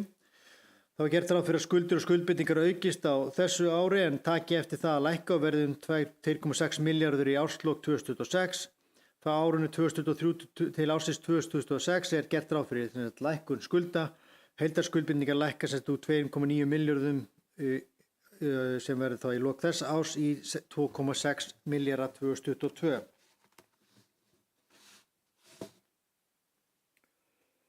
Ef við horfum aðeins á þessa tölu sem heitir veltufé fyrir rekstri, þá geta rifja það upp að á árinu 2020 og þá var þessi tala veltufé fyrir rekstri hjá sveitarfélaginu 99 milljónir króna.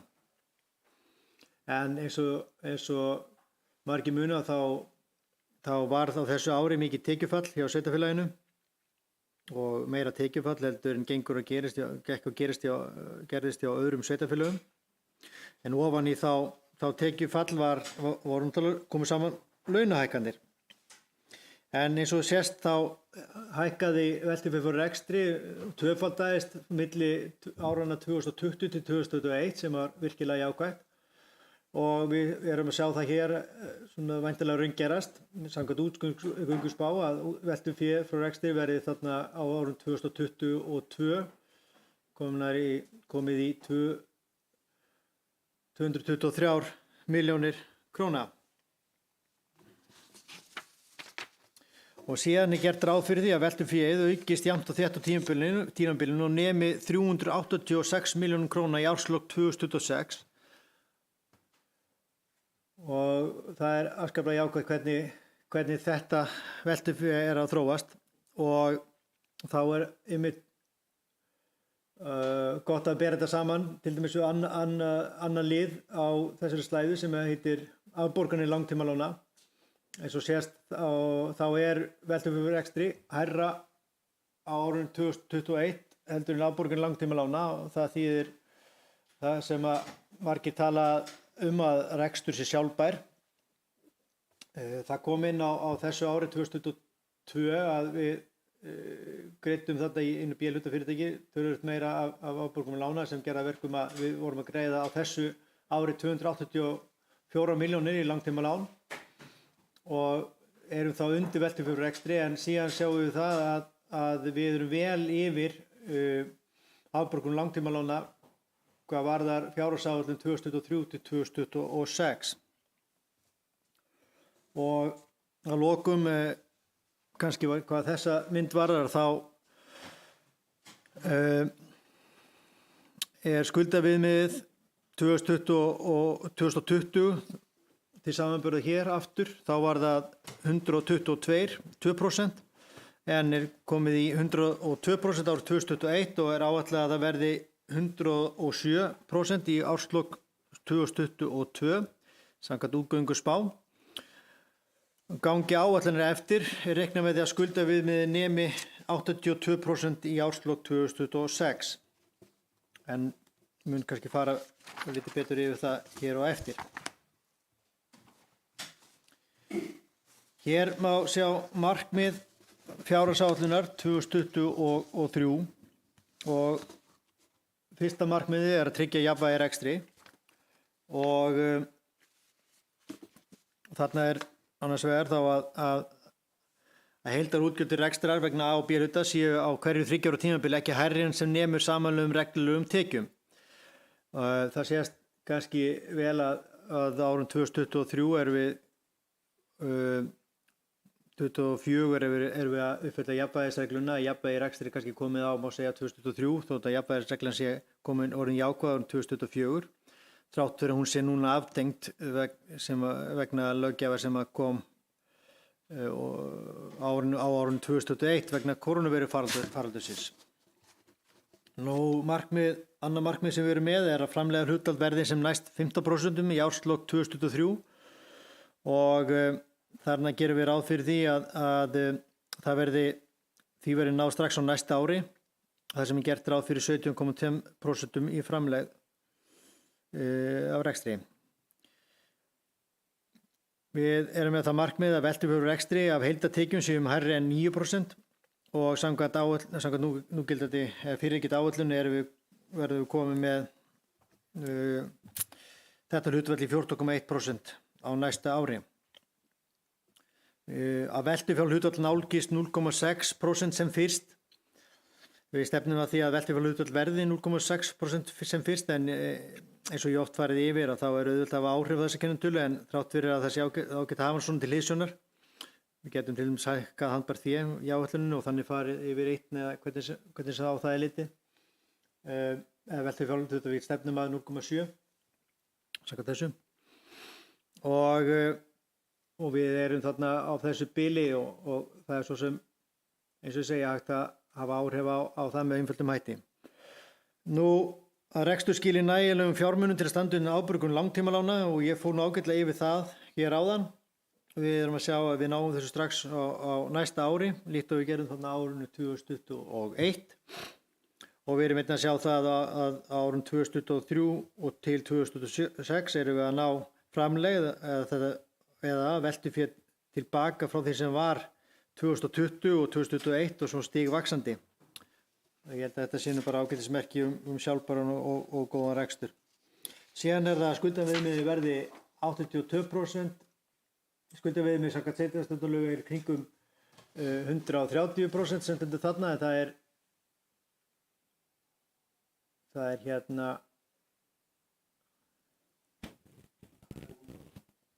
100 á að vera. Næsta ári, já, þetta eru réttar. Já, það skuldaviðmiðið samkvæmt sveitarstjórnarlögum verði kringum 100% á næsta ári og verði komið niður í 82% á árinu 2026. Það er innsláttarvilla í þessari slæðu.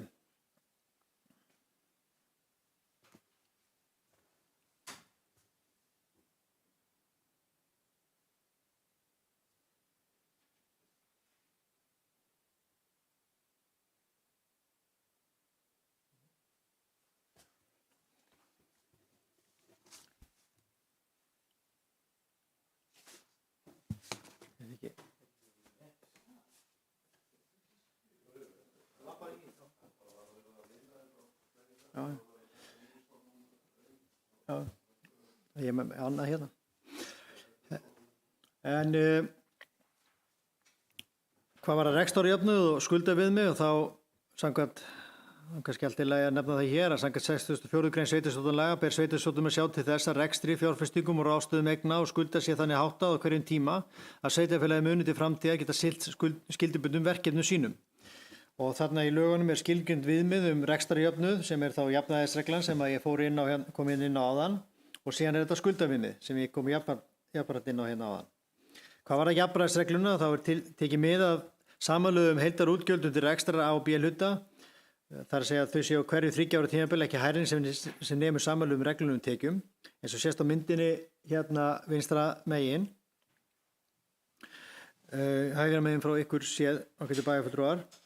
Það var gert ráð fyrir neikvæðri afkomu á árunum 2021 og 2022 samkvæmt útgönguspá á þessu ári og sem veldur því að reksturjöfnur árun 2021, 2022 og 2023 verður að neikvæður og þannig erum við í rauninni að éta upp tap vegna COVID-19 faraldursins og þá einnig þessa gríðarlegu verðbólguskots sem hafði gríðarlega áhrif á þetta ár sem að nú er að líða til skeið. Hins vegar er gert ráð fyrir því að jákvæðri rekstrarniðurstöðu árin 2024 og 2026 þannig að rekstrarjöfnuður nær jafnvægi á árunum 2024 til 2026 eins og sést á þessari glæru.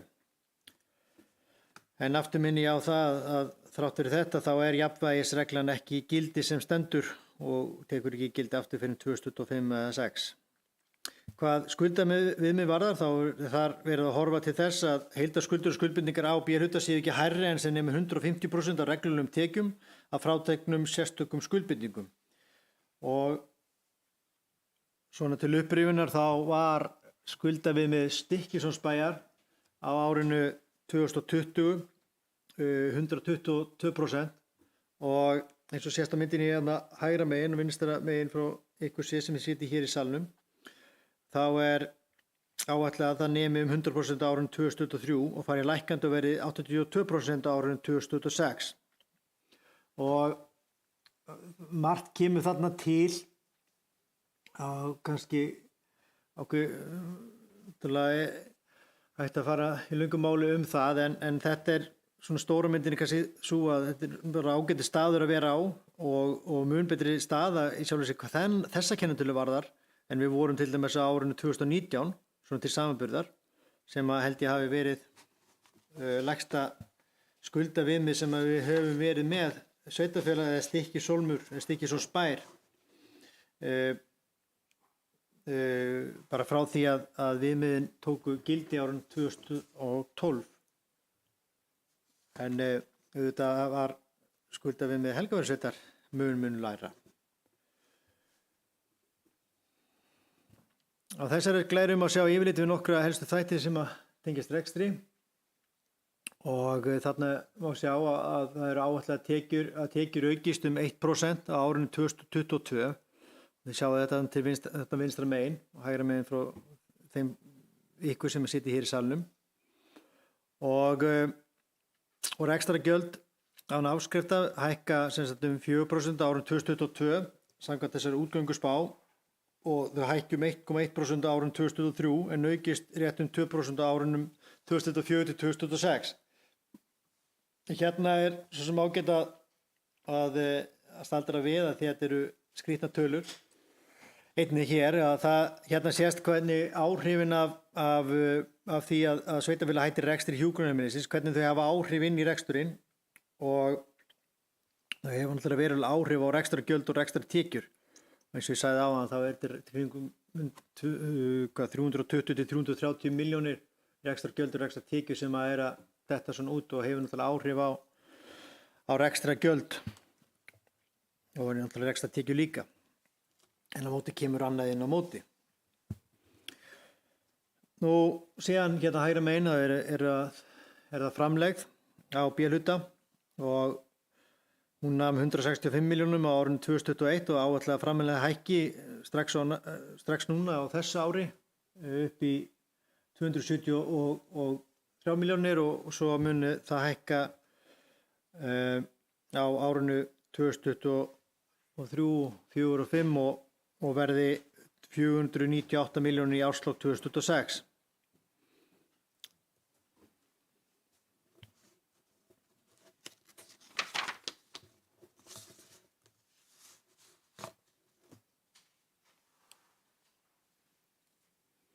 Á myndinni hérna vinstra megin þá má sjá þróun fjárfestinga og lántöku á næstu árum. Nú fjárfestingaráætlun gerir ráð fyrir að heildarfjárfestingi varanlegum rekstrarfjármunum á þessu tímabili verði 955 milljónir en fjárfestingarhreyfingar 730 milljónir og lántaka á sama tímabili nemi 300 milljónum króna. Og svona til samanburðar þá að ræða meirinn helmingi minni lántaka en áætluð var í síðustu fjárhagsáætlun fyrir ári síðan þá hvað var að Stykkishólmsbæ sem gerir ráð fyrir 660 milljónir króna lántöku á þessu ári hér. Með öðrum, það er þá að segja á því hérna fjárhagstímabili sem að þá var undir. Með öðrum orðum er á tímabilinu 2023 til ársins 2026 gert ráð fyrir að greiða mun meira niður á lánum en gert var ráð fyrir að taka. Nú eins og ég farið hefur yfir áður í mínu ávarpi að þá er lögð áhersla á það að fjárfesta í arðbærum innviðum og bæta þjónustu íbúa og í fjárfestingar og framkvæmdar áætlun fyrir árið 2023 tekið mið af því og ber þar hæst hlutdeild sveitarfélagsins í uppbyggingu hjúkrunarheimilis sem mun ljúka á árinu 2023 og síðan er gert ráð fyrir gatnagerð í nýju hverfi.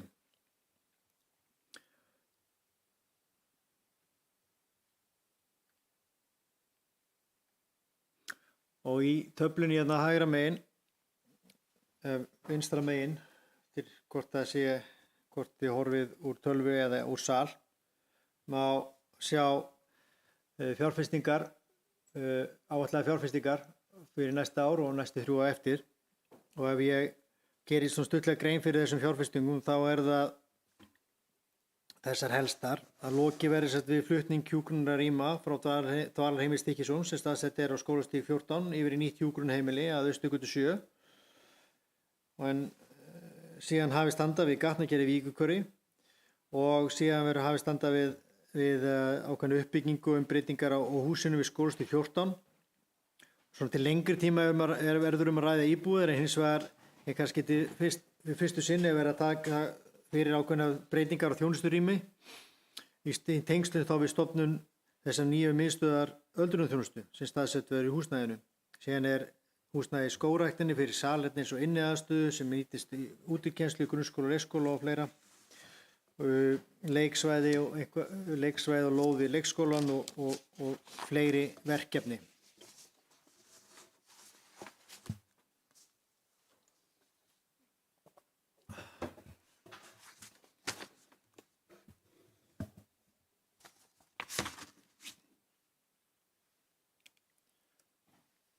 Nú kannski svo stóra myndin afborganir langtímalána að fara lækkandi á því tímabili sem að fjárhagsáætlunin nær til eins og sést hérna á myndinni vinstra megin.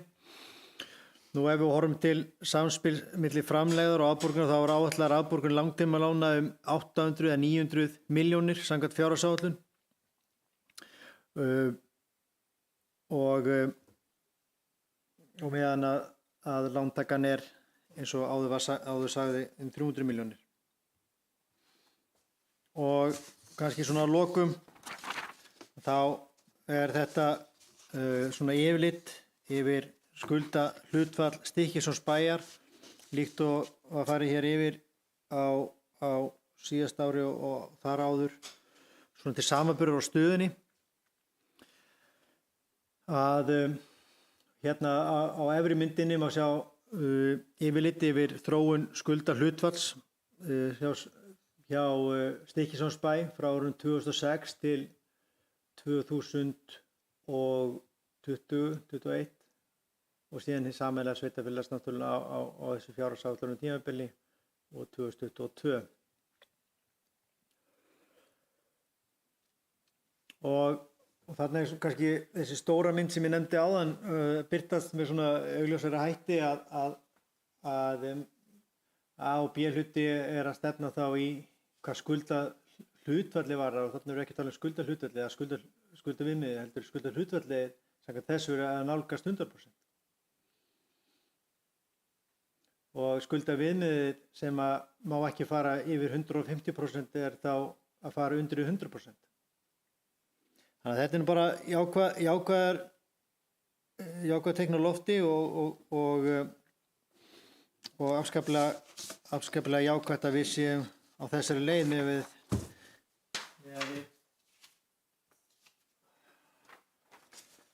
þá stefnumörkun sem liggur fyrir í fyrirliggjandi áætlun. Og svo að lokum aftur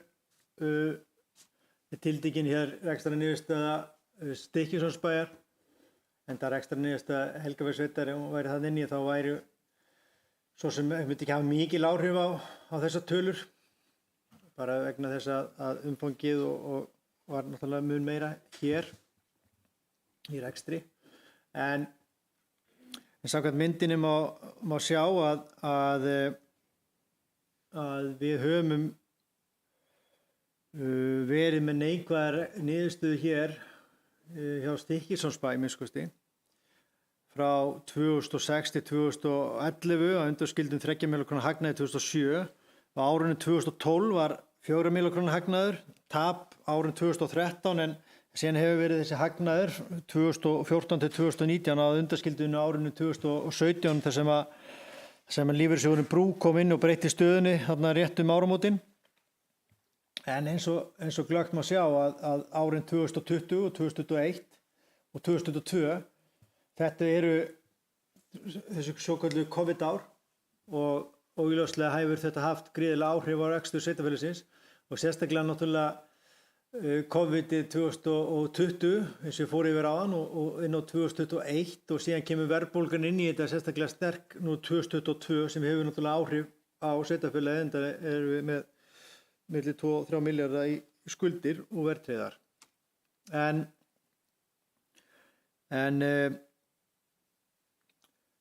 eins og sjá má þá gera áætlun ráð fyrir því að og ef þessar áætlunir ganga eftir og þá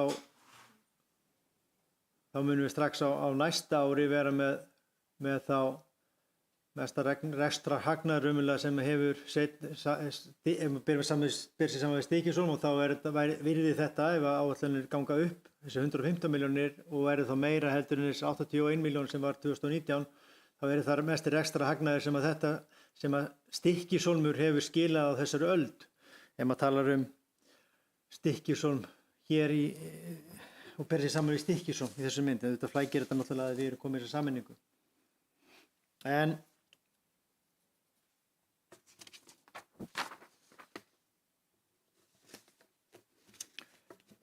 auðvitað ef maður tekur síðan út sameiningaframlagið út úr þessari mynd og þá náttúrulega breytist staðan og hefur náttúrulega gríðarlega það er sú staðurinn sem hefur mjög mikil áhrif á næsta ár og síðan næsta ára eftir fer síðan minnkandi áhrif sameiningaframlagana hefur náttúrulega mestu áhrif á 2022 en það væri rekstrartapi mun meira núna á þessu ári heldur 79 milljónir ef sameiningaframlagið ekki komið til og síðan áhrif sameiningaframlagana er mjög kannski lítið þarna þegar líður á áætlunum tímabili en auðvitað skiptir gríðarlega máli núna á þessum tímum bara þessu og næsta ári sem þá 135 milljónir í sameiningaframlagi sem er þá skuldajöfnunarframlagið aðalega sem er ætlað til fjárfestinga og þess vegna endurspeglast það í fyrirliggjandi fjárfestingar áætlun.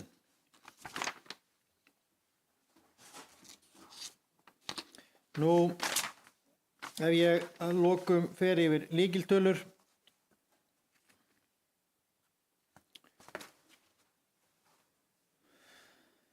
Fjárhagsáætlun aðalsjóðs sveitarfélagsins alhluti 2023 tekjur alls 2.077.818.000 gjöld alls fyrir afskriftir og fjármagnsliði tæpur 1,8 milljarður rekstrarniðurstaða jákvæð 57 milljónir tæpar velti fyrir rekstri 255,6 milljónir það bil afborganir langtímalána 213 milljónir handbært fé í árslok 110 milljónir króna fjárhagsáætlun B-hluta sveitarfélagsins 2023 rekstrarniðurstaða Hafnarsjóðs hagnaður upp á 16 milljónir rekstrarniðurstaða fráveitu hagnaður upp á 20 milljónir rekstrarniðurstaða félagslega íbúða 28 milljónir hagnað rekstrarniðurstaða eldhús þarheimilis 7 milljónir rekstrarniðurstaða búseturétta íbúðar 3 milljónir í tap rekstrarniðurstaða gagnaveitu Helgafells sveitar tæpar 5 milljónir í tap rekstrarniðurstaða Náttúrustofu Vesturlands 8 milljón króna tap veltufé frá rekstri 66,2 milljónir og afborganir langtímalána 19 milljónir króna og þá ef við drögum þetta saman þá í fjárhagsáætlun samstæðu sveitarfélagsins A og B hluti 2023 tekjur alls 2,3 milljarðar tæpir gjöld fyrir afskriftir og fjármagnsliði 1,9 milljarðar tæpir fjármagnsgjöld alls 190 milljónir rekstrarniðurstaða jákvæð 115 milljónir veltufé frá rekstri 322 milljónir afborganir langtímalána 323 milljónir handbært fé í árslok 110 milljónir og að lokum kannski vil ég nefna það að hvernig svo sem afgreiðslan verður þessa fjárhagsáætlun eftir þá var hún unnin í mikilli og góðri samvinnu bæjarfulltrúa og hana myndaðist ágætis samstaða og ég vil þakka bæjarfulltrúum fyrir gott samstarf og á sama tíma og ég þakka þeim fjölmörgu starfsmönnum sveitarfélagsins sem lögðu lóð á vogarskálarnar í þessari vinnu.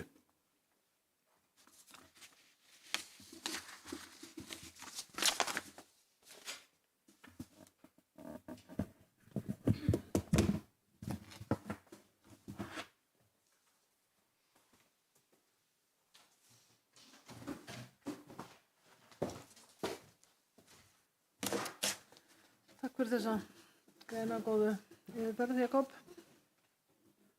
Orðið er laust. Haukur Garðarsson, bæjarfulltrúi og Ýlista, gerðu svo vel.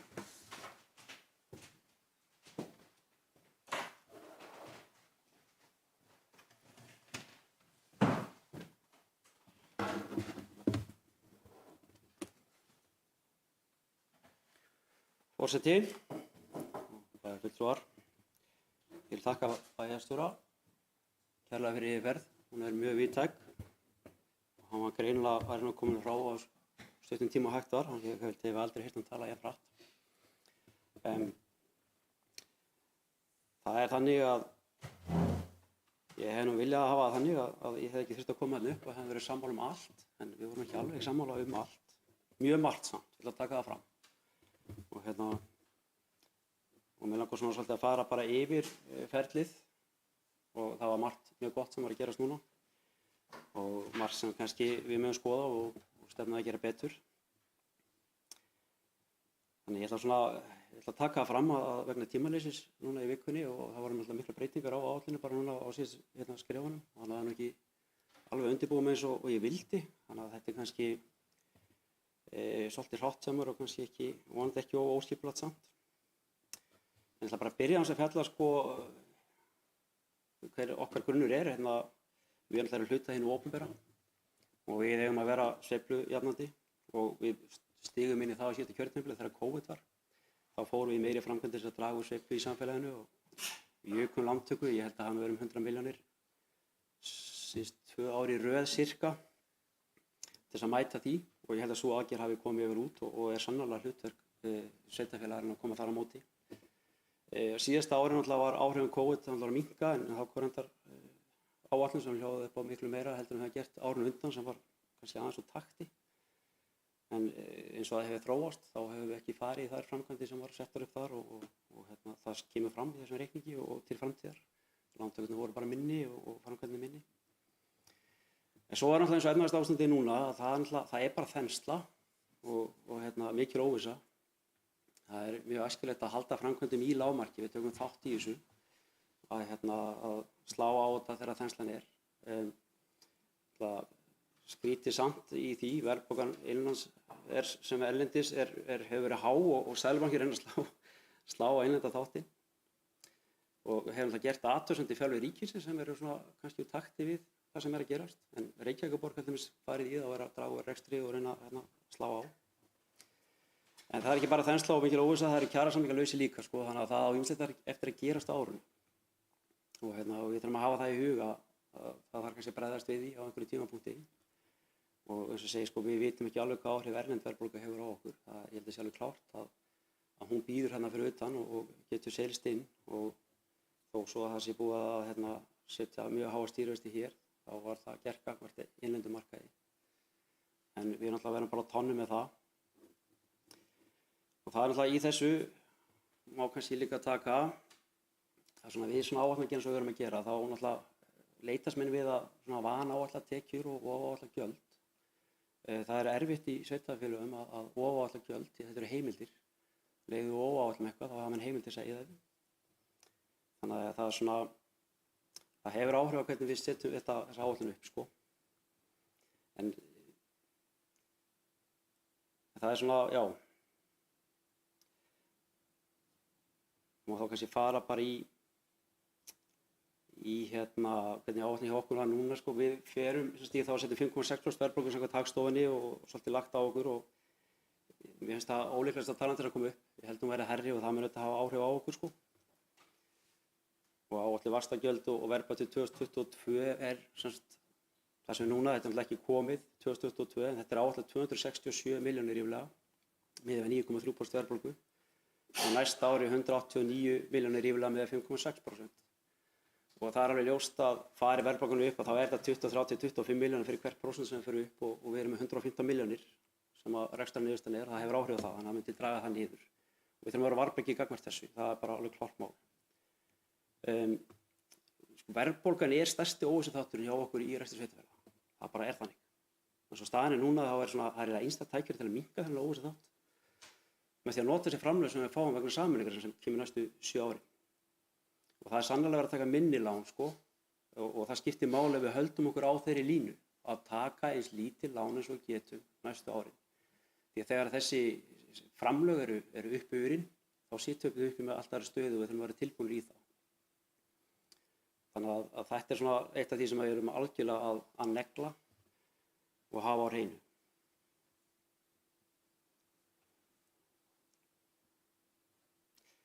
Og ef við náum að gera það, þá verður auðveldara.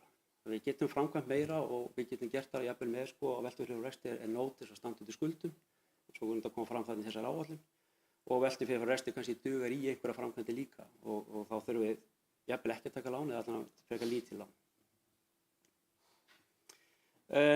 Framkvæmdir sem eru framundan, það er alveg klárt mál að við komumst ekki hjá hjúkrunarrýmunum. Þetta er náttúrulega verkefni sem búið að vera í gangi lengi. Þetta var áætlað 110 milljónir 2019. Þetta er búið að vera framkvæmdaráætlun síðan. Ef ég man rétt, 2019-2020, við vorum þetta 2018 strax sko. Bara fara að tala það þá er endur aðeins lægri upphæð. Síðan þá hefur verðlag hækkað töluvert og barst verulega í verki þó að sveitarfélögin vil ekki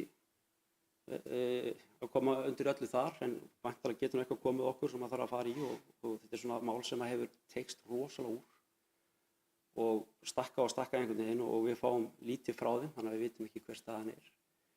Og ég óttast það að þessi upphæð gæti orðið hærri á næsta ári og við þurfum að bregðast við því og ég held að við náttúrulega bara verðum opin með það. Og það hefur áhrif á þessa áætlun sem við erum með núna. Svo eru framkvæmdir í Víkurhverfi, það er náttúrulega önnur stór framkvæmd sem hefur verið nefnd. Það er í Gatnagerði í Víkurhverfinu. Og ef við byrjum á Gatnagerði og lögnum og hús fara að rísa þá þarf að klára náttúrulega yfirbor og klæðningu í framhaldi og skiptir þá einhver máli hvort að fara þarna 1 hús upp, 2 eða 10. Að koma hús þarna upp og þá munum við innan ákveðins tíma að þurfa að ráðast í það og það hefur náttúrulega í för með sér að við þurfum að geta staðið undir þeim kostnaði. Þannig að hún er svolítið bindandi þessi framkvæmd og við hættum ekki meira á eða stoppum þetta og svo náttúrulega líka kannski með þá framkvæmd það er svolítið óvissa hversu hratt þetta byggist upp. Þetta er eðli málsins samkvæmt þannig að framkvæmd að við þurfum að leggja út bara þessa peninga og sjá svo til hvernig tekjum við komum tilbaka.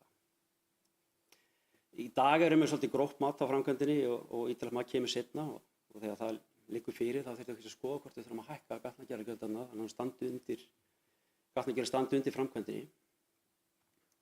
Það sagði hann aðeins vissin hérna með tölvuna og hoppa eitthvað til hérna. Við sjáum punktana betur. Þannig að það standi undir kostnaði. Þessi framkvæmd tekur náttúrulega með sér töluvert af lánum og mun eðli málsins samkvæmt náttúrulega seinka öðrum framkvæmdum, það bara gerist þannig. Og ég sé það svona smá fyrir um tímasetningu að gera þetta á næsta ári. Þessi rétt ákvörðun, það er að segja byggingarkostnaður hefur hækkað umtalsvert og kostnaður við lán er mjög hár. Ég svona velti fyrir mig hvort að mér sé tilbúnir að fara í að byggja á næsta ári. Þetta getur þetta þróast hratt og breyst en eins og staðan er núna þá svona á gæti alveg verið gáfulegt. Hreinlega að bíða aðeins bara með framkvæmdina og fara árið seinna í hana. Þá er hjúkrunarrými búin og við stöndum betur að vígi, við hefum betri fótfestu. Þannig að það er svona eitthvað sem að við þyrftum að skoða, að mínu mati. Við langar aðeins að fjalla áætlun næsta ára, 2024-2026. Aðferðarfræðin við áætlun næsta ára hefur að hækka tekjur prósentulega árlega meira heldur en gjöld. Það leiðir til þess að hagnaður vera að aukast með árunum. Og mínu mati er þetta ekkert heppileg aðferðarfræði. Þetta lítur allt út að þetta í 4 ár verður á svo frábærum stað. Þegar við gerum þetta svona þá leiðir þetta til þess að hagnaður hann virðist aukast með árunum og kannski leiðir til mikilvæg væntinga.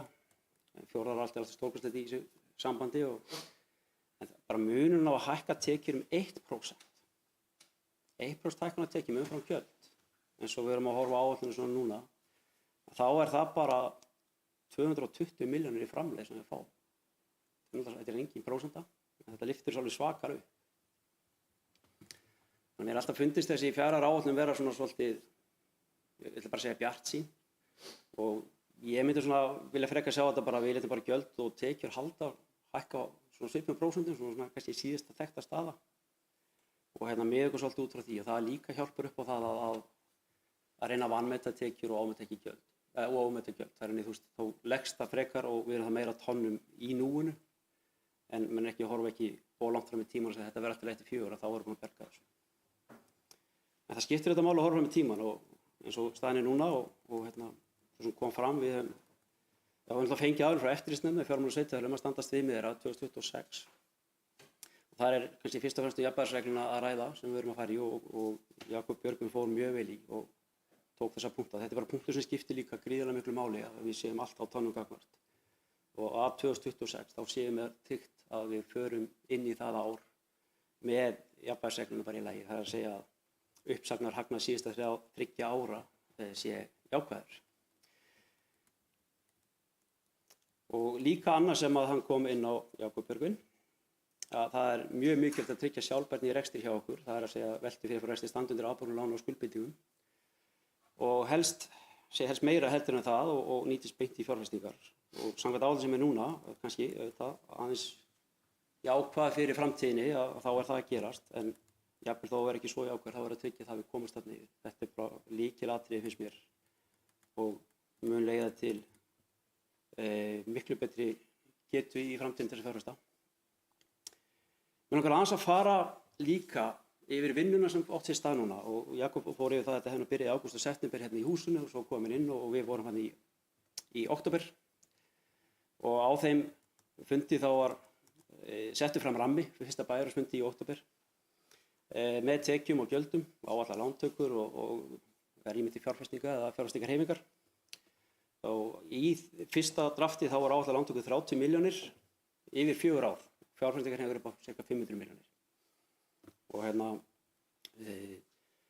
það var svona, við vorum í skjalið framkvæmdir, það var á þessum tíma ákveðin óskalisti og ég held nú meira þess að svona heildar fjárfestingin hafi verið upp á 1,8 milljarðar þar bara. Og alveg ljóst að við þurftum að fara svolítið í gegnum þann lista og forgangsraða, þá voru þetta tekjur líka inni sem við vitum ekki hvort það raungerist ekki en það fylgir oft með og maður þarf að vera að tala með það. Strax á fyrsta fundi þá var ákveðið að hafa sérstaka vinnufund með bæjarfulltrúum og fara vel í saumálum málinu, enda mikið undir og skiptir máli að menn sé vel með á nótunum. Og mér finnst þetta fyrirkomulag til fyrirmyndar og sérstaklega fyrsta ári á kjörtímabilið þar sem nýju bæjarfulltrúar koma fyrsta sinn að ferlinu. Og svo að lokinni þessari vinnu þegar við höfum haft fyrsta vinnufundina þá fór fjárhagsáætlun til fyrir umræðu í bæjarstjórn og það hann til umsagnir í nefndir sem er líka bara mjög gott að gera.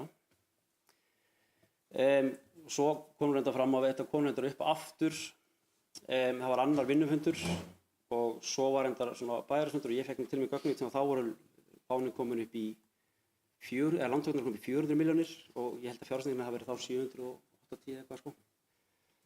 Og svo bara stuttu setna næsta bæjarfund eftir, ég man ekki alveg hvaða fundir þetta voru, þá kom aftur í skjal og þá voru reyndar lántökurnar komin niður í 300 milljónir úr 400 eða upp í 300 og tekum frá fyrsta og fjárfestingarnar hefði minnkað í 728 milljónir. Framkvæmdalistinn þá fyrir næstu 4 ár hljóðaði upp á tæpan 1,4 milljarð og tekjur á fjárfestingum og sölu eigna var 640 milljónir. Sala eigna yfir tímabili held ég að hann verið 200 milljónir eitthvað svoleiðis. En einnig hafði bæði tekjur og gjöld breyst verulega.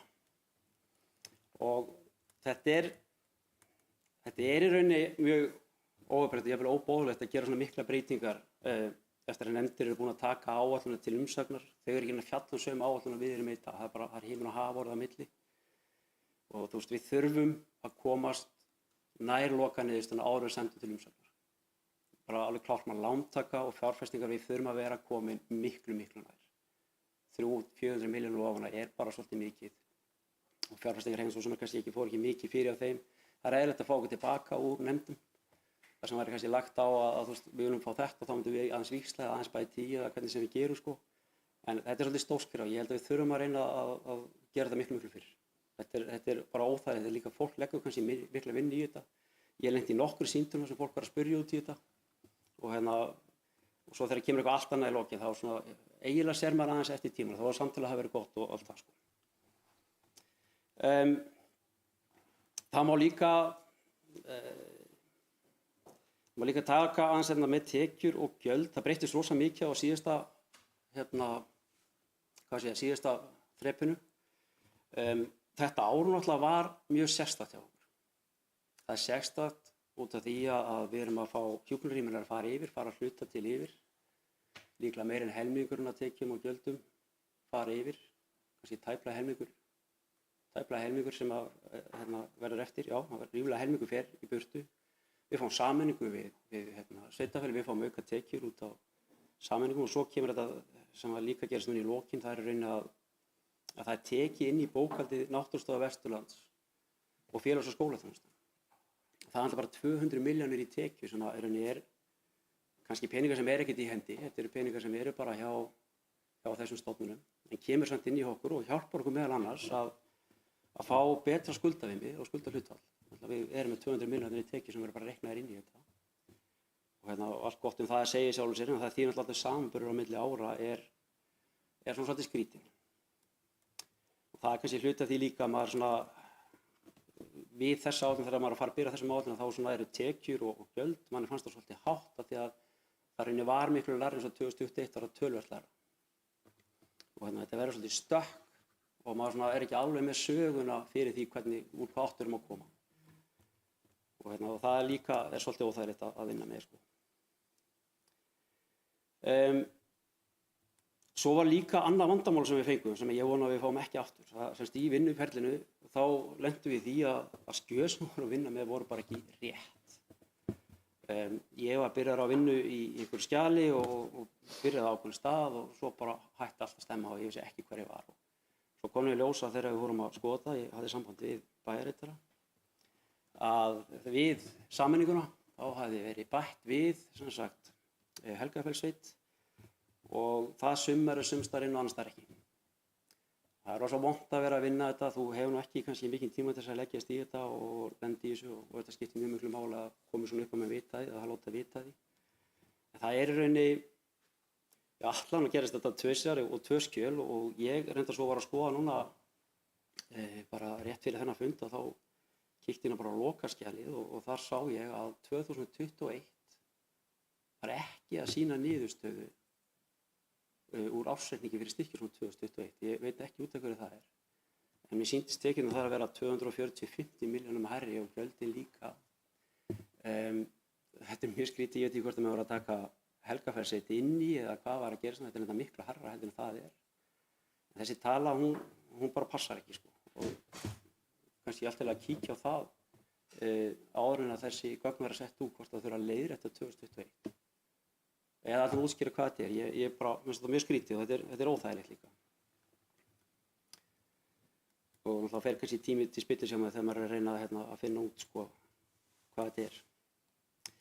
En langar að taka líka á síðasta bæjarfundi, þá gerði ég svona athugasemd í viku hver að vera inn í fjárfestingum og lagði til að við settum þá fjárfestingu ásamt lántöku svona aðeins til hliðar, bara í ljósi efnahagsástandsins, að við svona merktum það sérstaklega og já, svona, sko segja bara settum það á pásu og tækjum afstöðu til þess seinna að fara í það. Og það var, ég skildi alltaf þannig að það hefði verið tekið undir það og við settum svona litakóða á þetta. Þetta væri svona eitthvað sem við myndum bara taka í ljósi þess hvernig efnahagsmálin er að þróast og semst í raun vinna að þessu en sjá til hvort væri farið í fjárfestinguna. Svo kom það mér virkilega óvart, þetta kom inn í kynningarskjal fyrir íbúafund og er bara þarna inni sem eitthvað sem er að gerast. Mér finnst þetta mjög skynsamlegt að aðeins að sitja þessari fjárfestingu og sjá til hvort þetta væri góð tímasetning og svo framvegis, fá betri upplýsingar. Við erum ekki ennþá komið með nákvæma áætlun fyrir þetta. Þannig að þetta er svona, þetta er eitthvað sem ég fannst svona, já, hefðum geta gert betur.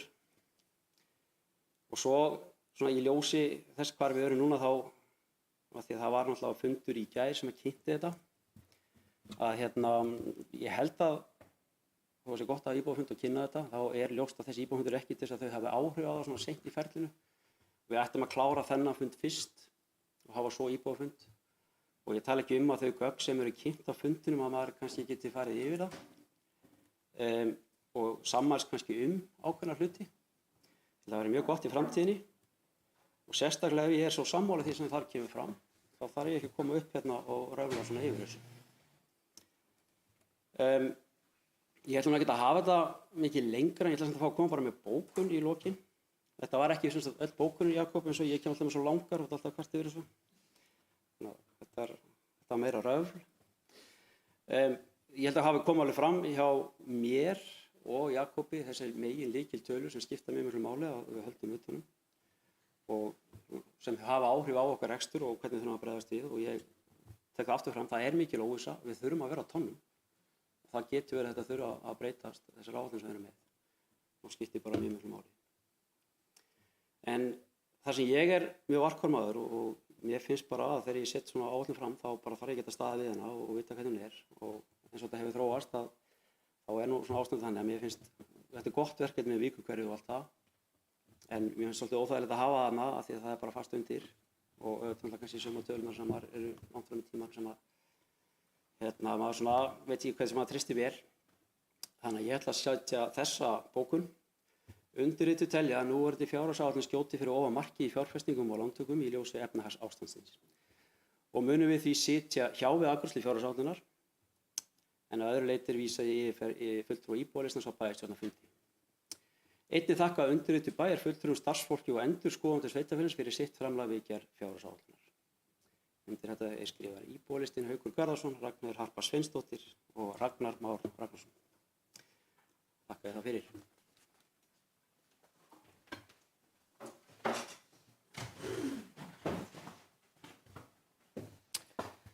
Takk fyrir þetta, Haukur. Þetta heitir náttúrulega áætlun og við verðum örugglega á tánum og rýni í hana reglulega. Orðið er laust. Jakob Björgvin bæjarstjóri, gerðu svo vel.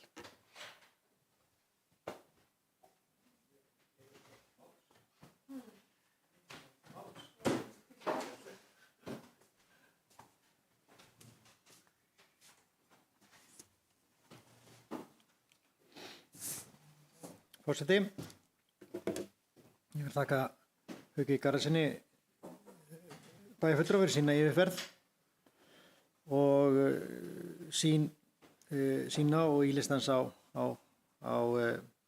fyrirliggjandi fjárhagsáætlun.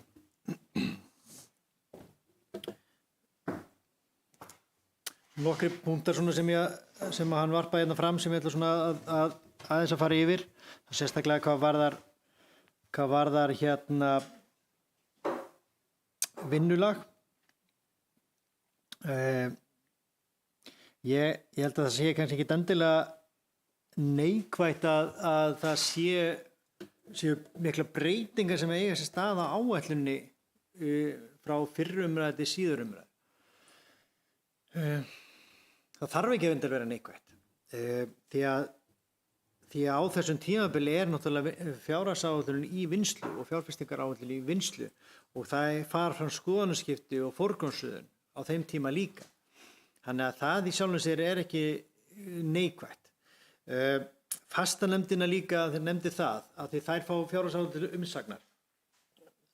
Vanalega fastanefndina til dæmis, þær eru ekki, við erum ekki með fastanefnd hér sem að sérstaklega á að rýna fjárhag svona heildarinnar.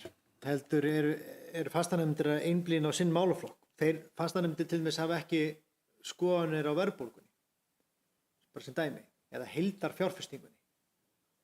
Það er hins vegar koma með ábendingar það sem snýr að þeirra málaflokkum. Safn- og menningarmálanefnd gæti hugsanlega komið og lagt áherslu á uppbyggingu samkomuhússins. þar sem það skiptir máli í menningarlegu samhengi. Hafnarstjórnin kemur eins og hún gerði í sinni umfjöllun, lagði áherslu á uppbyggingu á Hafskeiðsbryggju á næsta ári og þar fram til götunum. En er ekki að hafa áhrif neitt umfram það sem fellur undir þeirra málefnasvið. Og það voru ekki umtalsverða breytingar milli umræðna á rekstri, það er að segja rekstri deildana. Stærsta breytingi á milli umræðna á rekstri deildana, svo maður segja, þetta voru einhverjar breytingar, en svona yfir höfuð þá var þetta ekki stórvægilega breytingar á rekstri einstakra deildra, sem er þá það sem að fastanefndin fá til umsagnar, svona heildarmyndin, og það var þá miðstöð öldrunarþjónustu, það var helsta breyting, og það var einhvað sem að líka öldrunarráð hafa nefnt og kallað eftir sem dæmi. Þannig að það má segja að það hefur verið tekið til umsagnar þá öldungaráðs fjárhagsáætlunina með því að bæta inn þessari miðstöð öldrunarþjónustu inn á milli umræðna. En síðan náttúrulega getur bara rætt hvort það sé betra að taka íbúafundin sem fyrir eða eftir samþykkta fjárhagsáætlun.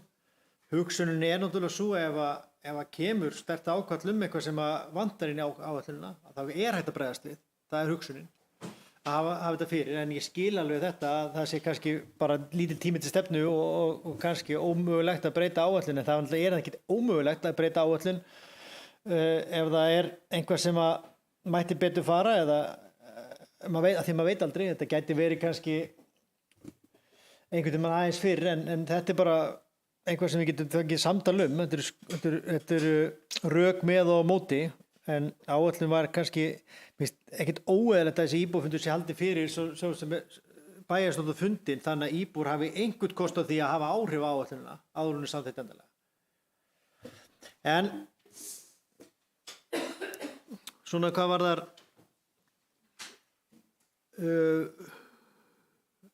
kannski halda fjárfestingum í lágmarki og kannski sá punktur þá minni ég á því sambandi auðvitað að við verðum að við fáum ekki framlög jöfnunarsjóðs, hvað var að skuldajöfnunarframlagi, það verður að nýtast til fjárfestinga. Þannig að við getum ekki, við erum ekki með það til, við erum ekki með lánasafn og okkur gefur okkur ekki færi á því að greiða bara niður lán, þannig að við þurfum að halda upp í fjárfestingastigum sem nemur þessu skuldajöfnunarframlagi sem við fáum á næsta ári. Þannig að það þarf að taka mið af því þegar menn tala að halda allt sér höndum í fjárfestingum.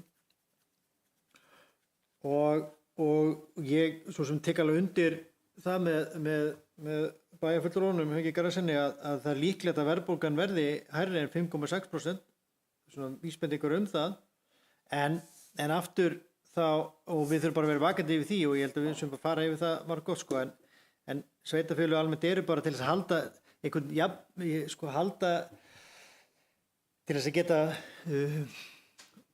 haldið í einhvern samanburð milli sveitarfélaga, þá verða sveitarfélögin að miða við sömu forsendur og það er það sem er lagt upp með í minnisblaði frá sambandinu og þjóðhagsspá, að sveitarfélögin séu að miða við sambærilega forsendur og verðbólgan 5,6% samkvæmt þjóðhagsspá það er forsendur sem við höldum okkur við og þannig er það svo verðbólguspá sem að þessi fjárhagsáætlun gerir ráð fyrir. En eins og ég fór hérna yfir og bæjarfulltrúinn einnig að það sem er kannski hjá okkur, að því það eru mjög fá rauð flögg í þessari áætlun, en það er náttúrulega bara samt sem áður, eina sem maður getur kannski sagt er að við þurfum að passa upp á það að reyna að hafa jafnvægisregluna þá jákvæða og að því að ef að verðbólgan segjum bara verið 9-10% verðbólga á næstu 3-4 árum og þá er það reynast okkur mjög erfitt eða ómögulegt kannski því að það hefur áhrif á ekstra niðurstöðuna þrátt fyrir að velti fyrir rekstri og að ég fyrir alborgunum lána kannski á saman tíma og við séum með skuldaviðmið í góðum lagi þá hefur það kannski hefur verðbólgan gríðarlega áhrif á jafnvægisregluna en ef það væri 9-10% verðbólga næstu 4-5 árin þá er jafnvægisreglun hvað sem er kippt úr sambandi því að þá myndi svo mörg sveitafélög hvað sem ekki standast hana því að við erum svo sem ekkert í annarri stöðu ekki annarri stöðu hvað skulda viðmið en mörg sveitafélög en það eru gríðarlega mörg sveitafélög sem er náttúrulega með mikið skuldasafn og verðbólgan hefur náttúrulega gríðarlega áhrif á jafnvægisregluna og þá erum við bara á sama stað og með þær sömu áskoranir í þessu sambandi eins og önnur sveitafélag eða minnst sko til svona helmingur 50-60% sveitafélaga. En það er svo sem alltaf hægt að bæta vinnulag við gerð fjárhagsáætlunar, ég tel nú að við höfum verið að stíga ýmis skref bara síðan 2018 í þessum efnum sem hafa verið nýbreytni frá því sem var áður hér í sveitarfélaginu og mjög stór skref myndi ég segja maður ber saman kannski fyrir tíma. En kannski svona rétt að nefna það að þessi áætlun eins og bæjarfulltrúar þekkja, þá var þessi áætlun svolítið litað af miklum breytingum sem voru að eiga sér stað.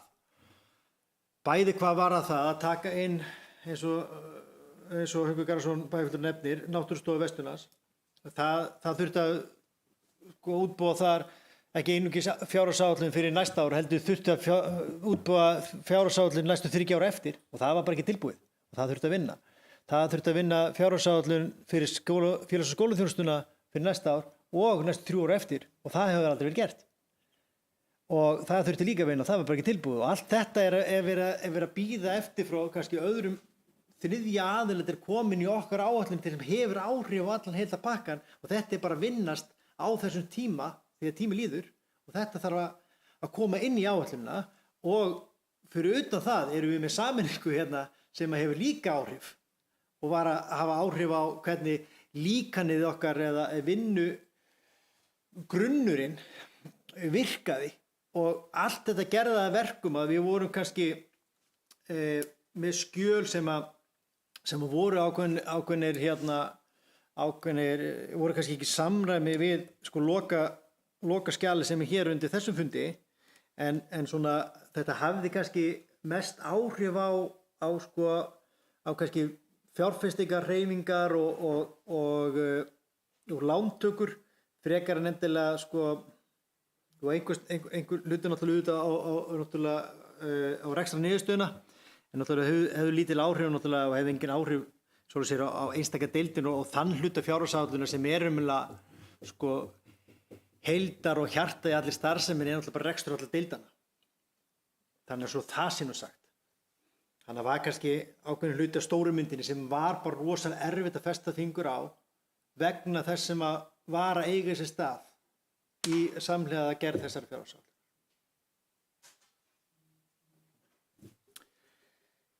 En annars bara þakka ég fyrir gagnlegar og góðar umræður.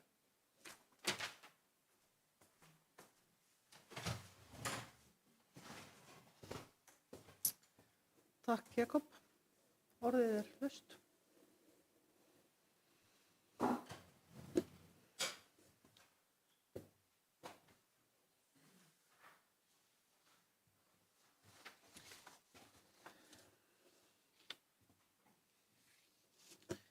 Þá er það samþykktir og gjaldskrá og fleira. Ég ber upp þá tillögu að útsvar verði 14,52% á árinu 2023. Hver eru samþykkið því? Það er samþykkt samhliða. Ég ber hér upp tillögur fasteignaskatta, lóðarleigu, holræsagjald og sorphirðugjöld. Fasteignaskattur A-flokkur 0,38%, fasteignaskattur B-flokkur 1,32%, fasteignaskattur C-flokkur 1,54%, lóðarleiga íbúðarhúsnæði 0,93%, lóðarleiga atvinnuhúsnæðis 1,92%, lóðarleiga ræktunarland 6%, holræsagjald íbúðarhúsnæði 0,15%, holræsagjald atvinnuhúsnæði 0,18%, úrgangshirðugjald per íbúð 69.900 krónur, 4 tunnur 74.950, 3 tunnur og 1 tvískipt. Úrgangshirðugjald fyrir sumarhús 34.950. Hver eru samþykkið þessu? Og það er samþykkt samhliða. Fasteignagjalda verði 9 frá 1. febrúar til og með 1. október. Hver er samþykkið því? Fasteignagjalda verði 9 frá 1. febrúar til og með 1. október. Bæjarstjórn samþykkir tillögu fasteignagjöld og aðrar álögur. Hver er samþykkið því? Þegar við verðum bara svona hérna fram eftir kvöldi. Ragnheiður. Ég sá svipun. Forseti bæjarstjórnar ber líka upp tillögu að afsláttur vegna fasteignaskatts á íbúðarhúsnæði í samræmi við fyrirliggjandi gögn sem felur í sér að elli- og örorkulífeyrisþegar fá lækkun á fasteignaskatti miðað við tekjur og skattframtali. Afslátturinn fer eftir tekjuhæð og gildir vegna eigin húsnæði sem viðkomandi býr í. Bæjarstjórn samþykki samhliða tillögu afslátt vegna afsláttar af fasteignaskatti. Hverjir eru samþykki því? Það er samþykkt samhliða.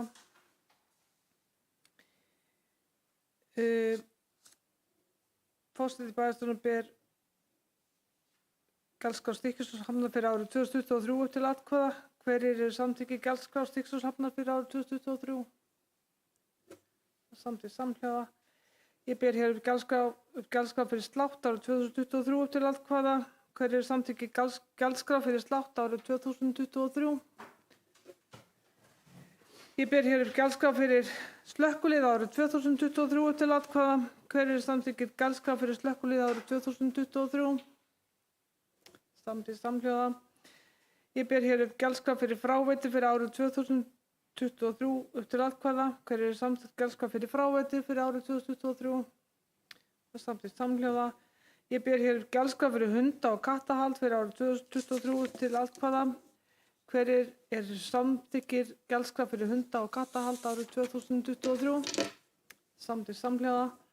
Ég ber hér upp gjaldskrá fyrir úrgangshirðu fyrir árið 2023 til atkvæða. Hverjir eru samþykkir gjaldskrá fyrir úrgangshirðu árið 2023? Samþykkt samhljóða. Ég ber hér upp aðrar fyrirliggjandi gjaldskrá Stykkishólmsbæjar fyrir árið 2023 upp til atkvæða. Hverjir eru samþykkir öðrum fyrirliggjandi gjaldskrám Stykkishólmsbæjar fyrir árið 2023?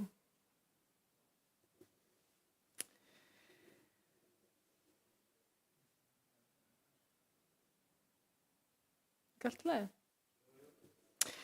En þá er orðið laust áður en að ég ber fjárhagsáætlun upp til atkvæða. Ragnar Ingi, bæjarfulltrúi Hálista, hefur beðið orðið.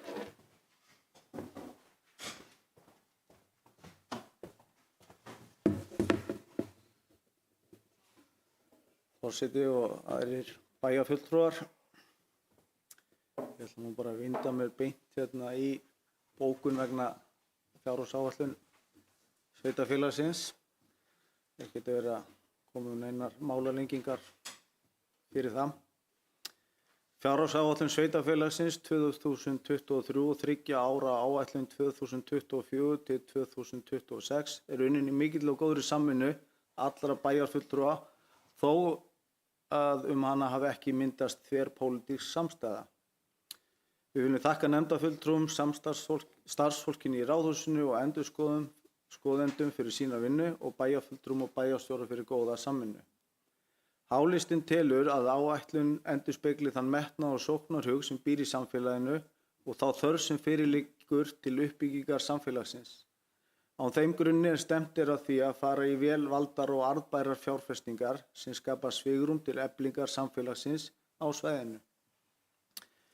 Ber þar að nefna uppbyggingu hjúkrunarheimilisins, opnun á lóðum í Víkurhverfinu, stofnunar nýrrar miðstöðvar öldrunarþjónustu og uppbyggingu á skólastíg 14. Með þessu teljum við okkur vera að vinna því þjónustustigi sem við höfum stefnt að fyrir íbúa bæjarins.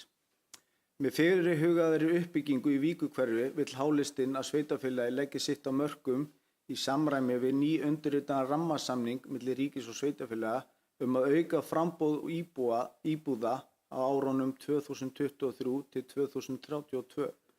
En tilgangur rammasamningsins er að auka framboð nýrra íbúða til að mæta fyrirsjáanlegri íbúðaþörf ólíkra hópa samfélagsins til skemmri og lengri tíma og stuðla að auknum stöðugleika og jafnvægi á húsnæðismarkaði á næstu 10 árum.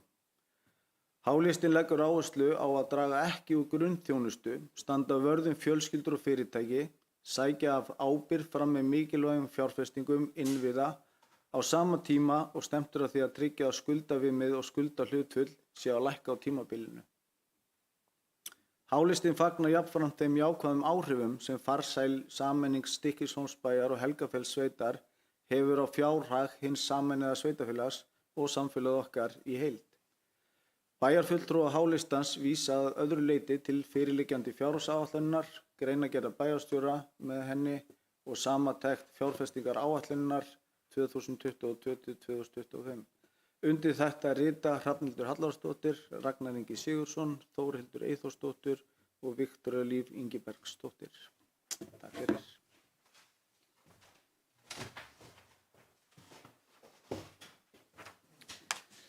Takk fyrir þetta, Ragnar Ingi. Orðið er enn laust. Enginn hefur kveðið sér hljóðs, þannig að nú ber ég fjárhagsáætlun sameinaðs sveitarfélags Stykkishólmsbæjar og Helgafellssveitar 2023 og 3 ára fjárhagsáætlun 2024 til 2026 til atkvæða. Hverjir samþykkja þessa fjárhagsáætlun? Hverjir eru á móti? Og þá 3 sem sitja hjá. Takk fyrir þetta. Þá er komið að lið 24 sem eru minnispunktar bæjarstjóra sem er búin að koma hérna örsjaldan upp í kvöld. Gerðu svo vel, Jakob.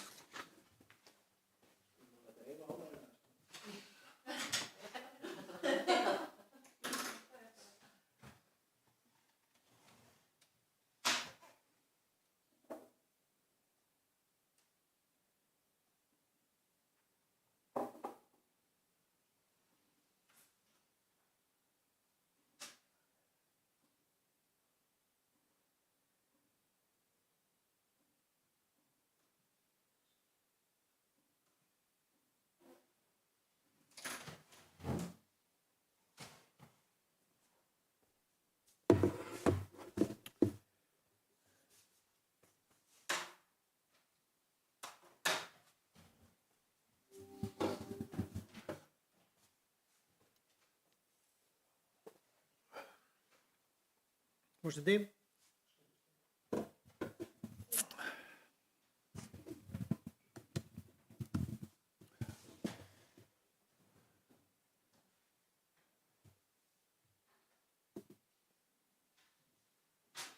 Hér að gera grein fyrir síðustu minnispunktum mínum á þessu ári, árinu 2022.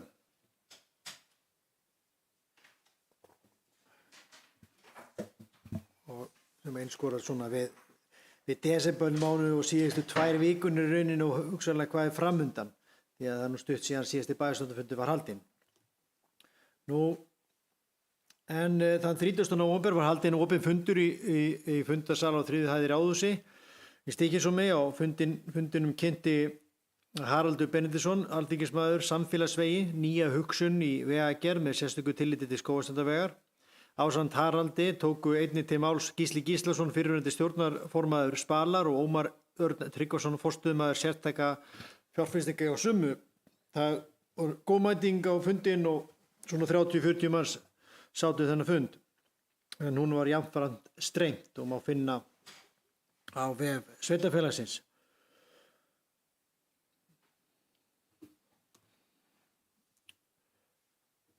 Síðastliðinn mánudag 5. desember var haldinn íbúafundur í Amtsbókasafninu. 3 mál voru á dagskrá fundarins: nafn sameinaðs sveitarfélags Stykkishólmsbæjar og Helgafellssveitar, markmið fjárhagsáætlunar sveitarfélagsins og helstu lykiltölur, og loks sorpmál og fyrirhugaðar breytingar í flokkun og endurvinnslu. Jákvæðar umræður sköpuðust á fundinum og var ekki annað en að heyra íbúa tæki vel í breytingar á flokkun og endurvinnslu, og enda hafa Hólmara lengi verið í fararbroddi í þeim efnum. Á þessum fundi var greint frá því að til stæði að innleiða breytingar og hefja notkun á 4. tunnunni, og var svona verið að horfa til 1. janúar í þeim efnum.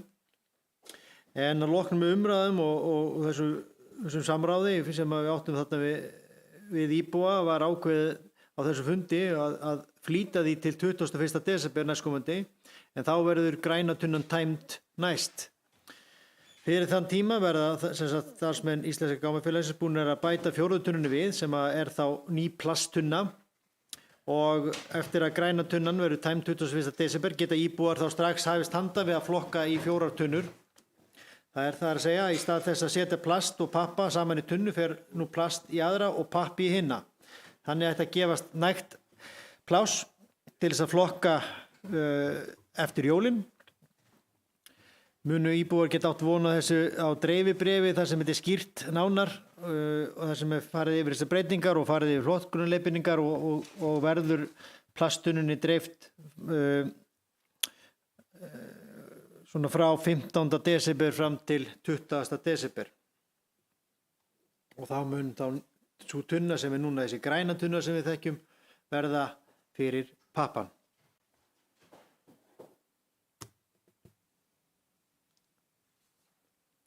Ljósin á jólatrénu hans Kristjáns voru og núna okkar voru tenduruð í Hólmgarði við skemmtilega og hátíðlega athöfn 2. desember síðastliðinn.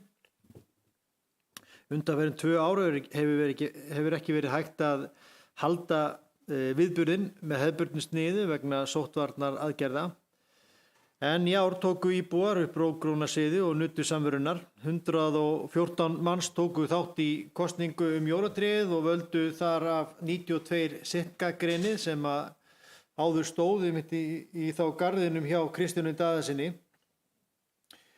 Nemendur fyrstu bekkjar tendruðu ljósin og kjölfarið var dansað í kringum jólatréð og sungið og síðan litu 3 jólasveina sjá sig og kvenfélagið seldi heitt súkkulaði og smákökur. Sannarlega eitthvað fyrir alla. Skipulagsfulltrúi stóð fyrir opnu húsi í Amtsbókasafninu 30. nóvember síðastliðinn vegna fyrirhugaðra deiliskipulagsáætlana fyrir Kallhamar og Hamraenda. Skipulagslýsingin er til sýnis á vef sveitarfélagsins og á bæjarskrifstofunni og er hægt að koma ábendingum og athugasemdum til skipulagsfulltrúa til og með 9. desember. Á morgun er skipulagsfulltrúi aftur með opið hús í Amtsbókasafninu og þarna er verið að horfa til skipulagslýsingar á skipulagsvæðinu. Tillaga breytingu á deiliskipulagi Víkurhverfisins var samþykkt í bæjarstjórn 30. mars 2022 og var hún auglýst frá 12. apríl til 25. maí 2022. Gerðar voru minnáttar breytingar á tillögunni til þess að koma til móts við athugasemdir sem bárust að því loknu voru send til yfirferð á skipulagsstofnun sem gerði ekki athugasemdir. Skipulagsbreytingin tók gildi í dag með birtingu í B-deild Stjórnartíðinda. Og að lokum þetta. Aðventan er gengin í garð í Stykkishólmi og í Helgafellssveit. Og þetta er yndislegu tími og aðventan er yndisleg hér í okkar sveitarfélagi og ég vil hvetja íbúa til þess að fylgjast vel með þeim fjölmörgu viðburðum sem að standa til boða á aðventunni. Nú í kvöld er hugsanlega búinn. Reyndar er jólamarkaður Norska húsins í Norska húsinu fjöldi veitingastæða bjóðu upp á sérstaka jólamatseðla og margt skemmtilegt í boði í bænum í aðdraganda jóla. Hægt er að kynna sér aðventu viðburði í Stykkishólmi undir hvað er í gangi á visitstykkishólmi.is og hér er nokkuð yfirlit yfir þá viðburði sem eru í boði í sveitarfélaginu. En að þessu sögðu þá bara óska ég ykkur gleðilega jól og þakka samstarfið á árinu sem er líða og hlakka til samstarfsins á næsta ári.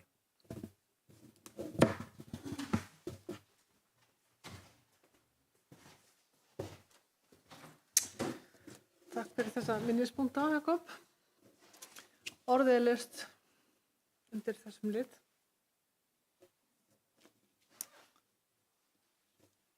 Engin? Það er samt einn liður eftir á dagskránni. Það er liður 25. Það er nafn á sveitarfélaginu. Stykkishólmur og Helgafellssveit.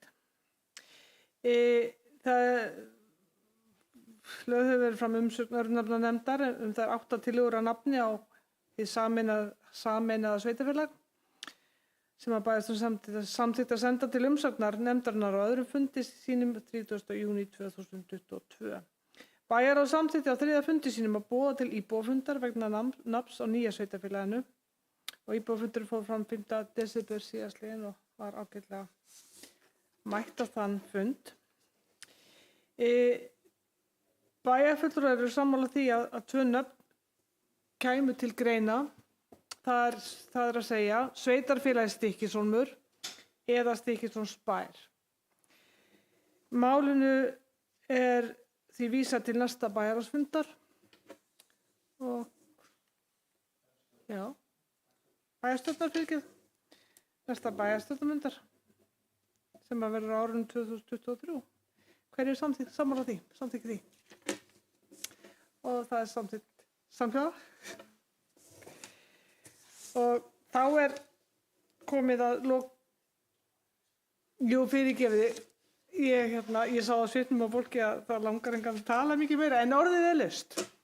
Endilega, ef þið viljið tjá okkur. Svo er ekki. Þetta ekkur ábyrninguna. En þá er sérst komið að lokum á þessum langa fundi. Mikið gert og mikið sagt. Og þetta er síðasti fundur ársins. Og þannig ég vil nota tækifæri og þakka fyrir ánægjulegt samstarf þar sem af er þessu kjörtímabili og vona að þið njótið jóla og jólafrís og hátíðanna og tek undir mig Jakob og það er heilmikið sem við getum gert í þessum bæ okkur til ánægju og gleði og að svo loknu þá óska ykkur gleðilegra jóla og slít fundi klukkan 9:16, 21:16.